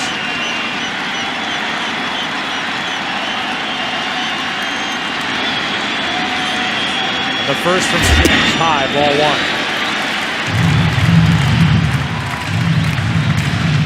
1. Burke this postseason is 8 for 27. 2 homers, 4 RBIs.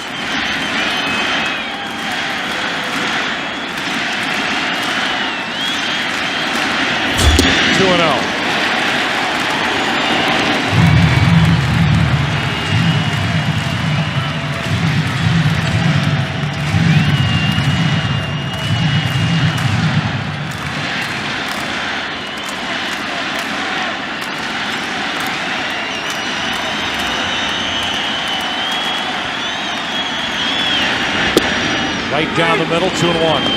This may be a small thing, but I think Phil Garner should announce his pinch hitter right now, because Brad Lidge is on deck, and he's going to have to be responsible for telling the runner whether to get down or not should Burke get a hit. And pitchers aren't able to do that. 2 balls, 2 strikes. Burke swung right through it. A high fastball from Jinks.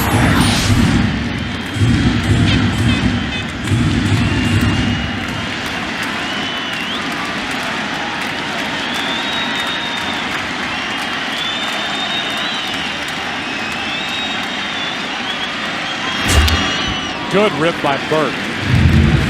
Still 2-2.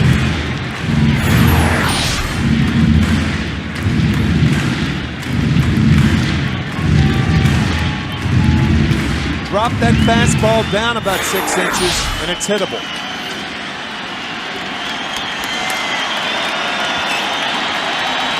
Astros still needing that hit. Burke pops it up. Left side. Will it stay in play? The catch is made by Uribe, an unbelievable grab. Ending up in the crowd as he pulls in out number 2 in the 9th. What a remarkable play with his back facing first base, catching it, and then tumbling into the crowd here at Minute Maid Park. My goodness, what a play. So now 2 out. The White Sox 1 out away. And Orlando Palmeiro will come off the bench to pinch hit. And Don Cooper will head out to the mound to talk to Bobby Jenks. Joe Crede had the bad angle. Uribe making the play. Wow. The White Sox continue to prove that they can win postseason games in so many different ways, with pitching, with situational hitting, with moving runners along, great defense, as we just saw from Uribe, and now they're 1 out away from the championship.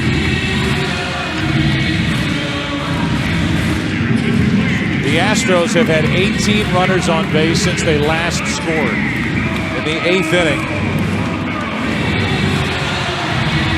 of Game 3. They have left 18 men on. And now it's Palmeiro looking for the 2-out hit. Lane, the tying run at second. Jenks high for ball 1.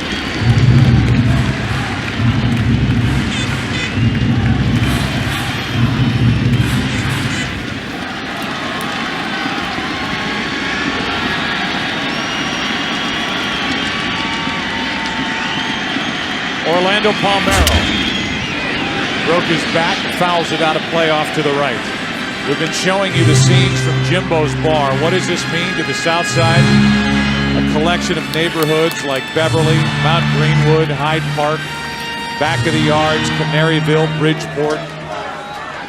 Irish neighborhoods, Italian neighborhoods, Polish, Lithuanian, firemen, policemen, school teachers, stockyard workers. They filed into the ballpark on Saturday night saying this is what it feels like to be in a World Series. They won Game 1, they won Game 2 in dramatic fashion. They came to Houston. Last night it took 14 innings, but the White Sox got the victory. And now they're 1 out away from their first World Championship in 88 years. Not since 1917. Palmeiro trying to extend it. 1-2.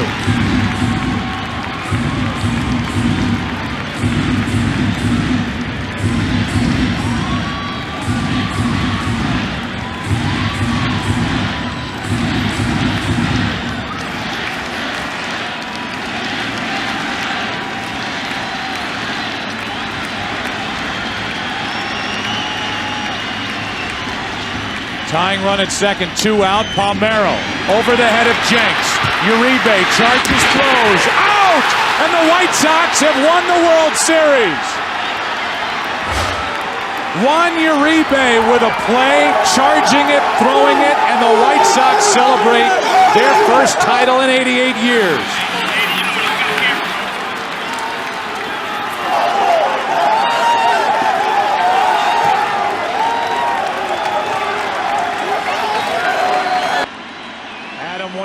The 25-year-old rookie closer in to try and end the World Series. Skips the first one in there to Maglio Ordonez. All Detroit needs is a base runner to have a chance. 4-2 Cardinals, top of the 9th inning. Ordonez, Casey, and Rodriguez, the middle 3 for the Tigers. 2-0. Detroit has 3 outs for 2 runs.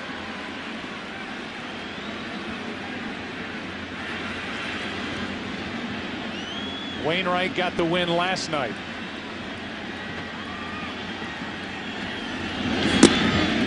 2-1. Once again, Detroit has only scored 2 runs in an inning 3 times in this World Series.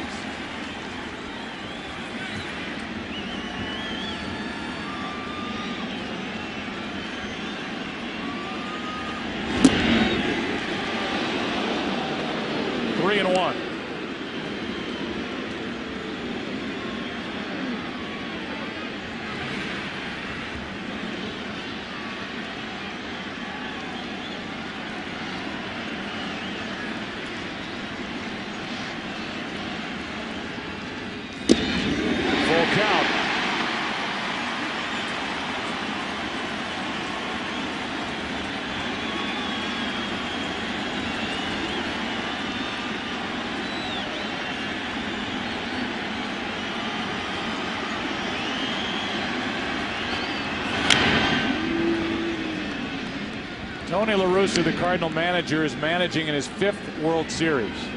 He has won it once back in 1989 with Oakland. He has never had more to do within a season down the stretch, and he has never done a better job of managing a team. I couldn't agree with that more.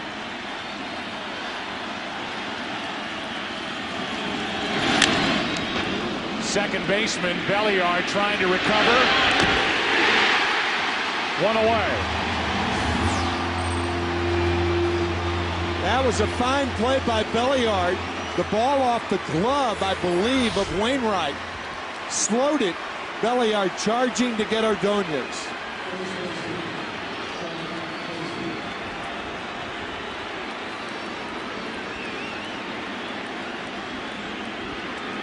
What a play by Belliard as the defense, save for 2 plays in right field by Duncan tonight, has shined for the Cardinals. You think of the catch by Weaver, you think of that play by Pujols and Weaver to start the 7th inning. Now off Wainwright's glove to Belliard, 1 out. Here's Casey, the Tigers' hottest hitter. Strike 1.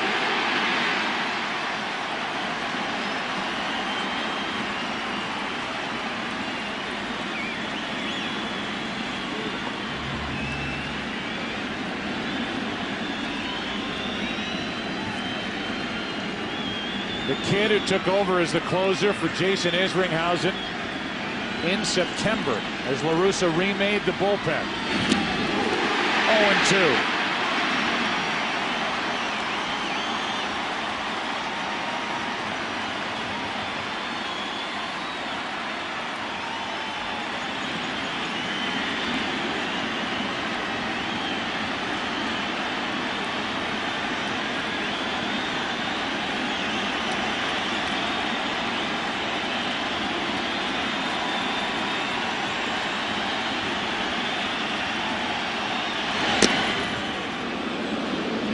Wainwright hit the glove, ball 1.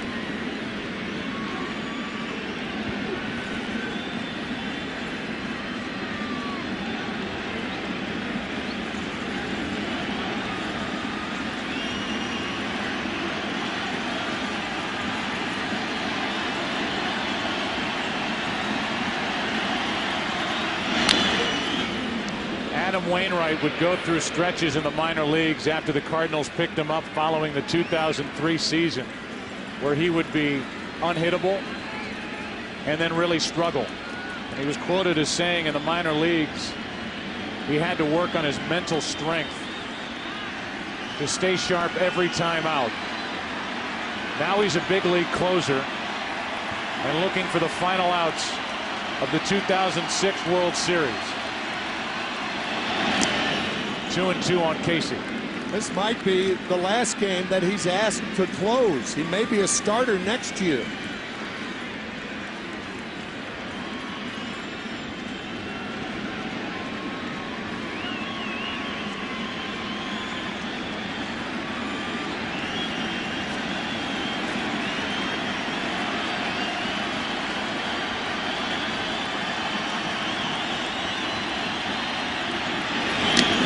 Full count. Again, the Tigers need 1 guy to reach to have a chance. Ivan Rodriguez on deck.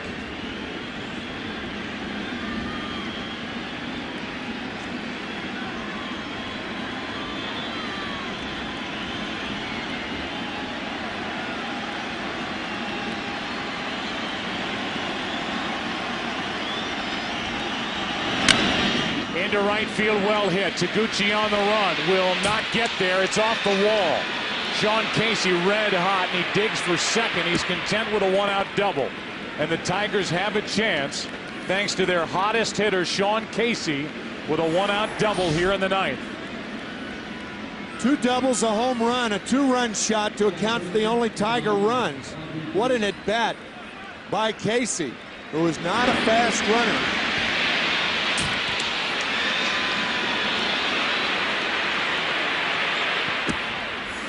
Casey will be lifted for a pinch runner. greeted in the dugout after back-to-back sensational nights swinging the bat. 3 hits last night, 3 hits tonight. And Ramon Santiago takes over as the runner out at second base. If Santiago represented the tying run, I could understand that move. But if the Tigers tie this game and Casey's spot comes up again, Jim Leyland may be sorry he pinch ran for him here. His run's the 3rd run, not the 4th. Rodriguez 0 for 3 tonight, 3 out of 18 in this World Series.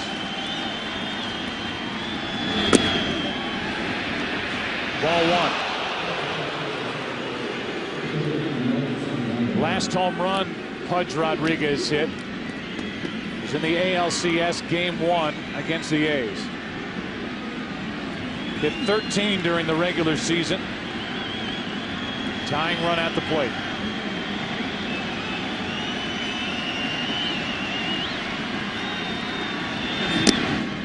Two and 0 from Adam Wainwright.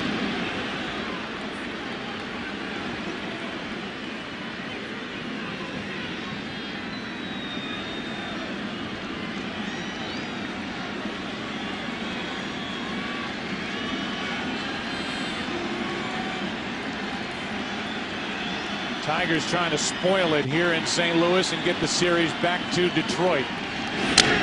Check swing. Wainwright knocks it down. Makes the play at first. 2 out.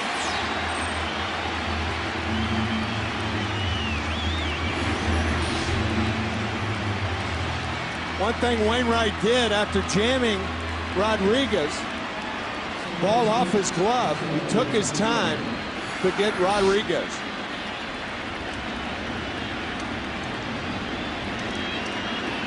Now Polanco, who is 0 for 17. The MVP of the American League Championship Series. Trying to get his first hit. Hit 4 home runs during the regular season. Has not gone deep in the postseason. He will take anything. A bleeder, a flare. Wainwright trying to end the World Series right now.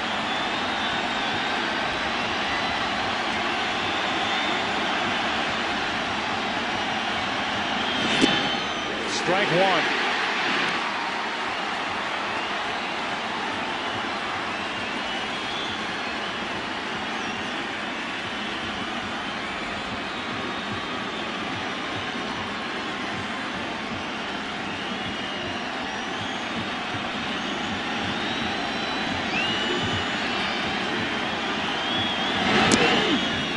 Ball 1.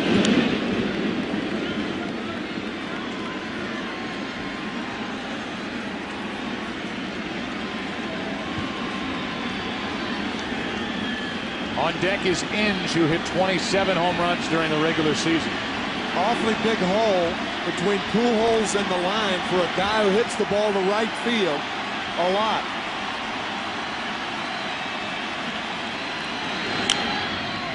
Popped up behind the plate, out of play, strike 2.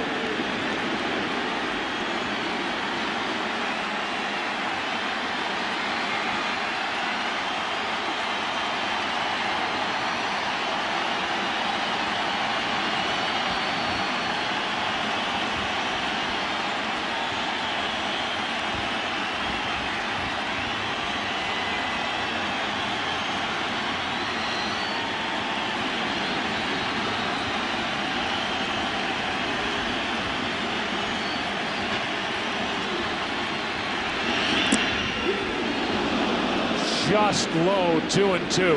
And Polanco and the Tigers were at the mercy of the home plate umpire, John Hirschbeck. It was low, and Polanco was frozen at the plate. 2 balls, 2 strikes.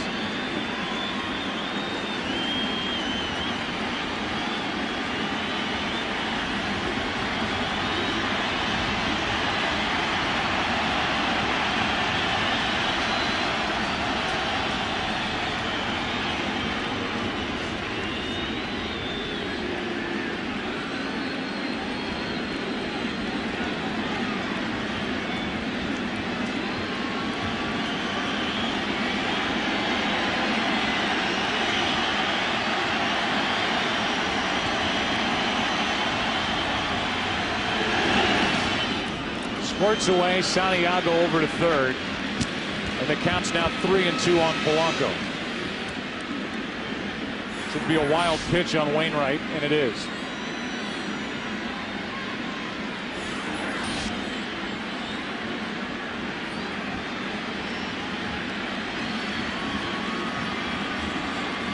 A hot hitter and Brandon Inge on deck.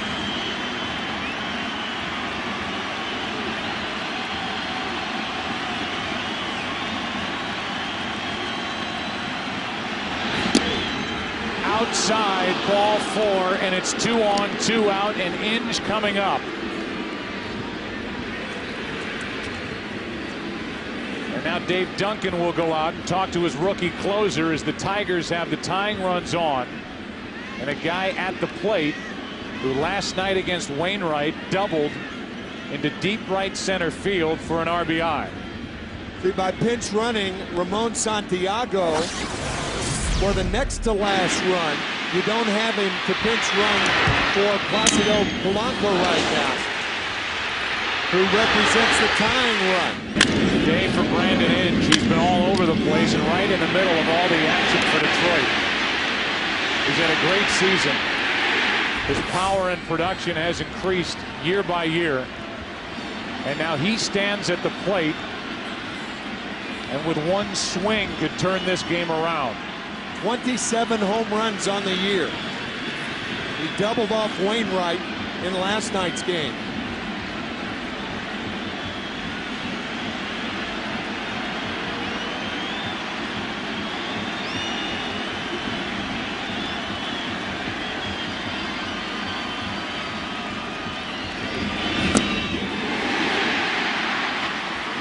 Strike 1. See Molina faking to first base and Albert Pujols giving him the calm sign. Don't be throwing down here foolishly and throwing a ball into right field as Todd Jones, the stopper, warms for the Tigers.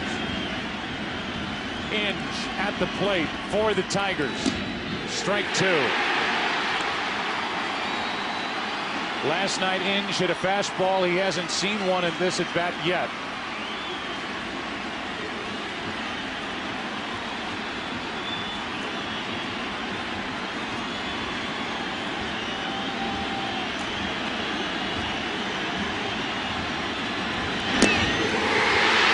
For the first time since 1982, St. Louis has a World Series winner.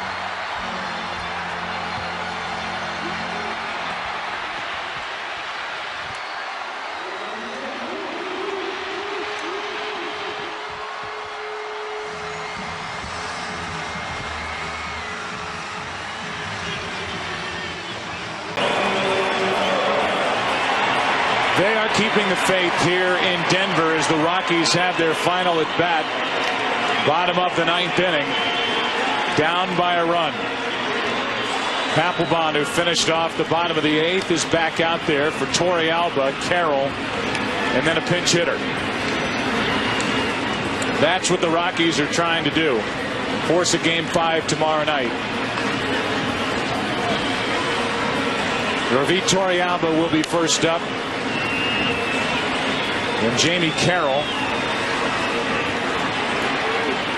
who has had only one at bat this entire postseason, will follow him.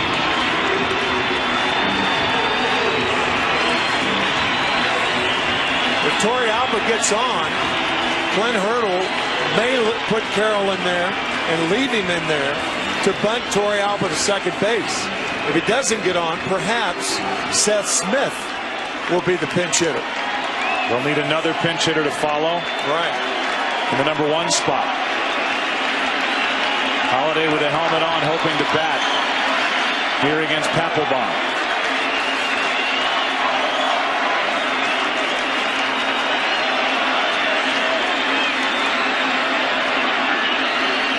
Yorvit Torrealba. Strike 1.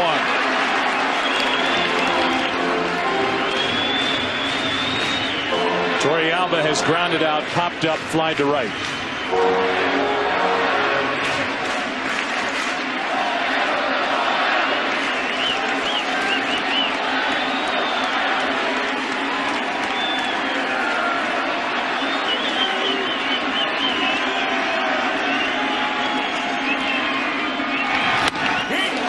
Strike two. Good pitch that tied up the Colorado catcher. Pitch was inside. It was not a strike, and Toriyama went too far.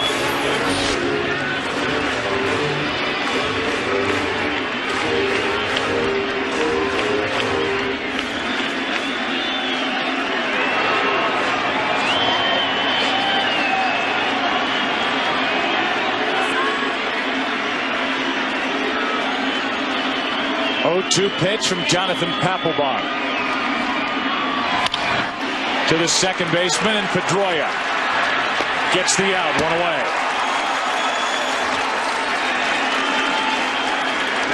And Jamie Carroll will come to the plate.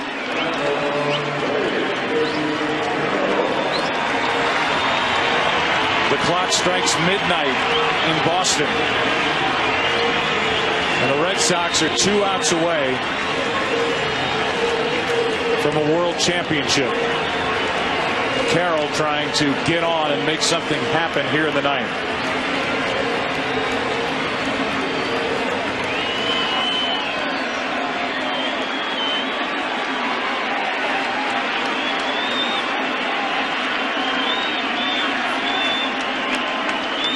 Jamie Carroll, typically a defensive replacement, takes a strike.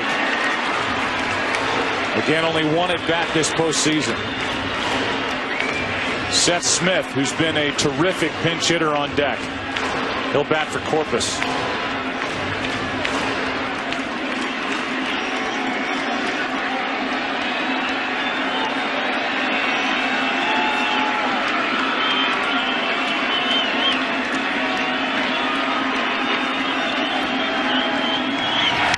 Strike two.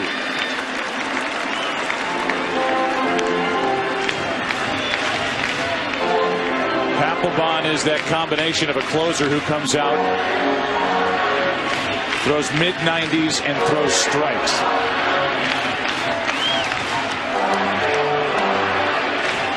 He has only featured the fastball this evening.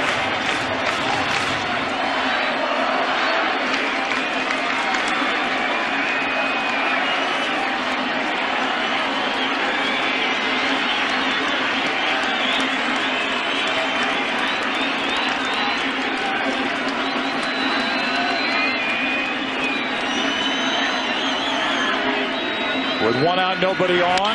Fly ball into left field. Back at the wall, and a catch by Jacoby Ellsbury. Jamie Carroll gave it a ride, and up against the wall, Ellsbury hauls it in, 2 away. Only 2 home runs on the season. The pitch was inside. Ellsbury, who started the game in center field, moved to left and makes the play.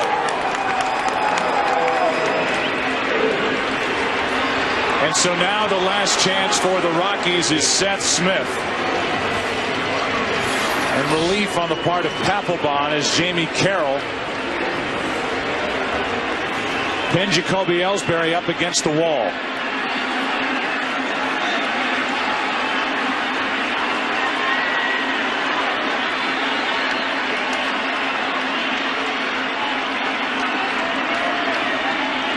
Seth Smith. Strike one.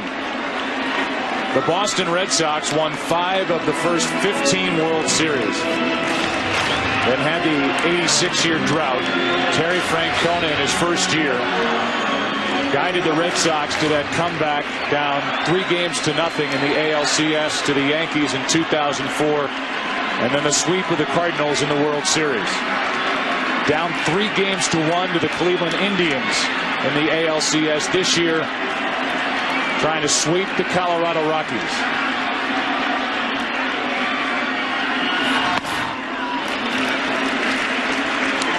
That is the first off-speed pitch that Papelbon has thrown since coming in the game. It looked like a splitter.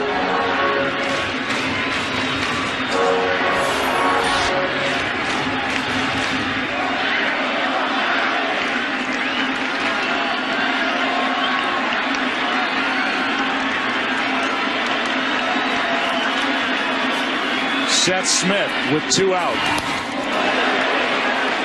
Ball 2.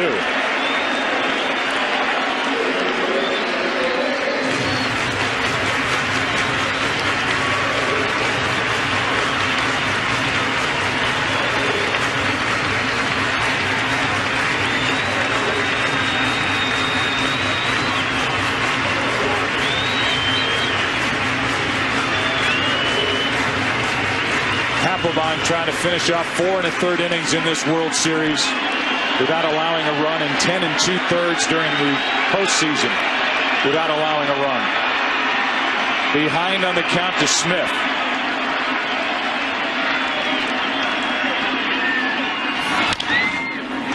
Strike 2.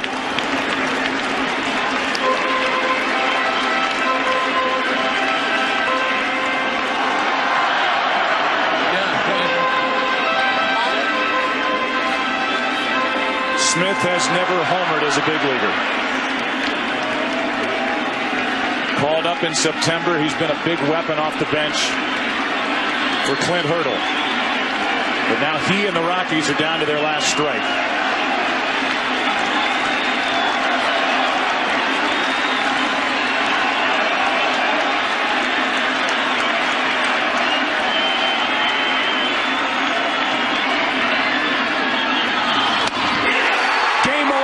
Series over, and the Red Sox are world champs again.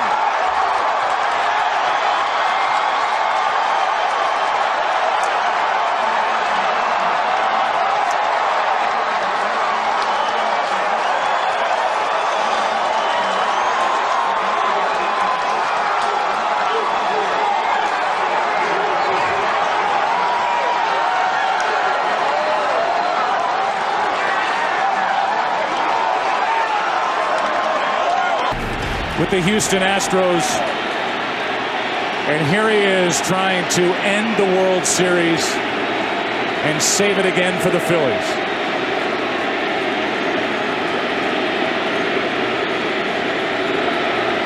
Evan Longoria, the rookie, first up. Strike 1. Fastball, slider. First pitch, a slider. Not only slides away from a right-hander, but it goes down also.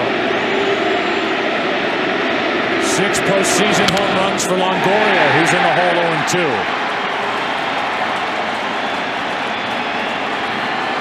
Last home run, Brad Lidge allowed August 3rd to Troy Glaus.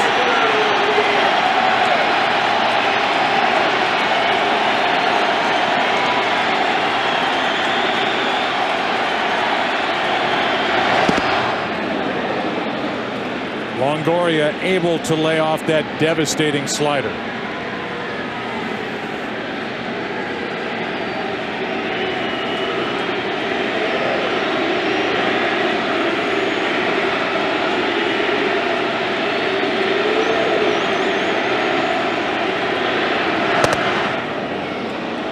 Two and two.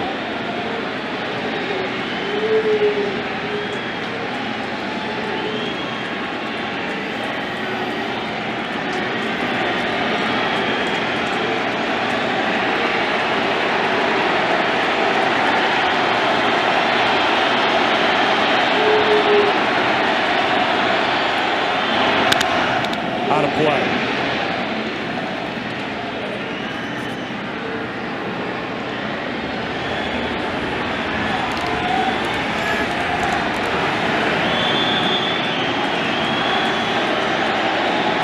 We have to go back 27 at-bats for Longoria. A Game 5 home run. The ALCS against Boston, his last long ball. Off balance. 1 out.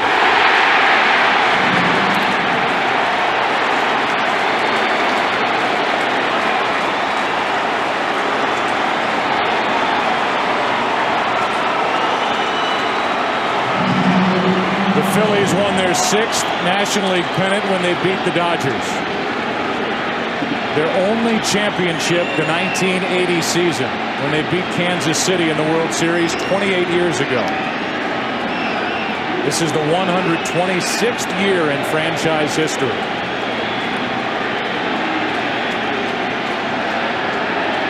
Navarro.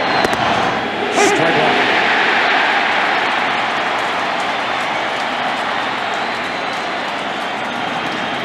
And the Phillies won it in 1980, Game 6. They clinched it on October 21st. Steve Carlton, the 4-time Cy Young Award winner, is the winning pitcher. McGraw got the save. Strike two.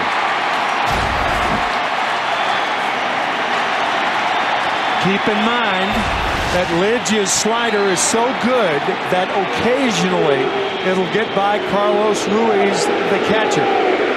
He is one of the best in the business at blocking balls in the dirt. He had one strikeout wild pitch against the Dodgers in the NLCS that allowed a runner to go to first after striking out.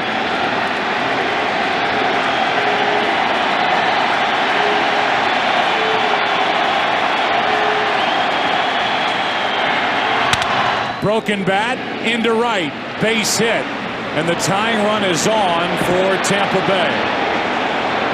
Dioner Navarro shattered his bat. He is aboard with one out. Now what Joe Madden can do, he can send in Fernando Perez as a pinch runner for Navarro. Navarro, not a fast runner, breaks his bat on the slider, but he'll trade a bat for a hit any day. And Ben Zobrist is off the bench to bat for Baldelli.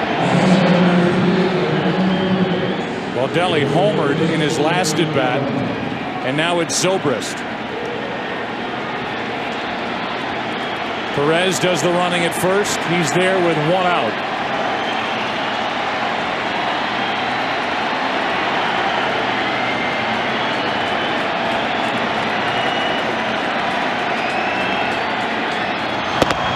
Strike one. This is a Tampa Bay team that has 23 stolen bases this postseason. That is a baseball record for a single postseason.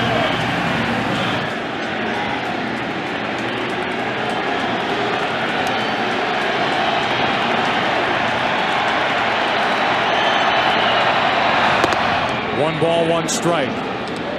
For Perez, he stole 5. Was not caught this season. And George Hendrick, the first base coach, trying to make Perez aware of the slider in the dirt. If it bounces away from Ruiz, go to second. But you have to go immediately. There he goes. Got a good jump, throw down, not near in time. And so Perez, the pinch runner, steals second. He's there with one out, representing the tying run. That's a problem not only with Lidge, but a lot of excellent closers, is they do not have a good move to first base. And Perez steals it easily.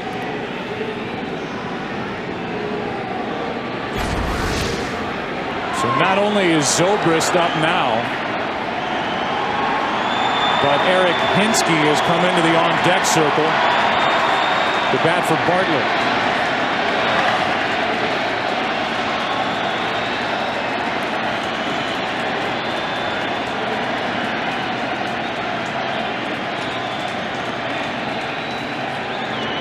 Again, time is called at the plate as Ben Zobrist, who hit .253 during the regular season, 12 homers, 30 RBIs, and who is 1 for 6 in this World Series, 1 for 10 in this postseason, waits for a 2-1.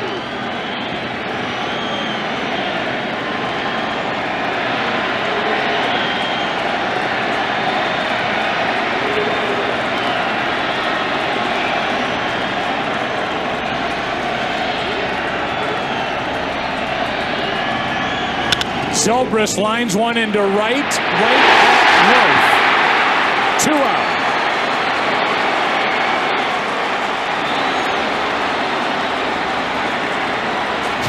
Zobrist hits it right on the button, a slider. Too much hang time.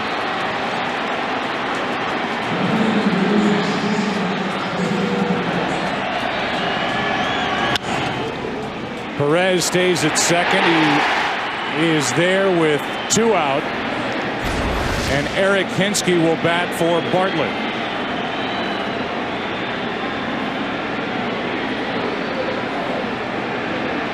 How about this? Eric Hinsky, who was added to the active roster prior to this series shifting, to Philadelphia because of a torn labrum on the part of Cliff Floyd. And in his only at bat, he shot a pinch hit home run into center field. So a late addition to the active roster, and he is the last hope for the Tampa Bay Rays.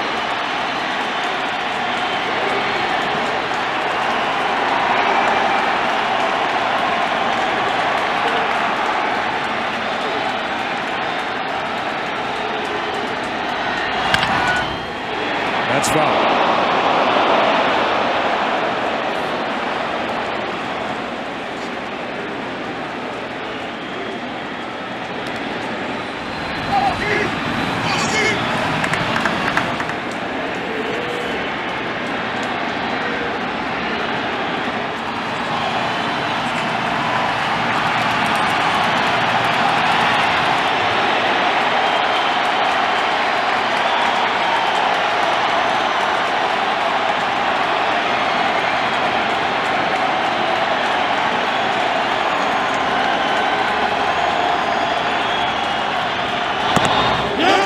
Strike two.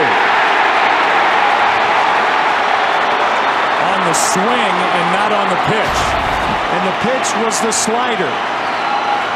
Hinske went too far. That was close. It was called a swinging strike by home plate umpire Jeff Kellogg.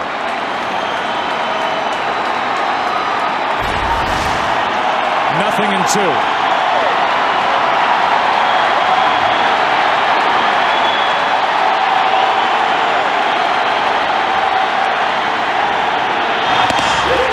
Phillies are world champions.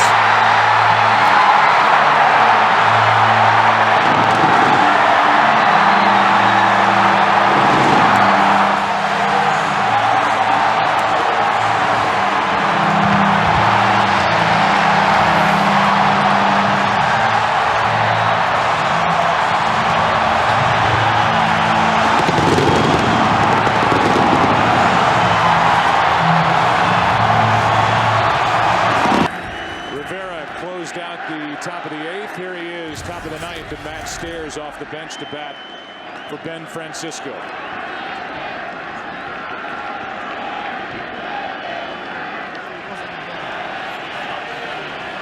Stairs 1 for 11 this postseason. 1 ball, 1 strike. Good swing and contact by Stairs.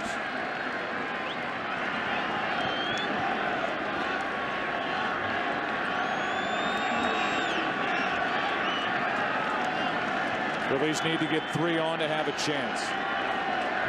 Stairs, then Ruiz, then Rollins. The first 3. 2-1. This is what the Phillies face. The Yankees have had a 4-run lead when Rivera is in the game 204 times in his career. They have lost the game once.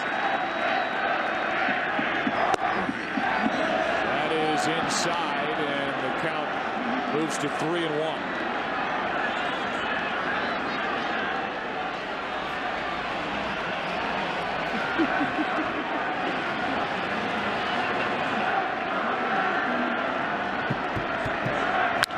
That is pounded foul.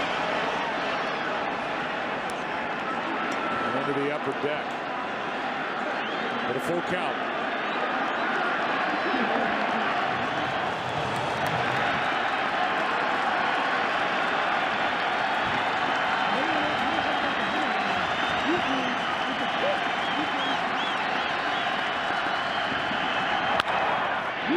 Jeter 1 out.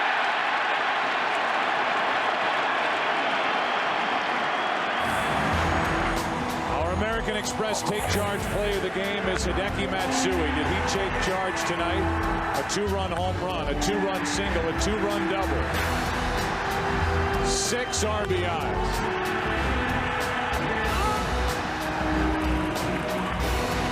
As the Yankees have scored 7. Here's Carlos Ruiz.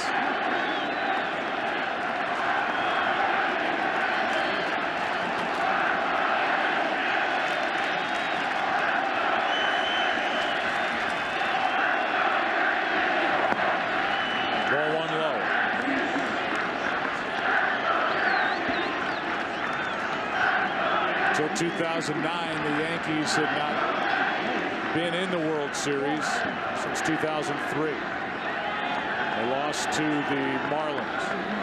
Lost in 2001. The Arizona Diamondbacks, they last won it in 2000 over the Mets. The fourth ring won by Joe Torre and company. 2 outs away from a championship here tonight. 1-1.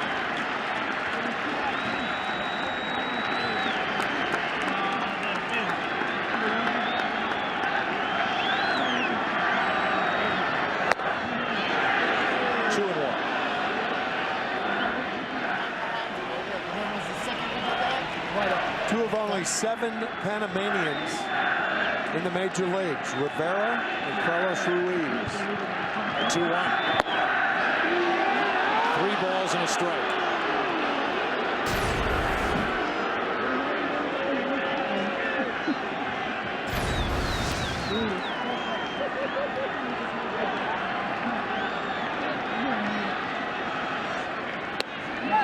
Full count.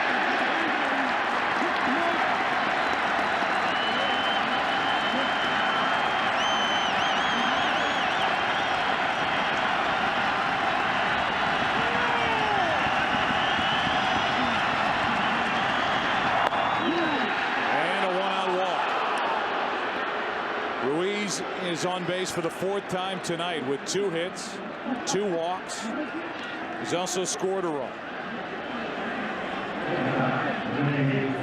And here's Jimmy Rollins. Hitless, he does have a sacrifice fly. After Rollins, it's Victorino. Then you get into Chase Utley and Ryan Howard. Feels like a summer day. Sheriff plays behind Ruiz. Strike 1.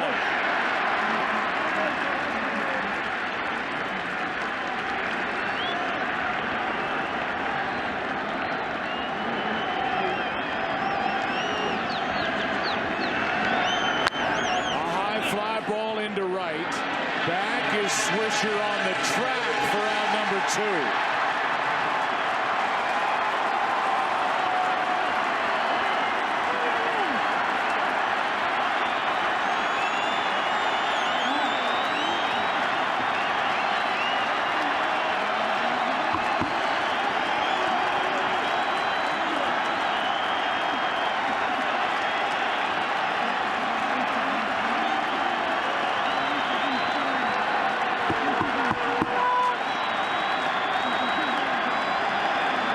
Shane Victorino, 1 for 3. Strike 1.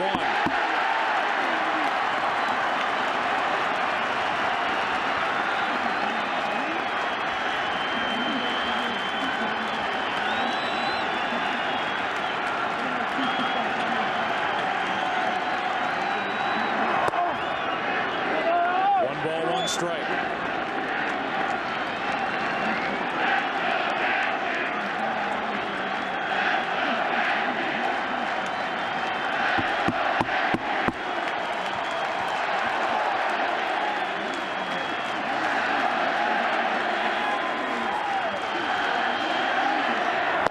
Strike 2 as Ruiz takes second.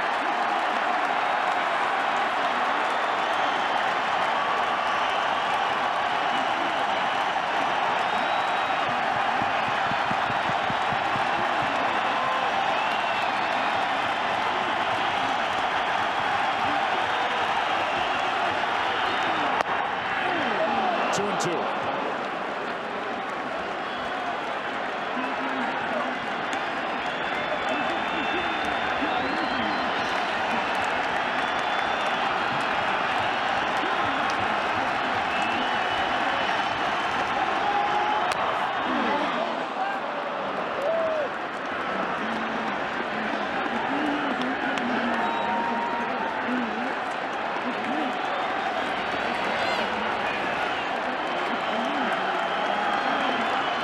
Defending champs down to their final strike. Rivera to Victorino.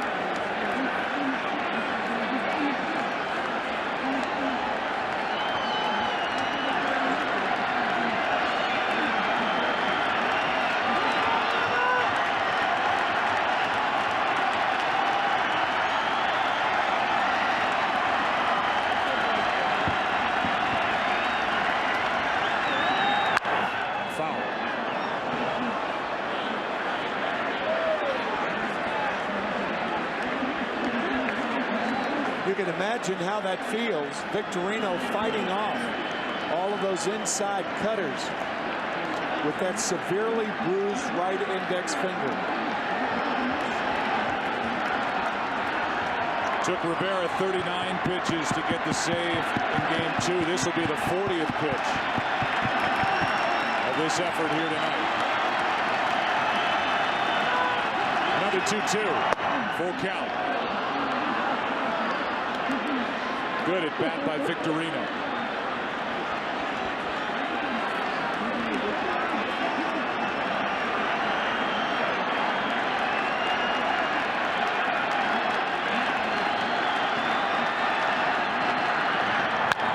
To the second baseman, Cano. The Yankees are back on top. World champions for the 27th time.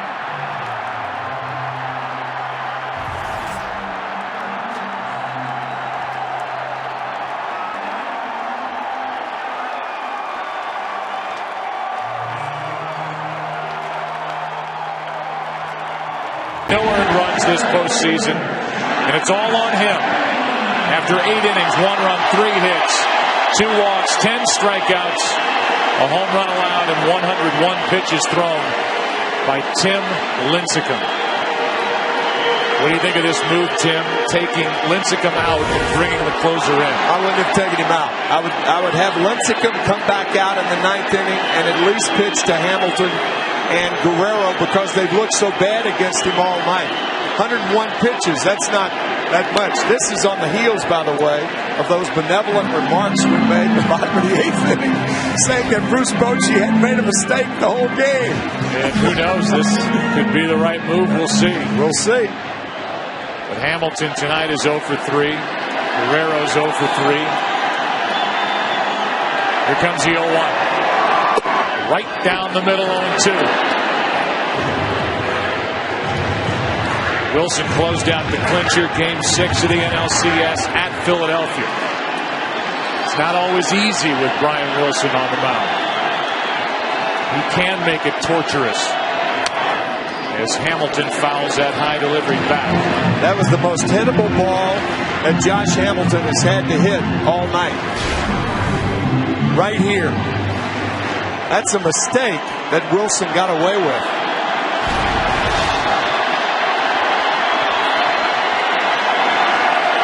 Here's the 0-2.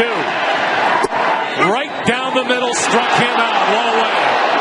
And the Giants are 2 outs away.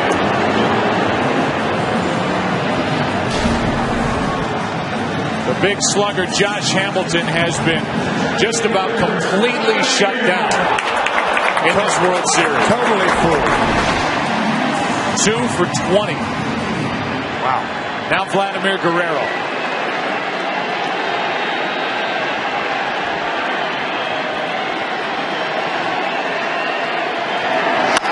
Hard hit, but right-hand Renteria. He may be the MVP. 2 out. Brian Wilson, 2 up, 2 down.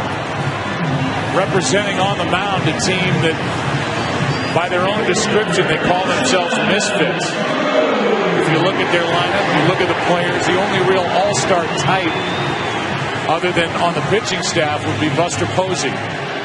that type player, but they have pieced this together, and they have been lethal in this postseason. Nelson Cruz, strike one. They've been lethal because there are no misfits on their pitching staff. It was Lincecum starting it tonight. Bumgarner last night. Kane so good. Lincecum the winner in game one. Nelson Cruz is homered tonight. Texas Rangers need just one base runner to have a chance.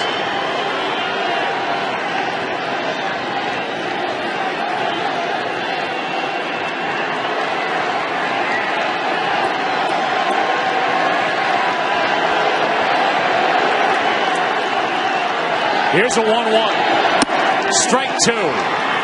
96 from Brian Wilson, and the Giants are one strike away. But you get the feeling Cruz will see that pitch again.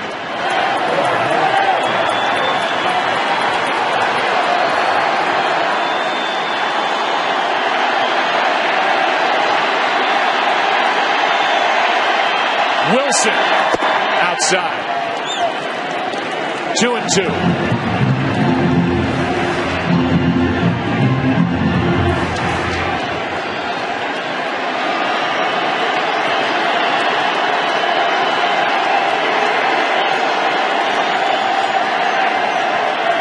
The 2-2 from Brian Wilson. Down and away. A full count.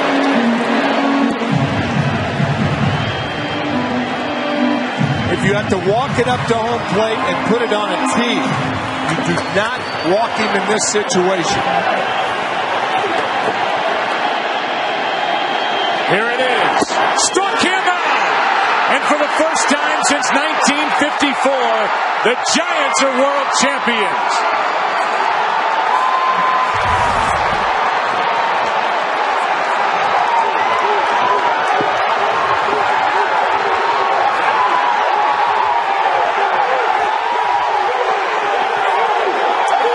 The Cardinals in the ninth inning up by 4.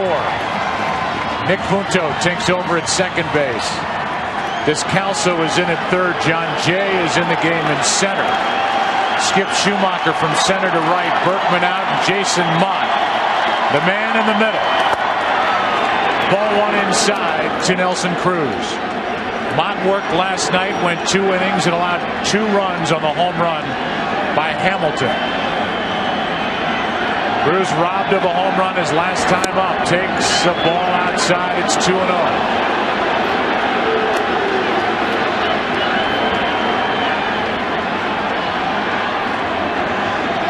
On deck is Napoli. Murphy.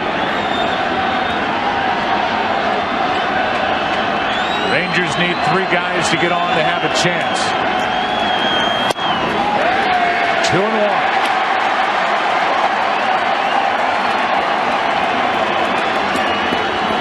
Championship flags. Their last one in 06 over Detroit. The 2-1. Popped up. John Jay. 2 outs away. Our outie player of the game, Chris Carpenter, on short rest. Had a rough start and then settled in. And he gave the Cardinals everything they could have hoped for. 5 strikeouts. Into the 7th inning. 2 runs on 6 hits. It's brought to you by the Audi A8. True greatness should never go unrecognized. 1 out in the 9th. Napoli, strike 1.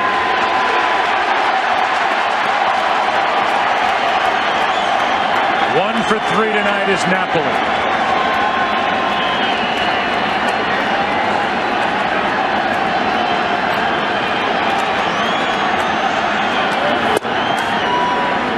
Rangers had a tough time manufacturing runs. Their running game was virtually stopped by Yadier Molina. Cardinals manufactured runs tonight and last night without getting the ball out of the infield. They lead 6-2 in Game 7. Strike 2.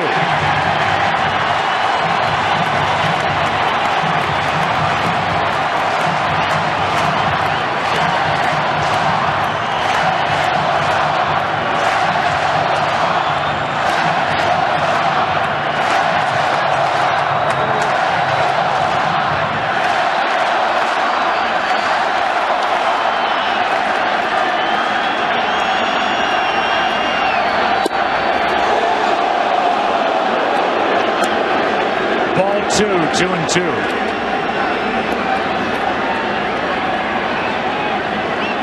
If Chris Carpenter gets the win, she will. If the Cardinals hang on, he will go 4-0 this postseason. Left side for Descalso. Just into the game. 2 out.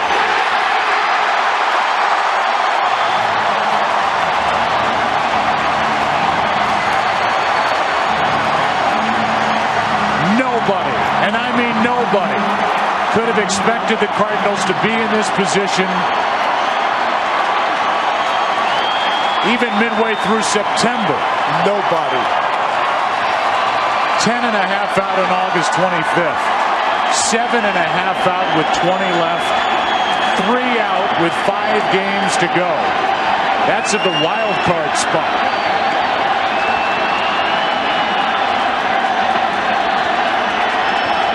This team crashed the postseason party, and they're 1 out away. And now 2 strikes away.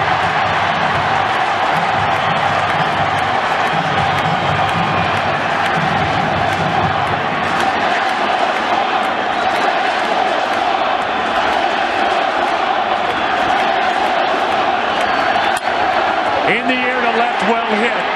Back is Craig. What a team. What a ride. The Cardinals are world champs in 2011.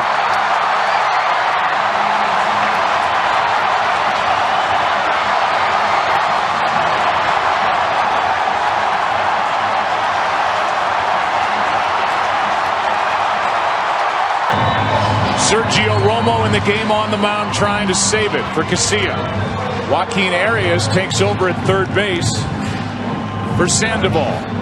And for the Tigers, trying to avoid a 4-game sweep, they have the right guys coming up. Jackson, Garcia, and Miguel Cabrera against Romo, who's been so good this postseason. One slider after another to right-handed batters. So if you're a right-handed batter, you look for the slider away. That's your best way of guessing location.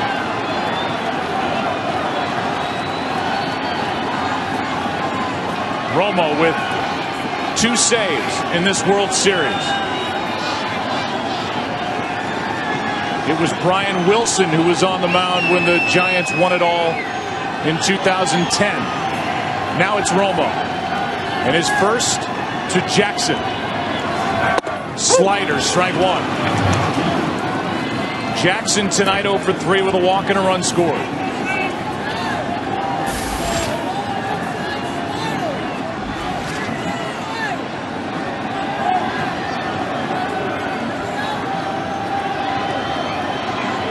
The 0-1. Outside, you saw Don Kelly, who is in the on-deck circle. He will bat for Garcia. And then Miguel Cabrera. Larry Baer, the president and CEO of the Giants. His team 3 outs away. Here comes a 1-1 from Romo.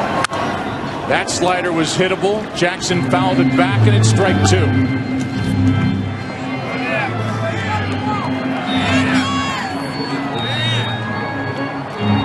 There's no setting up the hitter. Everybody knows the slider's coming, including Austin Jackson.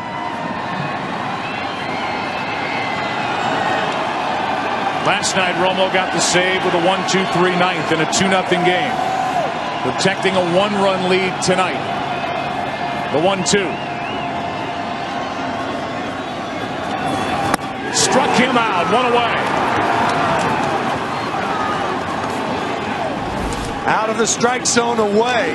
The perfect 1-2 pitch by Romo.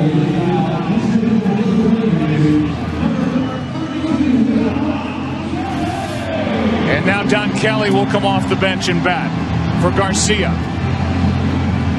Kelly 1 home run during the regular season. Hit 186. And this is his first at bat of the postseason.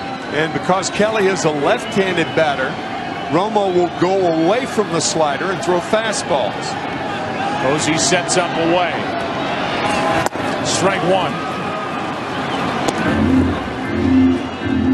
Here's a guy who's not had an at-bat the entire postseason, trying to get on in front of Miguel Cabrera, with his team down by 1 in this game and down 3 games to nothing to the Giants. Here comes the 0-1. Over but low, ball 1. The Giants got the big 2-out RBI hit from Scutaro.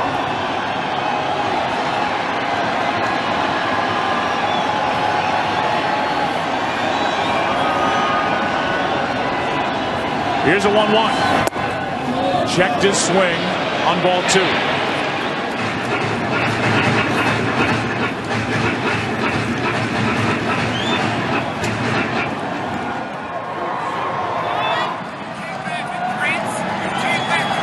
Wind still blowing out to right. The Triple Crown winner will get one more at bat, at least. Here's a 2-1. Strike 2. And Romo came away limping a bit after that last pitch. Yeah, Buster Posey was going to throw the ball back to him, and then he hesitated, and Romo limping around the mound. He finally has the ball, but may have tweaked something. I guess it better be more than a tweak in this situation in the World Series. Looks like his left leg. Here is now a 2-2 pitch. 2 down. The strikeout to get Don Kelly. And now the battle with Miguel Cabrera. 2 out, nobody on. Back-to-back strikeouts. After 4 sliders to get Jackson, 5 sinkers to get Kelly, and look who's up. Miguel Cabrera, the first Triple Crown winner since '67, stands in the way of a celebration on the part of the Giants. Thing about Cabrera is everybody knows he did it earlier. He has great power to right field. He can hit that slider out the other way. First pitch. In for strike 1.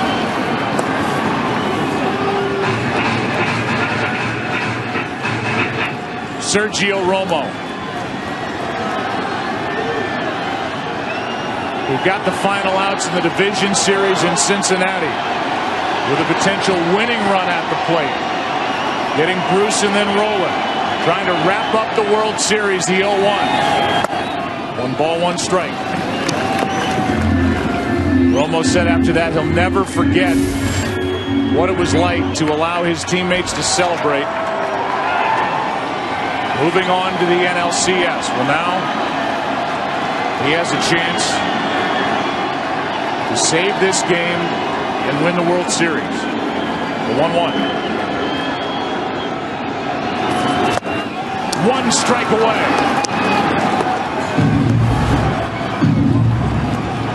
He's going to get it again.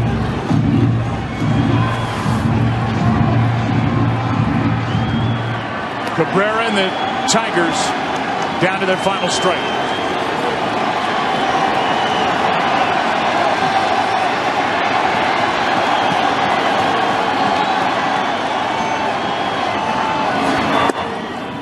Wouldn't chase, ball 2.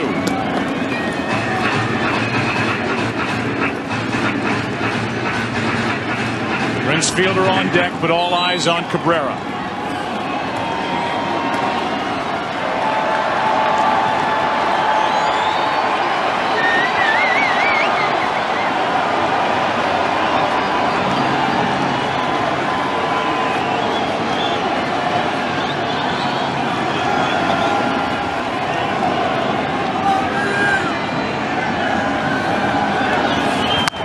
Off the end of the bat. And a 2-2 count remains.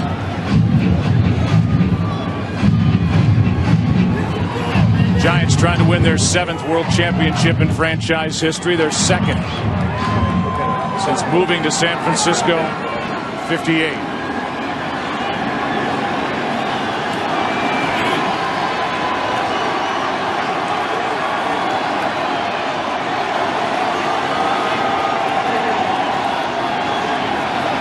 Again, the 2-2 pitch. Got him looking, and the Giants have won it all.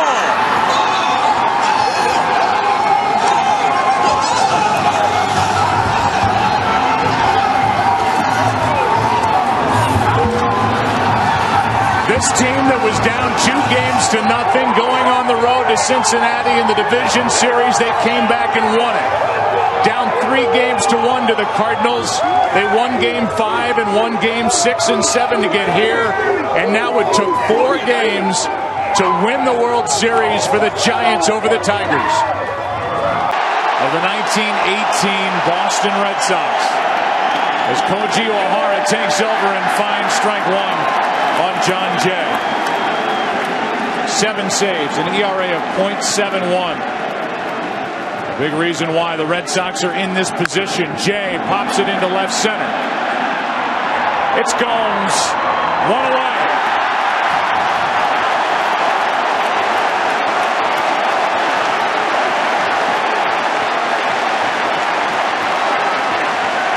Here's Descalso. When the Red Sox won that 1918 World Series, they were a perfect 5-0 in World Series played. In the clincher, Babe Ruth entered as a defensive replacement in the 8th inning. And it wouldn't be another World Championship for 86 years. Babe Ruth was known for his defense, right? Here's a strike 1-1 on Descalso. The 86-year drought ended in 2004. The 4-game sweep over the Cardinals. That's strike 2.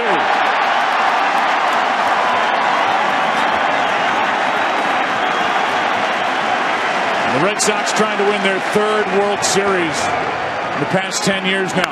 As Descalso pops it up. Gomes is there again. 2 out.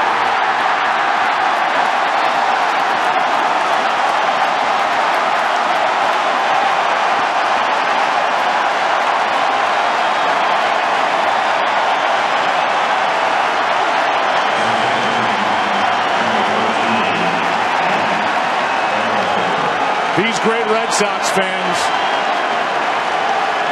have not seen a World Series clinching victory here at Fenway. There's not anybody in the stadium tonight who's ever seen it. Strike 1 on Carpenter.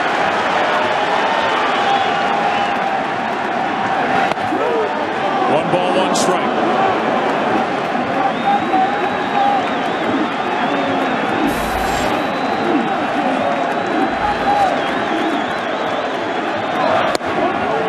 Check swing. He held up 2-1. Great pitching by Lackey. Tazawa, Workman. Big night at the plate for Victorino. That is ripped foul.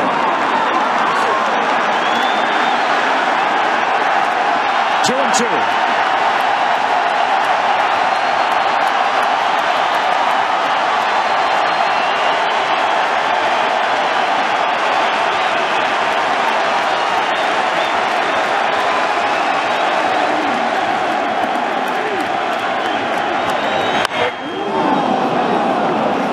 Caught a piece of Beltran in the on-deck circle.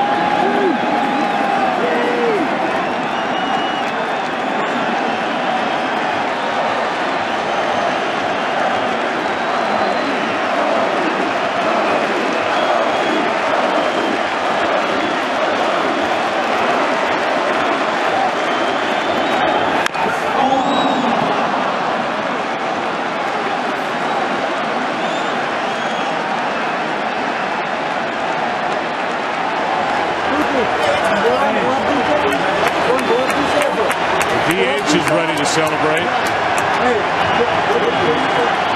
And so are these fans. It hasn't happened at Fenway Park for 95 years. The Red Sox are world champions.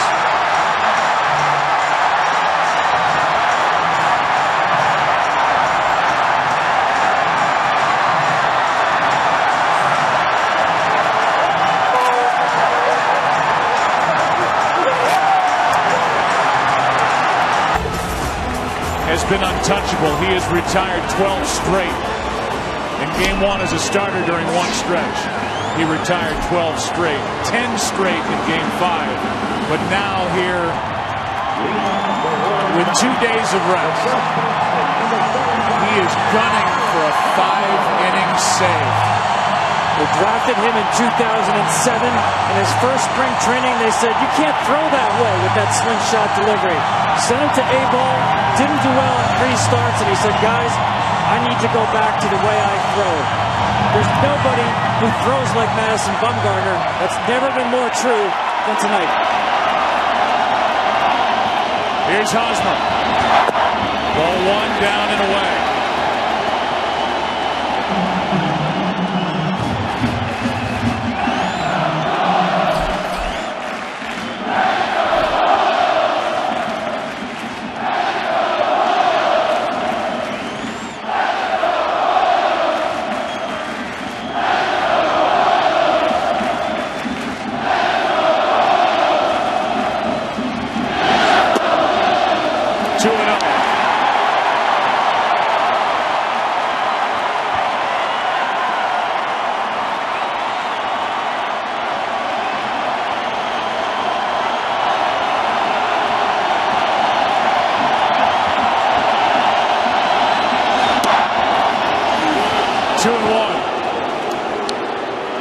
I go back to the ball that Hosmer hit in game 1 to right center field. I keep thinking about that in my mind, and he is thinking, I can hit this guy if I get the pitch I want.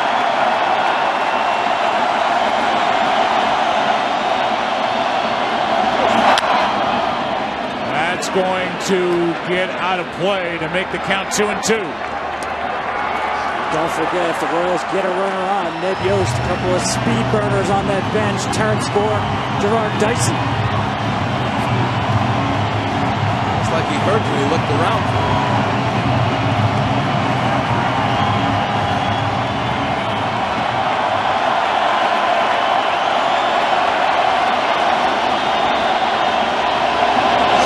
One away! 92-mile-per-hour fastball, strikeout number 4. Well, we've watched him climb the ladder. That's been his out pitch. We watched him with Kane. We watched him with Escobar. And now he goes up top and he gets Hosmer to chase. Oftentimes you talk about an out pitch and think it's going to be the breaking ball. He has used the fastball to elevate and take their aggressiveness and use it against them. Now Billy Butler.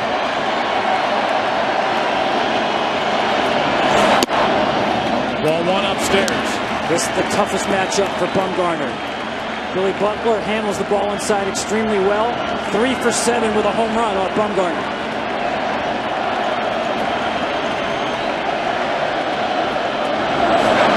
Breaking ball drops in for strike 1.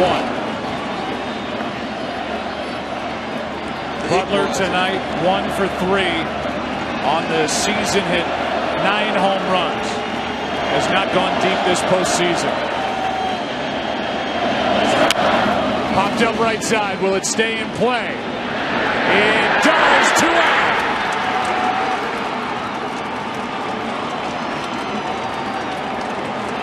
Brandon Belt is there, and the Giants are 1 out away from their 3rd World Championship in 5 years.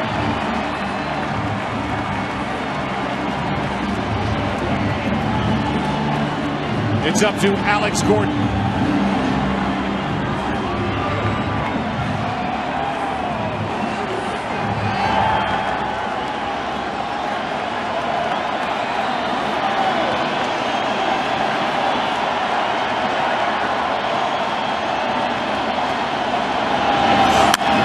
Popped up, back, and out of play. And right now, even though the Giants took the lead while Affeldt was in there, the official score is telling us that the win would go to Madison Bumgarner, which would make him 3-0 in this World Series.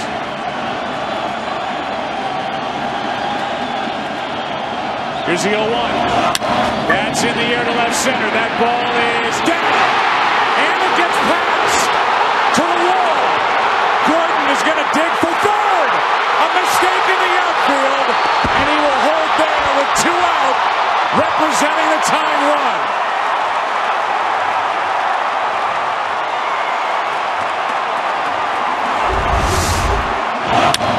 Well, you see here, you talk about the mistake. He charged too hard. You're already playing no doubles, and that's exactly what it means. You don't want the ball by him. Blanco charged, got caught in between, and then the slip allowed the ball to get by him. Right here, the decision to try to stop and then slipping and the ball goes by him is better off waiting, keep the ball in front of you, keep that runner at first base. It's the right decision to let the ball drop, but he made it too late. He wasn't able to handle the short bounce. It's a single E8. And now it's Salvador Perez, who could tie it with a hit.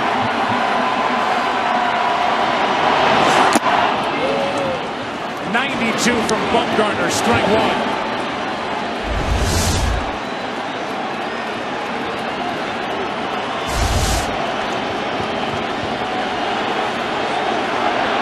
Man who has been the rock behind home plate for the Royals all year, with a chance to tie it. Able to lay off 1 ball, 1 strike.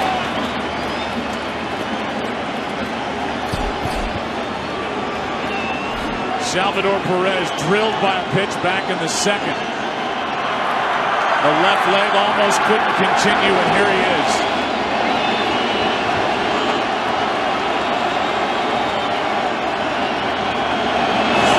Strike 2.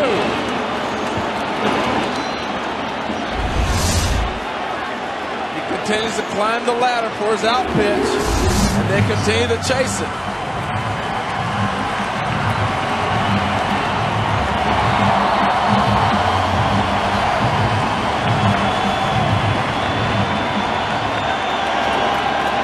Tying run at third, 2 out, 9th inning. The 1-2. 2-2. Bumgarner now up to 66 pitches here out of the bullpen in Game 7.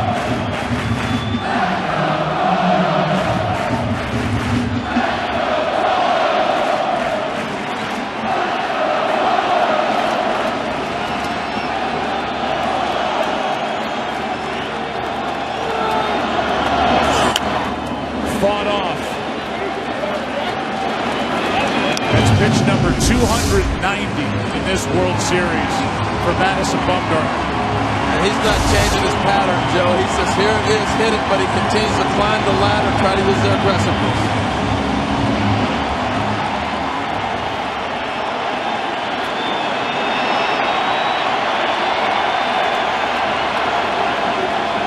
Salvador Perez, the 2-2. Popped up. Sandoval in foul territory. Giants win! A World Series win for the San Francisco Giants for the 3rd time in the last 5 years. And their hero, Madison Bumgarner.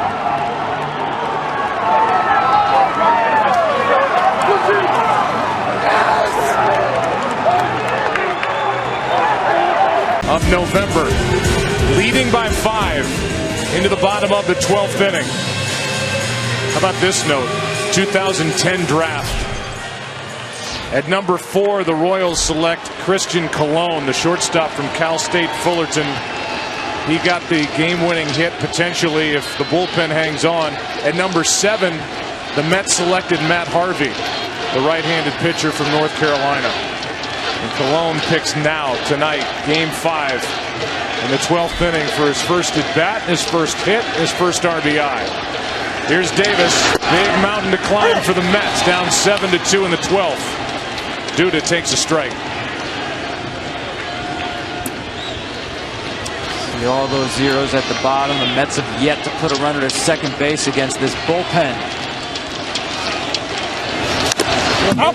Strike 2. The 5 runs in the 12th inning put up by Kansas City, the most ever by a team in extra innings in World Series history. And the bullpen again. It's been 5 innings, 1 hit allowed for Kansas City. Davis on 0-2. Duda stays alive. It's almost as if someone hands the Royals an advanced script of what's going to happen and where the game is going. This postseason, from the 7th inning on, they've outscored opponents 51-11.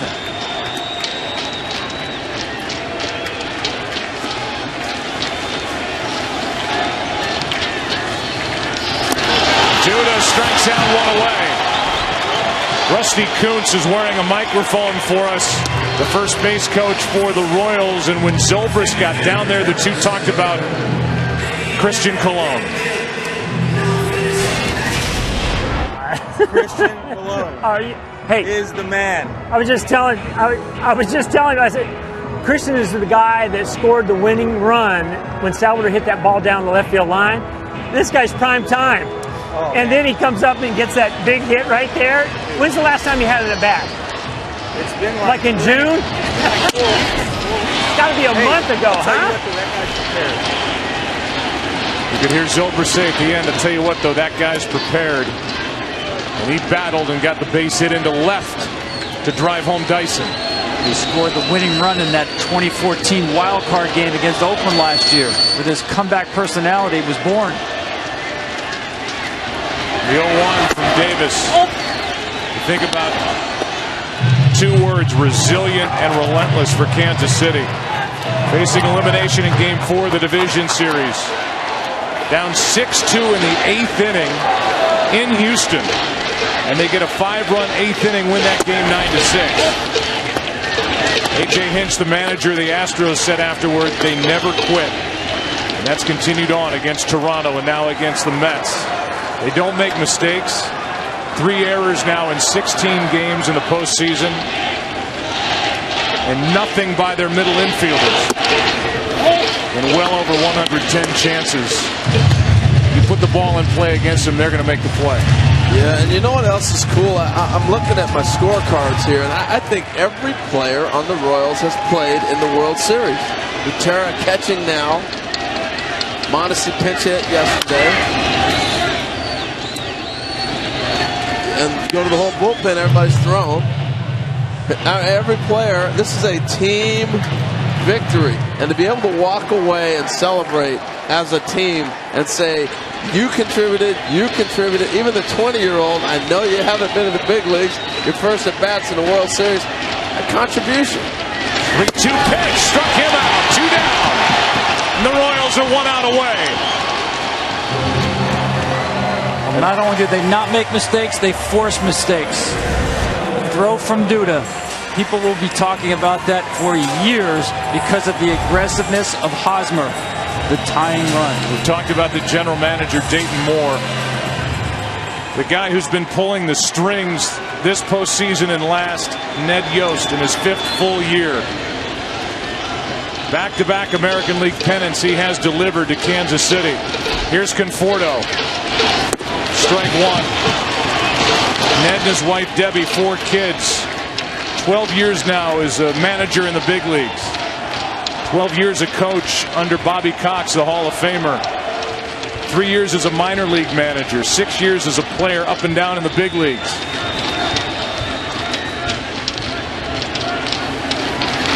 Conforto takes his strike. And the Royals are 1 strike away from their first championship in 30 years and 2nd in franchise history.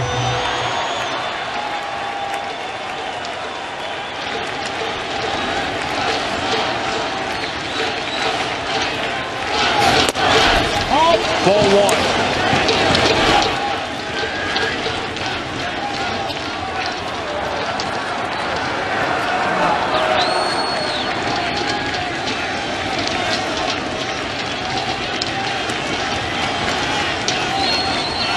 The 1-2 pitch.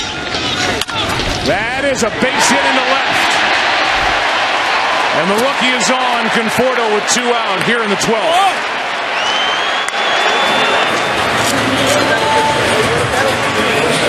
Ice in his veins. That's the stuff of greatness that you You take away from this series, if you're the Mets, you got a young star coming in Conforto. Second hit of the night, hit 2 home runs last night. Now it's Wilmer Flores. Royals leading by 5.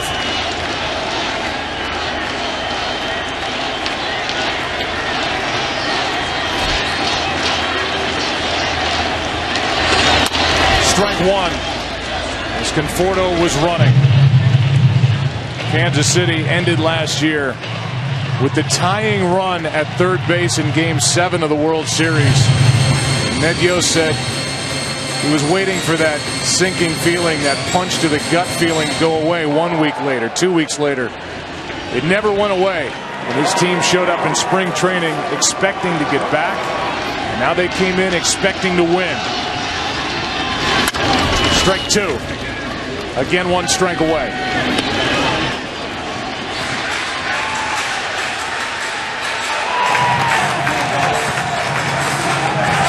And the game started by Edinson Volquez, who lost his father last Tuesday. Before he made the start in Game 1, he was outstanding. And then the bullpen took over.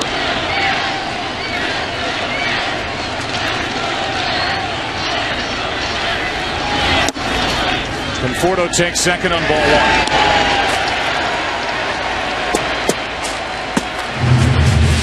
Remember back in the 6th against Volquez, bases loaded for the Mets, nobody out, gave up only 1 run. It was 2-0, and the Mets haven't scored since.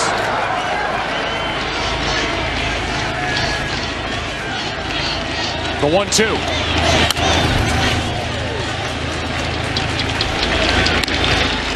Remember at that point, Joe, you were saying this is a big half inning for Volquez. If he can keep it at 2-0, they still got a shot. Clearly that came true. Davis trying to end it right here.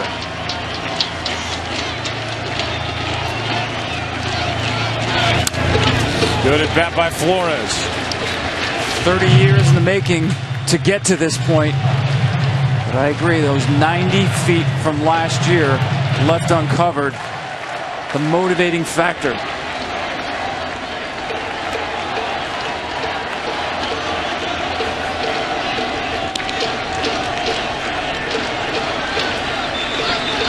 The 1-2 again. Inside corner. The Royals, 2015 World Champions.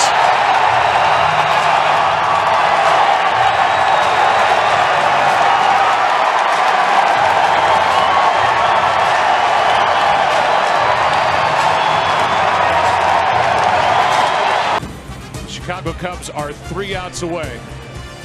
The Cleveland Indians are looking for more heroics like they got in the bottom of the 8th as they trail by 2. In the bottom of the 10th, Zobrist, the go-ahead RBI double. Montero tacked one on. Flashes the signs for Carl Edwards Jr. We're about to find out about Carl Edwards Jr., the 25-year-old hard-throwing right-hander looking for the 3 biggest outs of his life. A 48th round draft pick deals high, a ball and a strike. Well, he's got a really electric arm, and the ball will cut. The key for the Indians is staying off his curveball, trying to make that curveball thrown for strikes. But when you're trying to catch up to 96, you sometimes react to that curveball. Here's a 1-1 to Napoli. Out of play right side, strike 2. Chapman ends up going an inning and a third. He allowed 2 runs, struck out 2. Allowed 3 hits, all with 2 out in that 3-run 8th. After taking over for Lester, in line for the win. 2-2.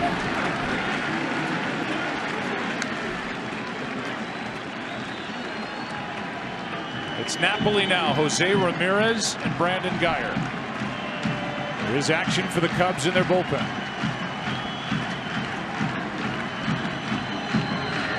A strikeout starts the 10th.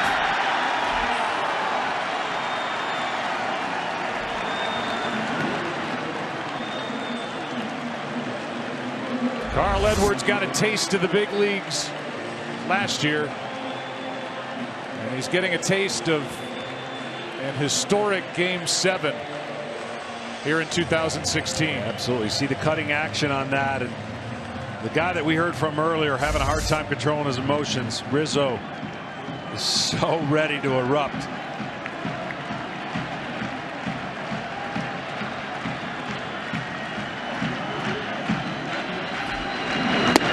Strike one to Jose Ramirez.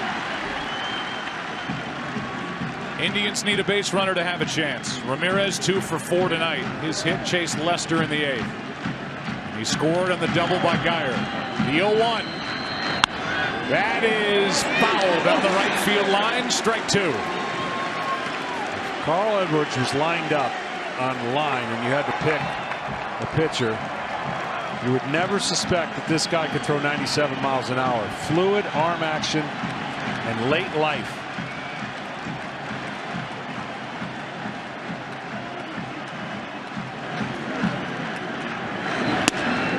Ball 1.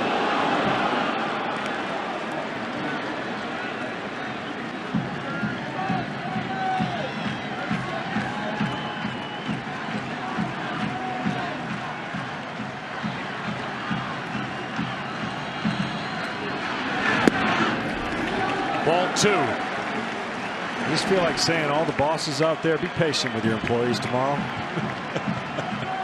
They're going to be sleep deprived. A groggy morning.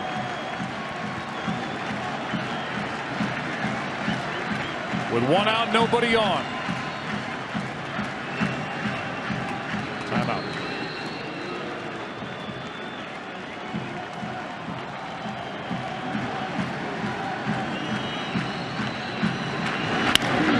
To Russell. 2 out. The Cubs are 1 out away.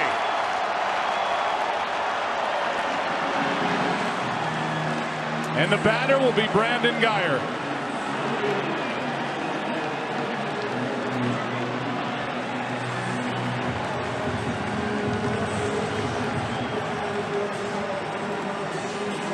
Two teams with a combined 176 years of frustration and no world championship. Theo Epstein has been the drought buster. He was in Boston trying to do it in Chicago. 2 out, nobody on. Geyer takes a ball.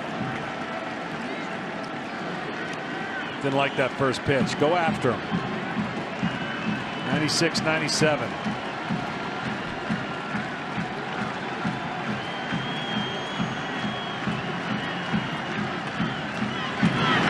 Two and 0.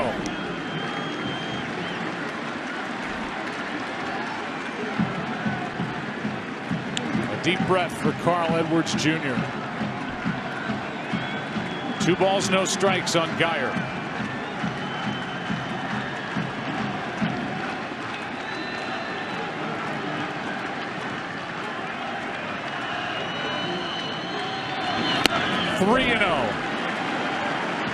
I just didn't like the first pitch. I mean, I know you start thinking again. That's the thing. Don't think about this is an out or I'm an out away from winning a championship.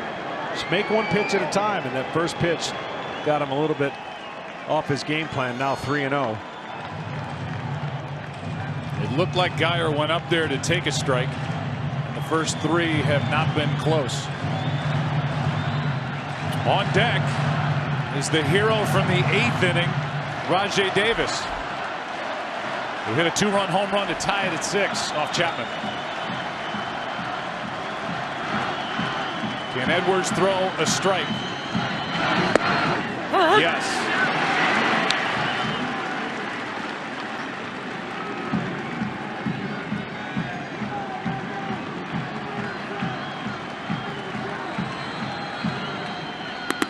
A walk to bring the tying run up.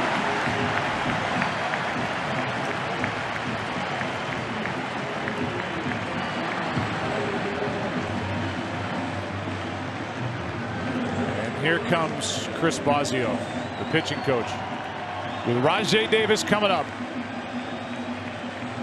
And Miguel Montero trying to guide Carl Edwards Jr. through this 10th. In the 8th, Rajay. Bedlam.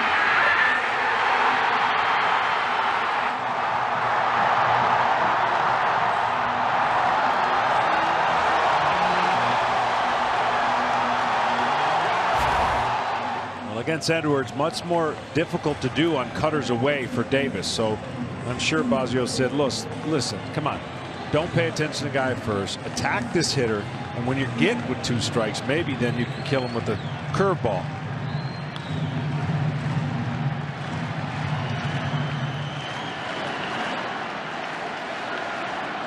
Rajay Davis could tie it with a home run. Geyer will take second if he wishes. Cubs are giving it to him. Ball 1. And down to second is Geyer to take that force out away. No stolen base granted.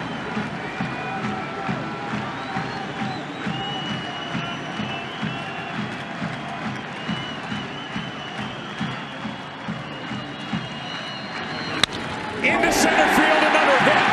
Here comes Geyer. The throw into second. It's a 1-run game. Davis delivers again.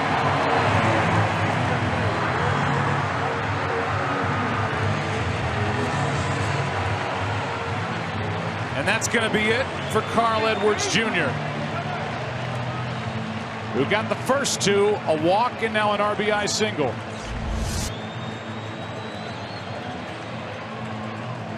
And with Michael Martinez, the scheduled hitter, the switch hitter,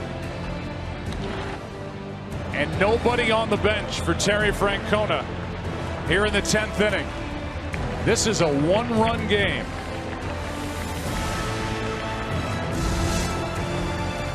Edwards is out. A longtime minor leaguer to the big leagues for the first time with Philadelphia. Now with Cleveland, came to the Indians last year, is up with 2 outs. He's 0 for 3 this postseason. There are his numbers during the regular year. He did hit 1 home run. He's the winning run at the plate, and you've got a base stealer at first in Rajay Davis. Decent move out of Montgomery. Not a good arm, Montero. Curveball delight. Look for the ball in the dirt. And if you think you've got the opportunity, steal a bag, because the odds of getting multiple hits here with 2 outs, although the Indians have done it before.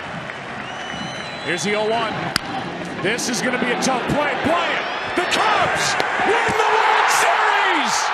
Bryant makes the play. It's over. And the Cubs have finally won it all. 8-7-10.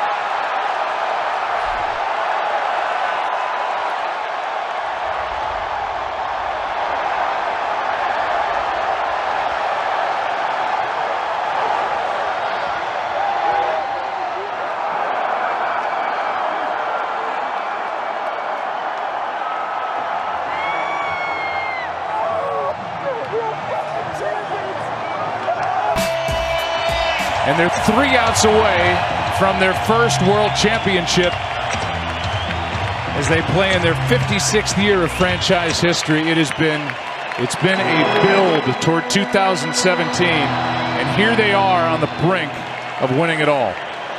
Pretty incredible. The 4-run lead will help for sure here in the 9th as Utley leads off. Pinch hitter for Wood.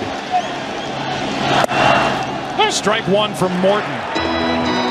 Utley was hit by a pitch last night in a key spot by Verlander. A trade for Verlander. The trade for McCann. Signing Beltran, going out of what they had been doing, building from within, adding pieces. None bigger than Verlander. Told this team that the front office believed this was the year, and here they are leading by 4 with 3 outs to get. Hard to believe that 2 seconds or seconds before midnight that deal gets done. At the very end of August.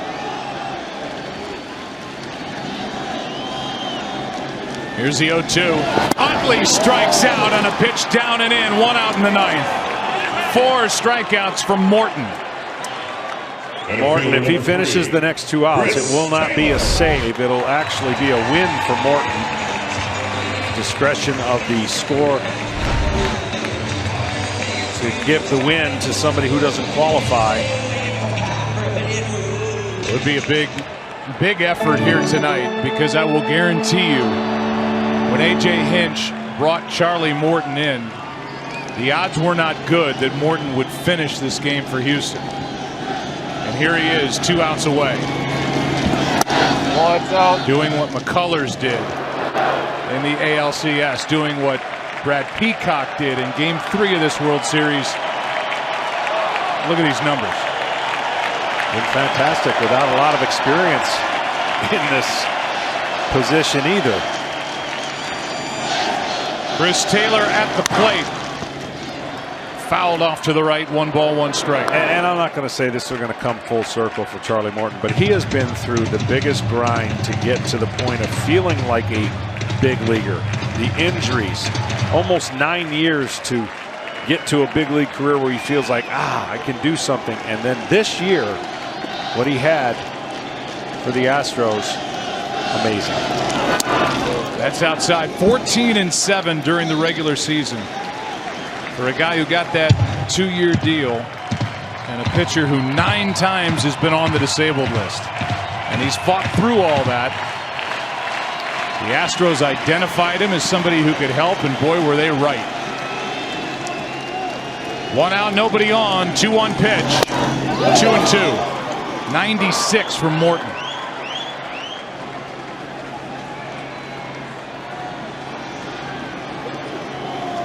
He started. McCullers. Peacock picking up big outs again here tonight. Liriano got an out. Davinsky. Since then, it's Charlie Morton. His 2-2 pitch. Broken bat. Altuve comes to get it. 2 out. And the Astros are 1 out away. Corey Seager. Here in Game 7. The batter will be Corey Seager. And for the Dodgers, they will look at the heart of their lineup. A lot of outs. The Astros have been able to contain Justin Turner and expose the rookie Cody Bellinger. He struck out 17 times in this World Series. That's a record. What's interesting to me, Brian McCann, a perennial all-star in the National League, went over to the Yankees, was going to be part of the Yankee success, traded over here because of the Sanchez success. Here's a ground ball right side, could do it. The Houston Astros are world champions for the first time in franchise history.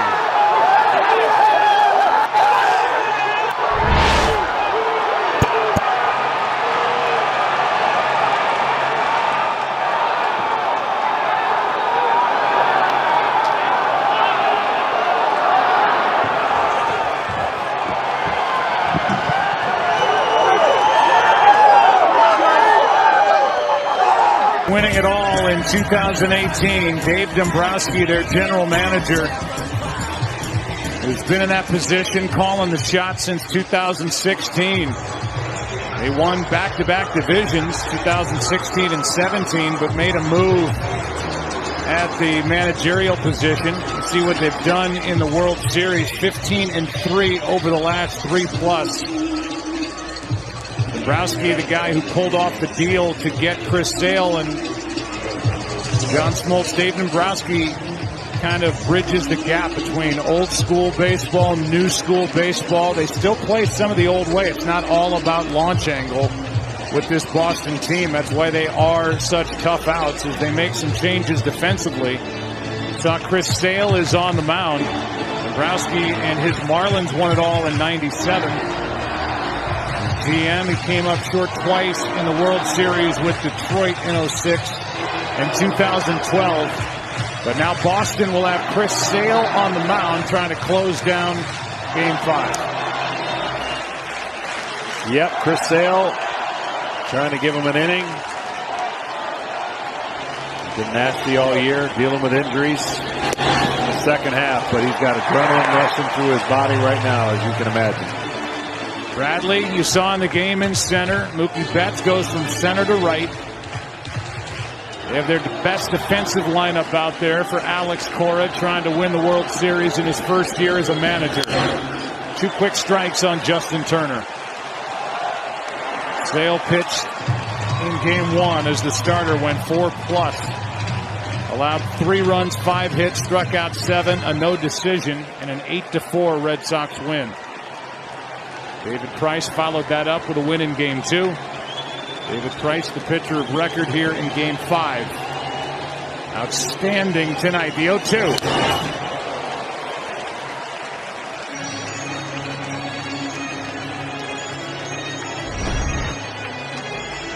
Look at the bullpen and his teammates applauding him on his way out of the pen, through the gate, and into the middle of the action here in game 5. Well, it's obvious he's been dealing with something. His shoulder hasn't been great. Hadn't pitched a lot down the stretch. He strikes out Turner. Good block by Vasquez. He gets an angle for the throw. 1 out. But he's still nasty. And it's been a condensed version of Chris Sale this postseason. Trying to take care of him, give him extra rest. Virtually, when he's throwing his slider, he's unhittable. And that's really been kind of the one signal that you can look at in this first start against the Houston Astros. Couldn't finish that slider. Didn't finish 5 innings in Boston. Kind of nasty weather, but he's trying to finish game 5. Here's Kike Hernandez. 0 for 3, takes a strike.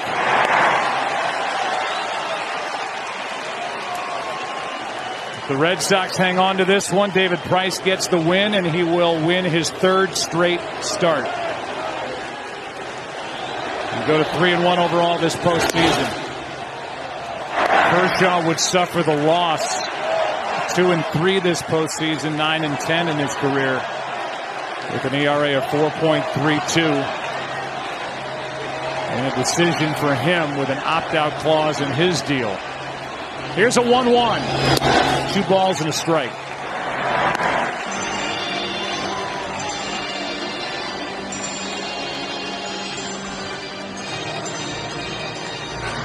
Red Sox won their 14th American League pennant. They're in their 13th World Series. 1904, there was no World Series. They're 8-time world champions overall. They won 5 of the 15 World Series to begin at the beginning of the 20th century, and they're trying to win their 4th World Championship over the last 15 years and finish it tonight. Full count now on Hernandez. So they dominated the early part of the 20th century and trying to dominate the early part of the 21st century. They're not going anywhere either. They're young. They'll be more than ready if they win this thing to defend their championship next year. Chased one up, did Kike Hernandez, with Machado on deck.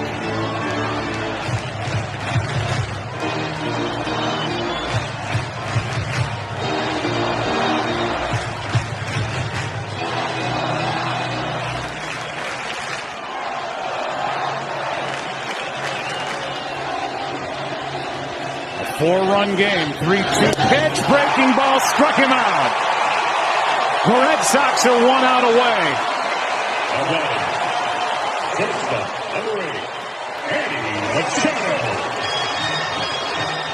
And that'll bring in Manny Machado.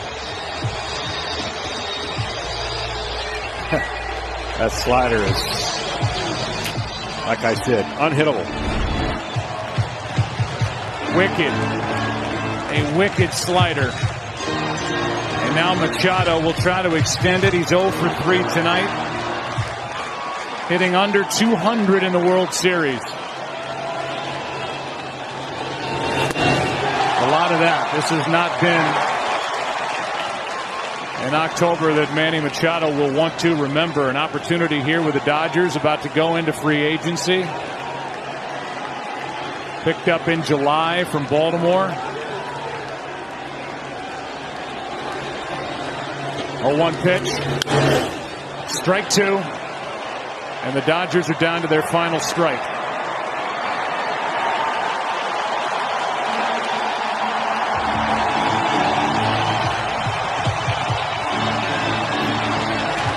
John Henry, Tom Werner.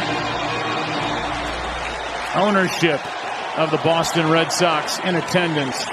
Sale trying to end it right here. 0-2 pitch.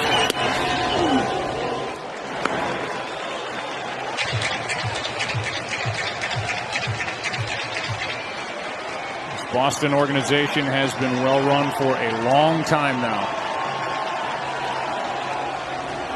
From the top on down, here comes a 1-2 pitch. Red Sox win the World Series. 5-1 the final tonight. And the best team in baseball wins it all in 2018.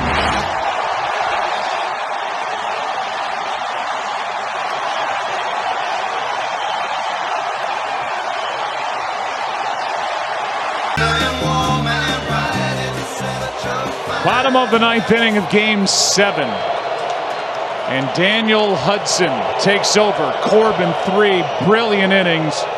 No runs, 2 hits, 3 strikeouts. Springer takes a strike at 96. What a job. Corbin in line for the victory. Hudson picked up from Toronto. Washington, his 3rd franchise he's been with this season. And he helps settle down their bullpen. That's a mile high on the infield for Cabrera. 1 out.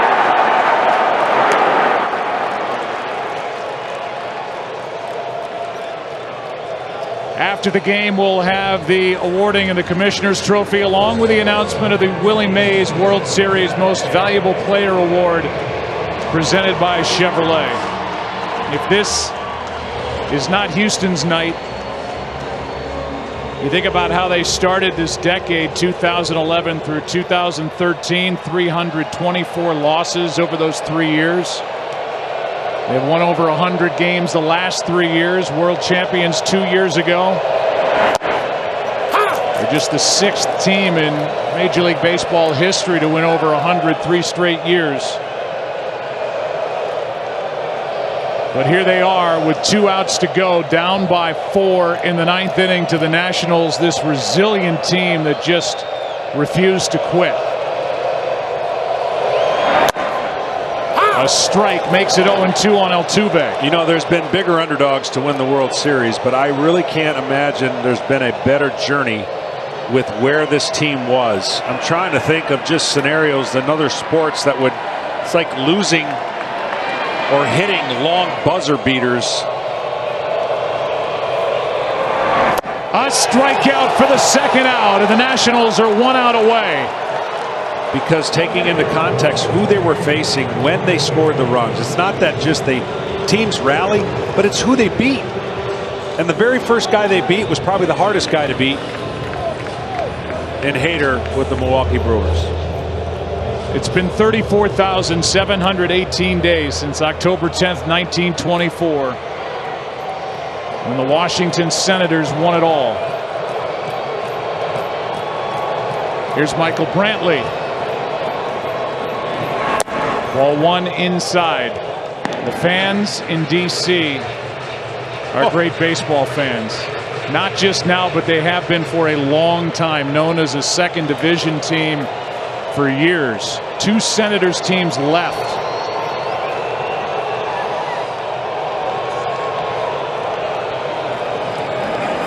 That's a strike.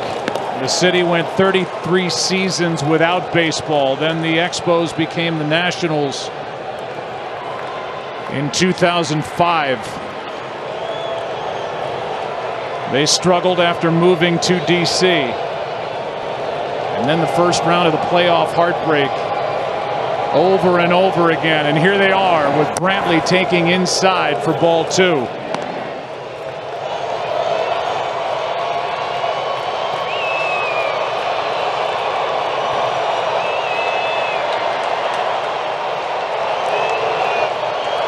Trying to win their 4th road game of this World Series.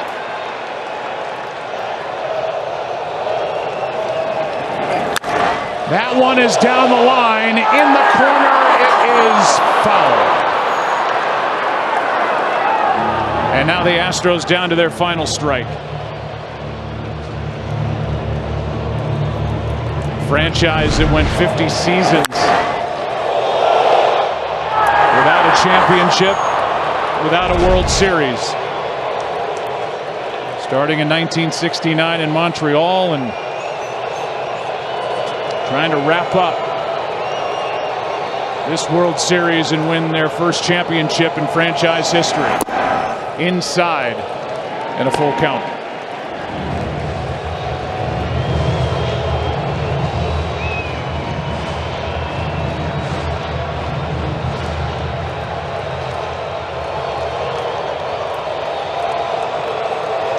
Scherzer, Corbin, Hudson. And now a 3-2 pitch. Out of play.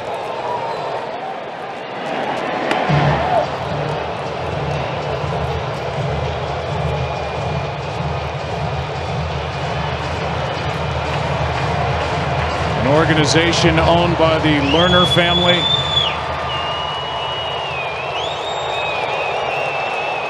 Mike Rizzo, the general manager. Dave Martinez, the field manager. Here they are, 1 strike away, 1 out away. 3-2. There it is! The Washington Nationals are world champions for the first time in franchise history.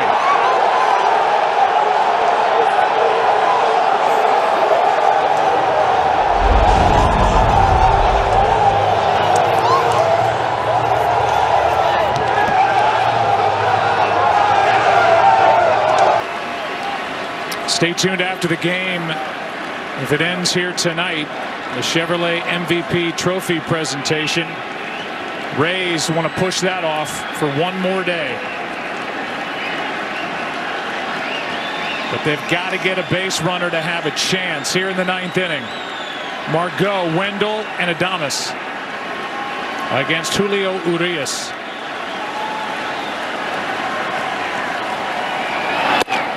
Who fires a strike. Yeah, that's all he's been doing. He has been in command of the strike zone. He's fearless. And like I said, you got to have a slow heartbeat. It's not like he's done this a ton of times. He does have some saves. 1-1 outside, ball and a strike. But now the Rays have to get somebody on to make at least the nerves a little unsettled, to bring the tying run to the plate. I mean, since the first, it hasn't been, the Rays have had 0 chances for the most part. That's strike 2. And we'll give you a quick word from Gatorade.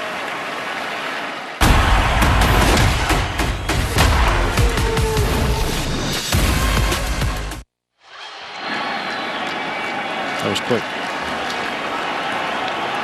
No lies.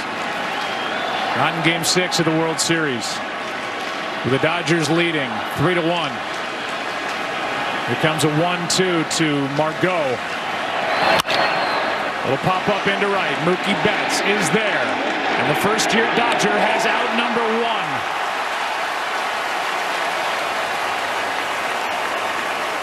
Now, what you can't do here, Joe, and I'm sure he's not, you can't count outs. When you've been on the stage as many times as the Dodgers have, and as close as they've come, you can't count outs. This is the only batter you think matters, and then you go from there. And that batter is Mike Brasso off the bench. This game has already tied the record for strikeouts in a 9-inning game, if that's what it is. In the end, 25 strikeouts we've seen here tonight by these two teams. Brasso has swung the bat very well this postseason. Well, takes the ball. He is a tough at bat, and if you don't believe me, ask Aroldis Chapman. Yeah, it's the bat of his life. Phillips had the moment of his life. Now the Rays are hoping they have one more moment to keep this series going. So much horsepower in the bullpen did they have. Good rip, but wouldn't it be a little ironic that that ended up costing them in the end? Rays couldn't wait to get to their bullpen. 1-run charge to the starter Blake Snell, who was outstanding, and 1 to Nick Anderson, who came in, allowed a double to Mookie Betts, and the wheels started turning. 1-1 to Brasso. Strike 2.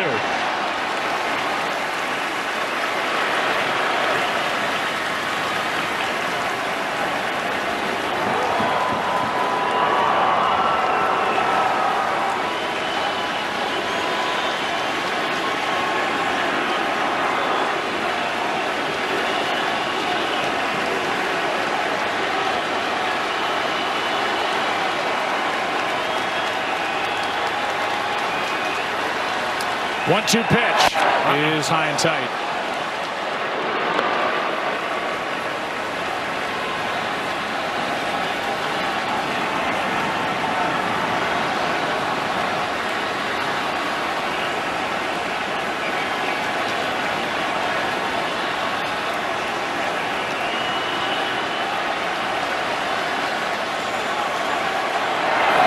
Nope. What a great take. After seeing velocity and then spinning a breaking ball up there, this would have been real easy to come out of your shoes right here, but a great take. Brasso gives nothing away. Undrafted, trying to give the Rays a chance. Down by 2. Urias got him looking, 2 out.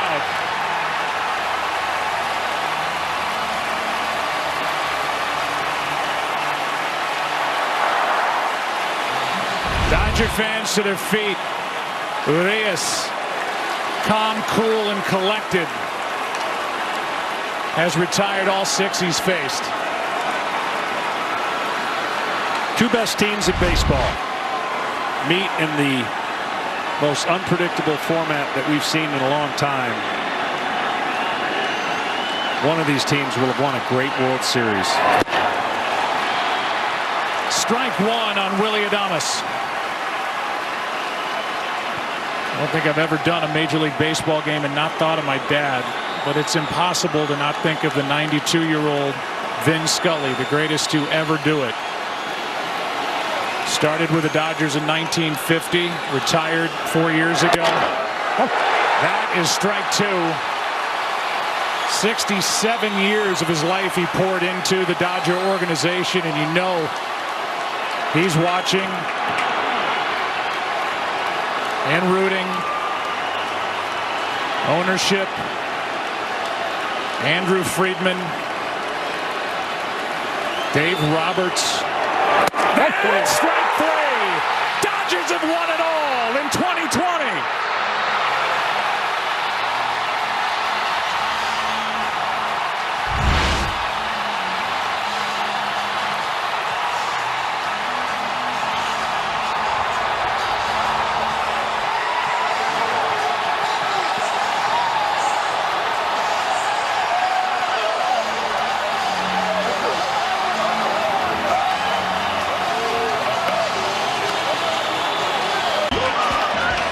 Now here we are in 2021. And the Braves bring in their closer, Will Smith, to try to get the final 3 outs and make it official. Look at his numbers, 6 for 6 in save chances. This isn't one of them. You know, he's so happy to be on the mound as he throws it over the head of Michael Brantley, ball 1. Yeah, he's been awesome. You saw the numbers there. Just not giving up many hits. Pitching a lot of tight games, too. And when you can win those 1-run games, boy, that goes a long way for your confidence and the team, of course, moving on in the playoffs like they have under him as the closer. The Astros led baseball with 5.3 runs per game in the regular season, but the Braves pitching in this World Series made them sputter. Outbursts in a couple of the games, but that was it. Yeah, it really has been amazing to watch. You know, maybe not your prototypical World Series where you have starter against starter going 6 or 7 innings. A lot of matchups. And really, I stick with my formula. You get a couple guys, and in this case, 3 hot guys in your bullpen. You can do some stuff and shorten the game. You get a couple hot starters and a couple hot batters in the lineup. You got yourself a chance that can win it, and that's what the Braves were able to do. Brantley 1 for 3 on the night. Braves fans in attendance starting to take over a little bit, and the Astros fans don't like it.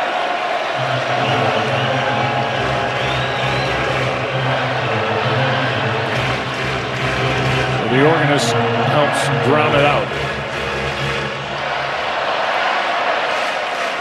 These fans in this ballpark, the fans back in Atlanta, have been so great and provided such a great bed of sound underneath all these plays during the World Series. It's been thrilling to watch and call. Outside. That's outside, a full count.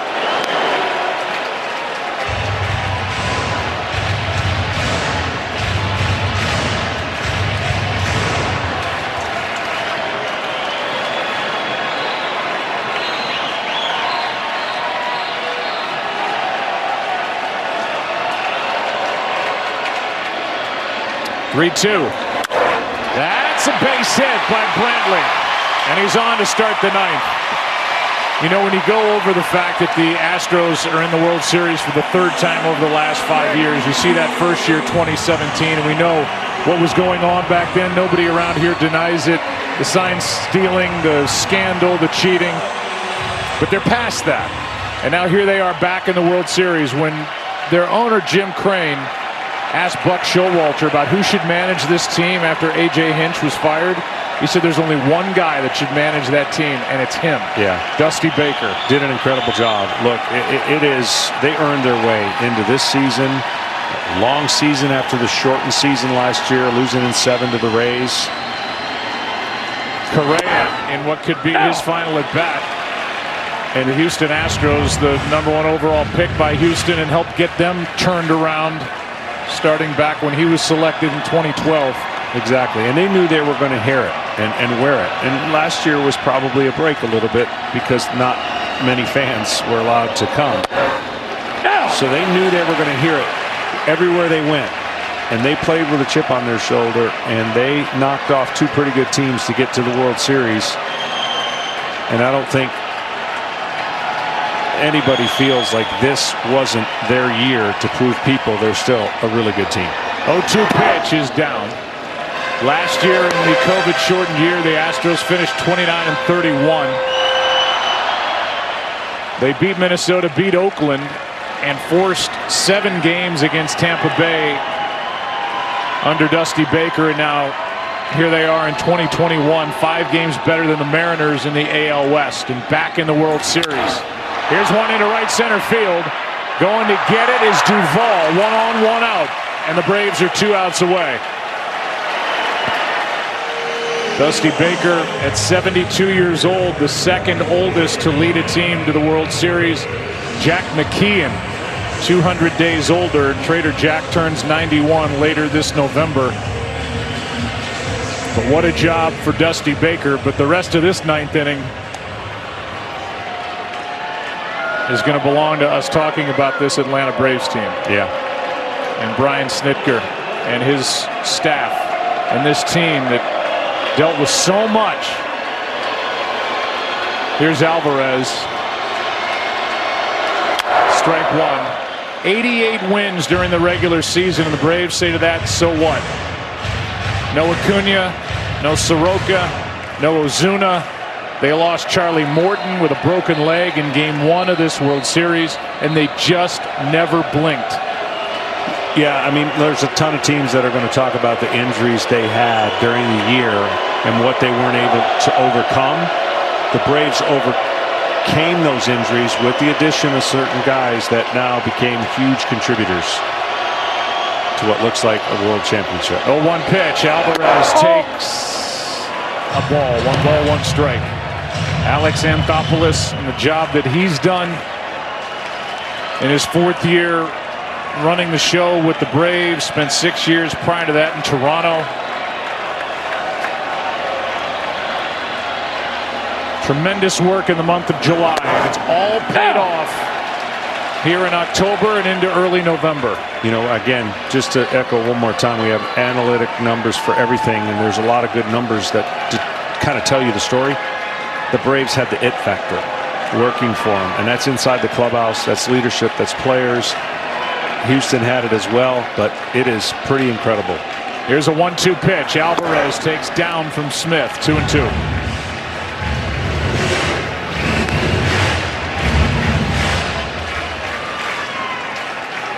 You know, there is a former manager of the Atlanta Braves that's watching every pitch of this. Very proud of Brian Snitker and his former organization, talking about the great Bobby Cox. Yeah, wish him the best. He's been battling, but you know he watches every game. Brian got to see him before he came out here. Outside. He doesn't miss a game. And Brian will get a chance to show him one more trophy. Meanwhile, his son Troy is on the other side. Troy Snitker, one of the hitting coaches for the Houston Astros, watching his dad guide the Atlanta Braves to within 1 out of a championship. 2 down here in the 9th inning, and the Astros are down to their final out. And it has got to be hitting Brian Snitker, if it hasn't already, that he's about to be a world champion manager. Yeah, he's trying not to, right? That's been his kind of pose and demeanor all through the playoffs. And he'll crack a pretty big smile when this next out is made. Here it is, a strike to Yuli Gurriel.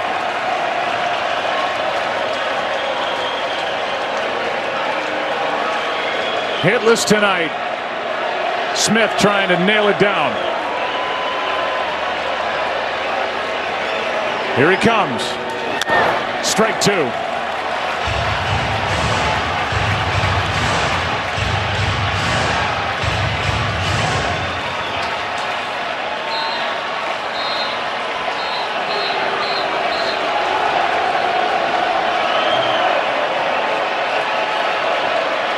Smith. The 0-2. Left side, Swanson to first. The Braves are world champions.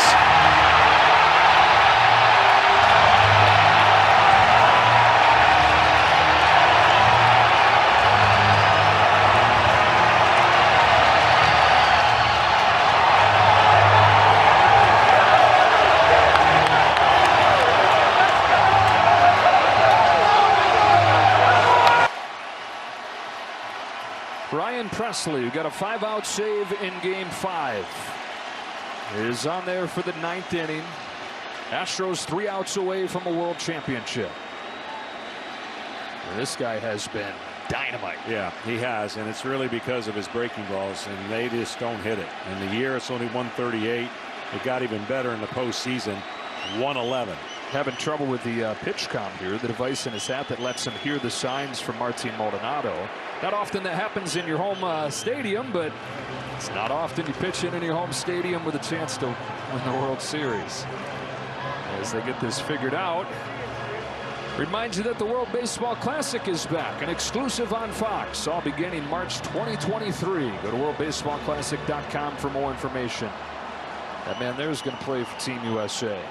He's going to bat third in this 9th inning. It's Hoskins, Realmuto, and Harper against Presley. Well, to state an obvious, every closer knows, no matter what the situation is, get the first hitter out. Hoskins, who is 0 for his last 13. Swings and misses. Strike one. You grind hard no matter what the circumstances are. Obviously, if it's just a one-run game, it's one swing can tie the game. But he has 3 runs to work with. But you don't want that leadoff guy to get on. A little bit outside, 1 ball, 1 strike. Ryan Pressly came over at the deadline in 2018, so he's looking for his first ring. So many of these Astros are.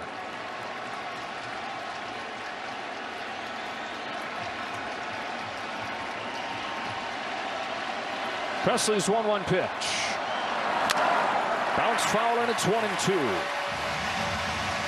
Again, if you haven't seen Pressly throw much, he doesn't throw anything straight. Everything cuts. He has tremendous spin on his pitches. So a cutter that is going to be his version of a fastball, and then he throws a knuckle curve that is so fast that it breaks so quickly the hitter has really little time to recognize it. Hoskins starting the 9th. Pops it up. Tucker. Astros 2 outs away.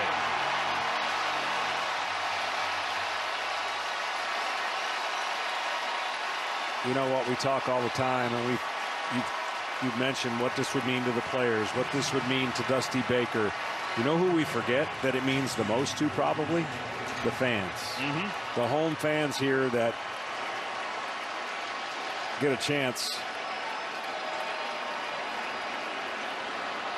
to get one without any asterisks. Fans deserve it. Town deserves it. 4-1 in the 9th inning. Bases empty, 1 gone. JT Realmuto lines the ball into center field, and the Phillies have hope. Realmuto with the first hit since Schwarber's home run in the 6th. And that's why getting the first hitters out is so huge, because now with a runner on, you're always 1 pitch away from getting out of the inning for the double play. And you also know that this man can't tie it up. When you're a closer, you don't care about your sexy stats. You just care about walking in to end the game before they tie it up. And you look back to that insurance run brought in by Christian Vasquez with a 2-out base hit. Looming large now instead of Harper representing the tying run. Tying run in the on-deck circle in the form of Nick Castellanos. Harper is 0 for 3 here in Game 6. He slices a pop into left. Yordan Alvarez. The Astros are 1 out away.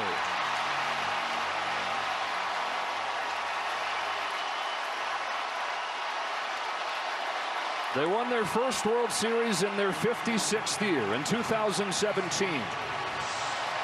They got back in 2019. They won 107 games that year. They led the World Series 3-2 and then fell short. Last year they got there again. They were favored again and fell to the Braves. Another shot and an out away.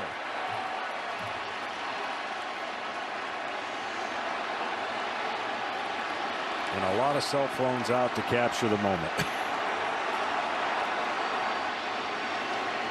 Castellanos. There goes the runner. Fly ball down the right field line. Tucker comes on. Kyle Tucker. This time they finish the job. The Houston Astros, world champions.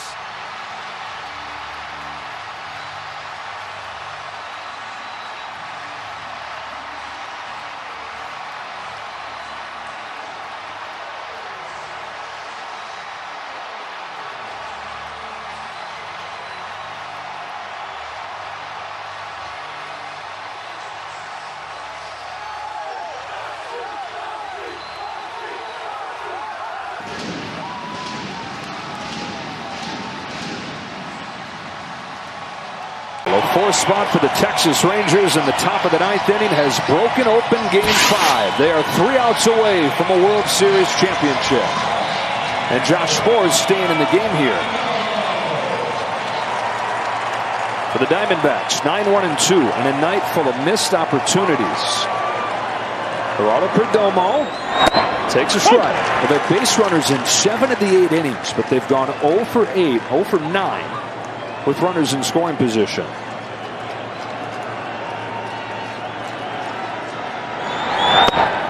No balls and 2 strikes.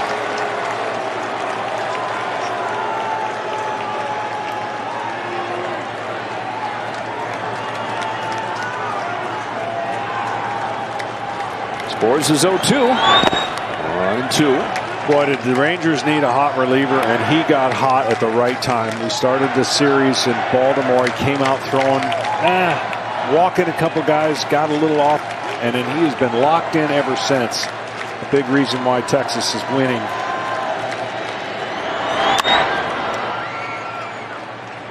Their bullpen was basically battered coming in. They needed winning formula scenarios. That means pitch deep in the game, which they got, and then their top 3 were able to handle the rest of the game. And they got guys like Gray and Heaney, Dunning and Bradford. 1-2. Strike 3 and 1 gone in the 9th. And this season-long problem has transformed into one of the defining strengths of this Rangers team. This bullpen, 2 outs away from finishing the job. They hadn't been to the playoffs in 7 years. 6 consecutive losing seasons, including 102 just 2 years ago. And they lost 94 last year. Ball 1 on Carroll. Hadn't been to the World Series since the back-to-back trips in 2010, 2011. 63rd year of the franchise, 52nd year in Texas. Carroll pops it up. Heim is back behind the plate. He's got it. And once again, the Rangers are 1 out away. Think about it. If the Diamondbacks were to win the World Series, most improbable team ever. But the improbable journey of the Texas Rangers, even though they were a great team for a long part of the season in first place, we documented that route. They had to beat the defending champs without winning a home game. They were down 3-2. Now they're 1 out away from winning the World Series.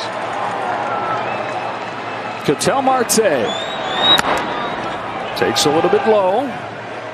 A handful of times throughout this year where they looked finished, but every time, just when you thought that they were done, they picked themselves up and stood tall. For 12 years, they've waited for another chance to get the last out, to get the last strike. 1 ball, 1 strike on Marte. Took down 99 wins, took down over 100 wins, took down the defending champs, and all on the road.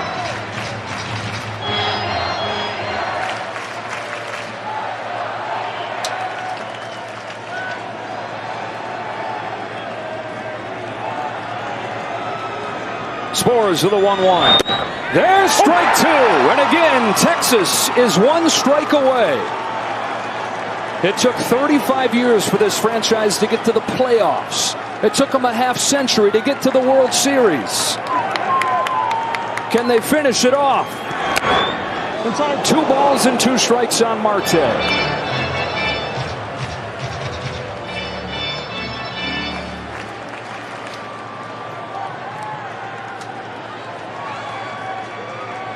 In their 63rd season.